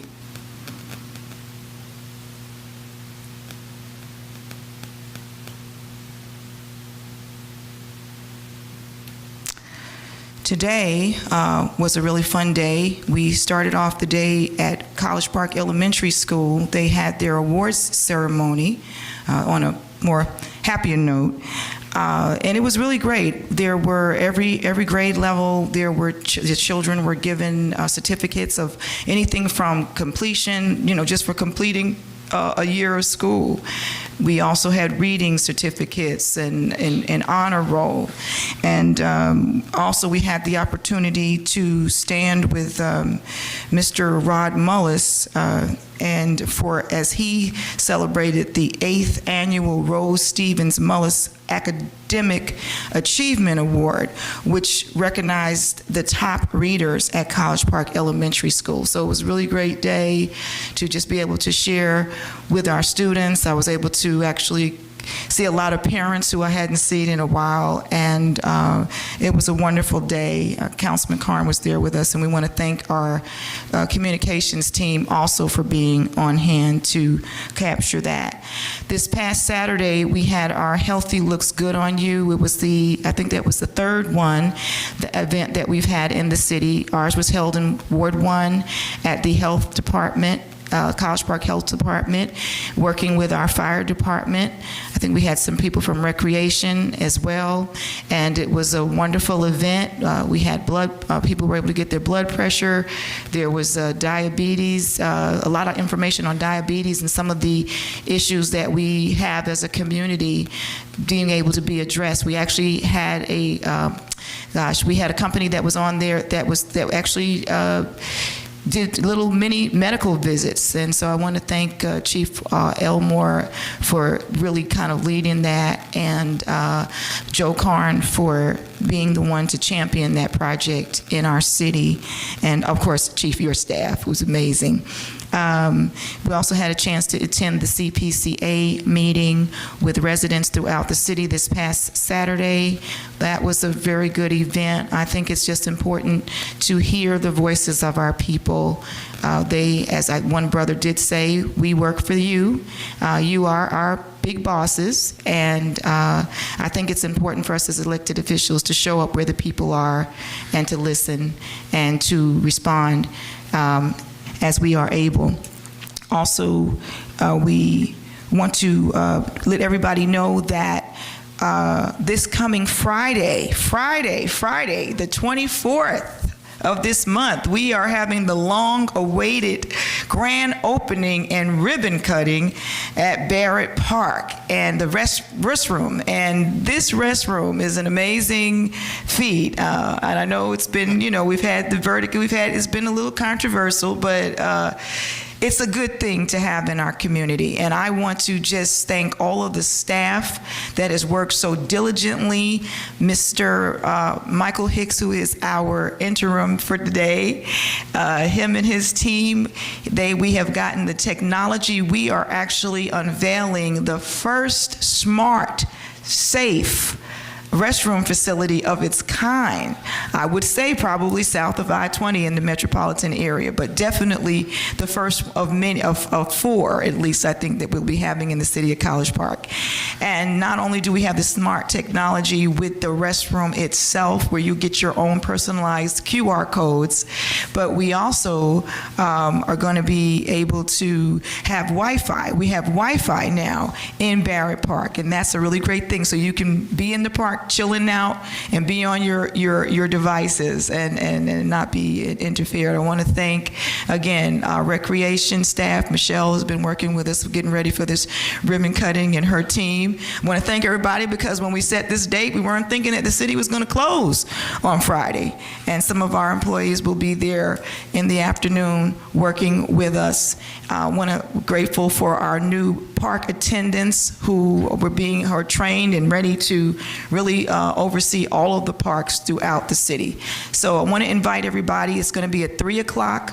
We will be cutting the ribbon. The plan is to be cutting that ribbon no later than 3:30, 3:45, and get on out of there. But we will have a little bit of food and just a time for us all to enjoy our neighborhood and creating a community that thrives and not just survives.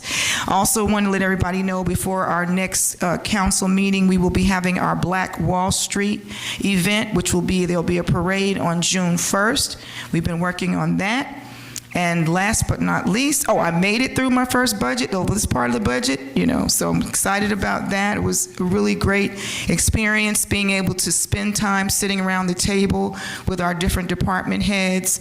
And I just want to say kudos to the entire staff of College Park. You guys are amazing. You work hard, and we're looking forward to doing some fantastic things for you and for this city in the upcoming 2024-25 year. Last but not least, we had a Ward 1 newsletter that went out, I think, in the last 24 hours.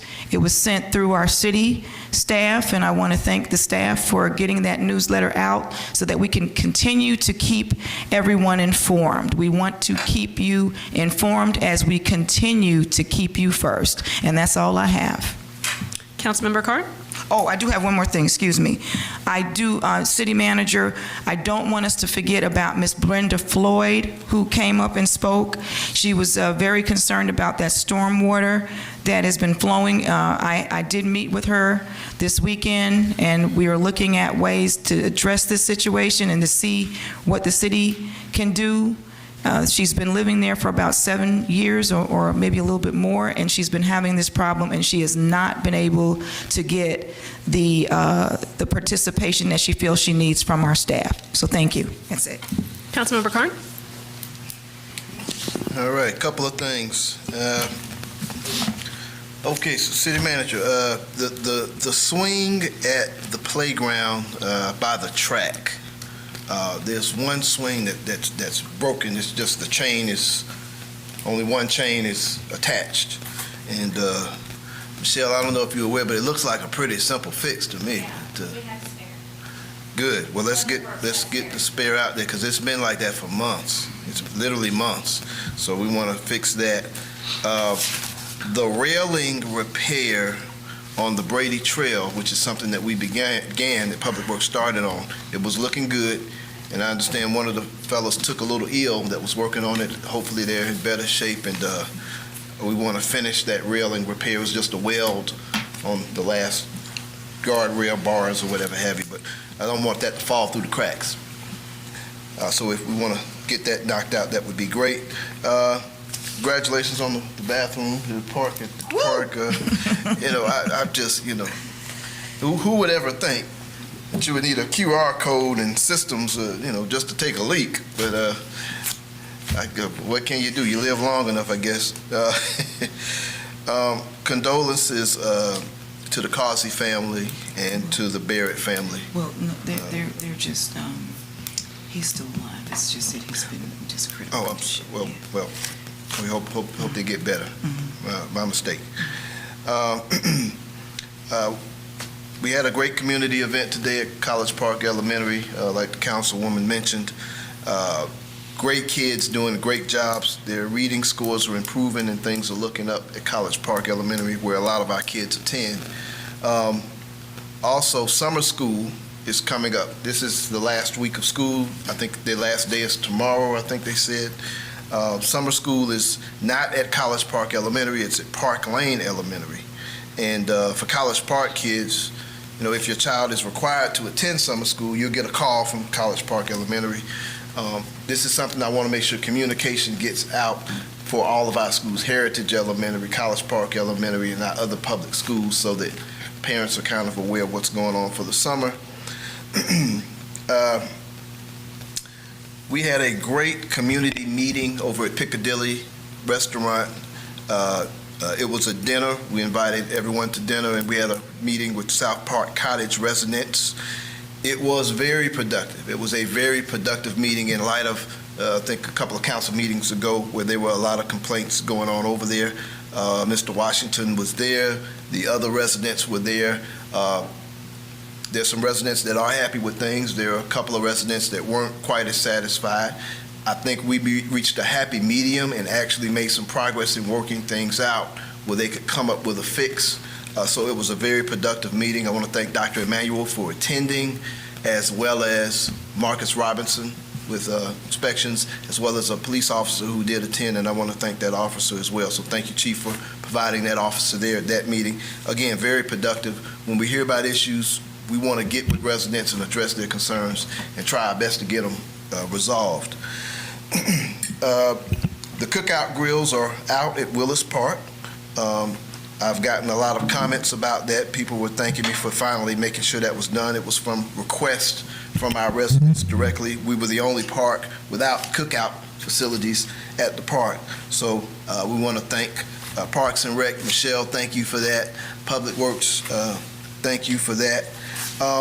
One of the things you mentioned, City Attorney, about the virtual meetings and whatnot, I just for one would say I will always be an advocate for in-person meetings when possible. I just, you know, I don't think a virtual meeting is, maybe call me old-fashioned, but, you know, those type of technology, I think it's important enough for someone to be here if possible, bottom line. You know, you get enough outfield and other things and outer-worldly things coming in through technology in these meetings as it is now. You know, there was once a lawsuit filed against a court against, this was in the early 90s. It was a lawsuit filed against allowing fax machines into the courts in I think it was California at some point. I don't know where the lawsuit went, but the contention was that, well, that's like you can have a virtual team of attorneys just come in with reams of information in real time, doing depositions and doing cross-examinations, and you say, well, hey, I got enough. Hey, this came from across the globe, and hey, how about this? You know, so it was it kind of harkened back to that. But anyway, I just wanted to mention that. Last thing I would say, so I did mention that we're going to be hosting the Republic of South Korea on the evening of June 15th at the Convention Center. And obviously, all of our elected officials, we want to attend. They did request that we have a ceremony there, which Fulton County is going to have as well, where the proposal is that the city sign just a simple MOU for mutual cooperation. And if there are no objections to that, it's something we would have the city manager just put together that would, again, it would not bind us to anything whatsoever. But they're bringing two of the companies in right now that want to look at College Park and are going to tour College Park as well. And we're hoping the rest are going to come in, and they've expressed some interest. So we're looking forward to that. Again, that's going to be June 15th, approximately at 8 p.m. I know I have their itinerary. They're flying in at 5:30. They got to go through customs and get settled in their hotels, and then we're going to set them for a nice reception on the 15th. So hopefully everyone can attend. Okay, I think that's all I got. It's been a long night, and that's all I got. Councilmember Gay. Yep, last but not least, I'll be brief. Thanks everyone for hanging around and whoever will rewatch this on YouTube. I want to say just briefly about secession. I'm getting reports that we need to tighten up our secession plan. If we have directors or people who want to leave us, that's within their right. But we as a city, as a business, we need to put together a better secession plan because we do invest heavily in people, and we assume that we're working in good faith when we hire people. There's an issue about tree removal. The gentleman came down here today, and I don't understand. I think it's because Dr. Adadarian just didn't resolve it before he left. But the issue is, and I called Mr. Hicks today, and he didn't call me back. But the issue is simply this. We don't have a uniform policy of moving solid waste when it comes to tree debris. He's making a distinction between a commercial company that cuts a tree and leaves it. The distinction he's making is that as a homeowner, he cut a tree. He cut it, but then I was sent an ordinance. No homeowner can find an ordinance. We just not trained to go to the city. So there ought to be some frequently asked questions on different department websites. There ought to be some tabs. But we can't expect the citizens to know all of our policies and procedures, so we ought to at least err on the side of caution, move the tree, and then tighten up our policy and learn from that. So I'm asking that city manager that you direct sanitation to move that debris tomorrow. We've done it for years. And then we get and work on a policy that makes sense. As far as the stormwater goes, I too have a lot of citizens who have come to me about stormwater. I mean, I get that all the time. I don't know if you know this, but Ward 4 has about 6 creeks. So we get that all the time. What I've learned is that the first thing we need to do is identify if the creek is an easement. At some point, did the city purchase that creek for the purpose of running sewer or water lines through it? I actually have a creek on Lakeshore Drive that actually is the city's creek. Then I have some that's not. And you have to educate your homeowners. And then she mentioned about some tax. I think she was talking about the most. But I was told, I still don't know if it's true, that the most won't cover stormwater, only sewer and water. Right. That's correct. So it's just an interesting dilemma. Maybe we could come up with some of the companies to donate creek remediation. I don't know, but that got to be a way to find some kind of relief for them. We attended the International Shopping Centers Conference in Vegas. Over 70,000 deal makers were there. I didn't really understand, why go to Vegas to do this, but what I did see is that there were people actually trying to bring developments to their city. There were about 10, 15 cities there showcased in their city. Amazing job that they did branding their city around those people. But I was there with my economic development hat on, trying to bring businesses to College Park, trying to improve the super value.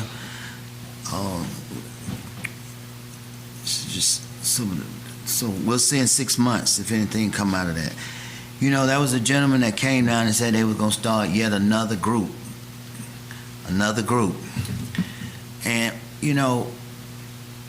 there was, Joe, what was the man that spoke, the coach from Georgia, the winning from Alabama? I forget his name. Yeah. What's the coach name from Alabama that won the 7-time champion? Nick Saban. Nick Saban. All right. Think about him. I'm sorry. And Bear Bryant. Nick Saban was the keynote speaker. And I tell you, I've never heard a man that was so accomplished yet so humble. I mean, he was so humble till I see why he was so accomplished. And if you can believe this, he actually quoted Dr. Martin Luther King as how he operates when he deals with those players. And he tell everybody, you know, and I'm talking to the guy who came down here, he was like, you know, he just brought the best out of people. As a leader, he just brought the best out of people. And one thing I heard him say, negativity. He don't do negativity. He just don't do it. Negativity bring negative, bring negative. And the other thing I heard him say is, he never one time ever told a player to win a championship. He says not in their hallways, it's not in the locker room. He said all he asks you to do is to be your best self. So that's what I took away from there. So I asked the groups, as the city attorney eloquent said, you do have a right to speak, right or wrong. But I do ask the group to find the good in us. You know, I used to have a neighbor, he's deceased, and I used to always go to his house complain. He said, hold on. You need to start talking about the good in people. You know, find out what's good in Councilwoman McKenzie. Find out what's good in Councilman Corn. It took me a while, but he got good in him. Find out the good in the mayor. The mayor loves this city. She loves her accomplishments. She loves what she's done. She's acclaimed. She's smart. She's articulate. She wants what she wants, you know. So that it is. There it is. Find out the good in Councilwoman Arm. I know she may be crushed, but you know sometimes reality has, you know, the truth will set you free. I heard they say the other day, and I'm done. Plato said the most hated person is the one that tell the truth. Amen. Amen. So I know I'm hated tonight. No, I'm hated.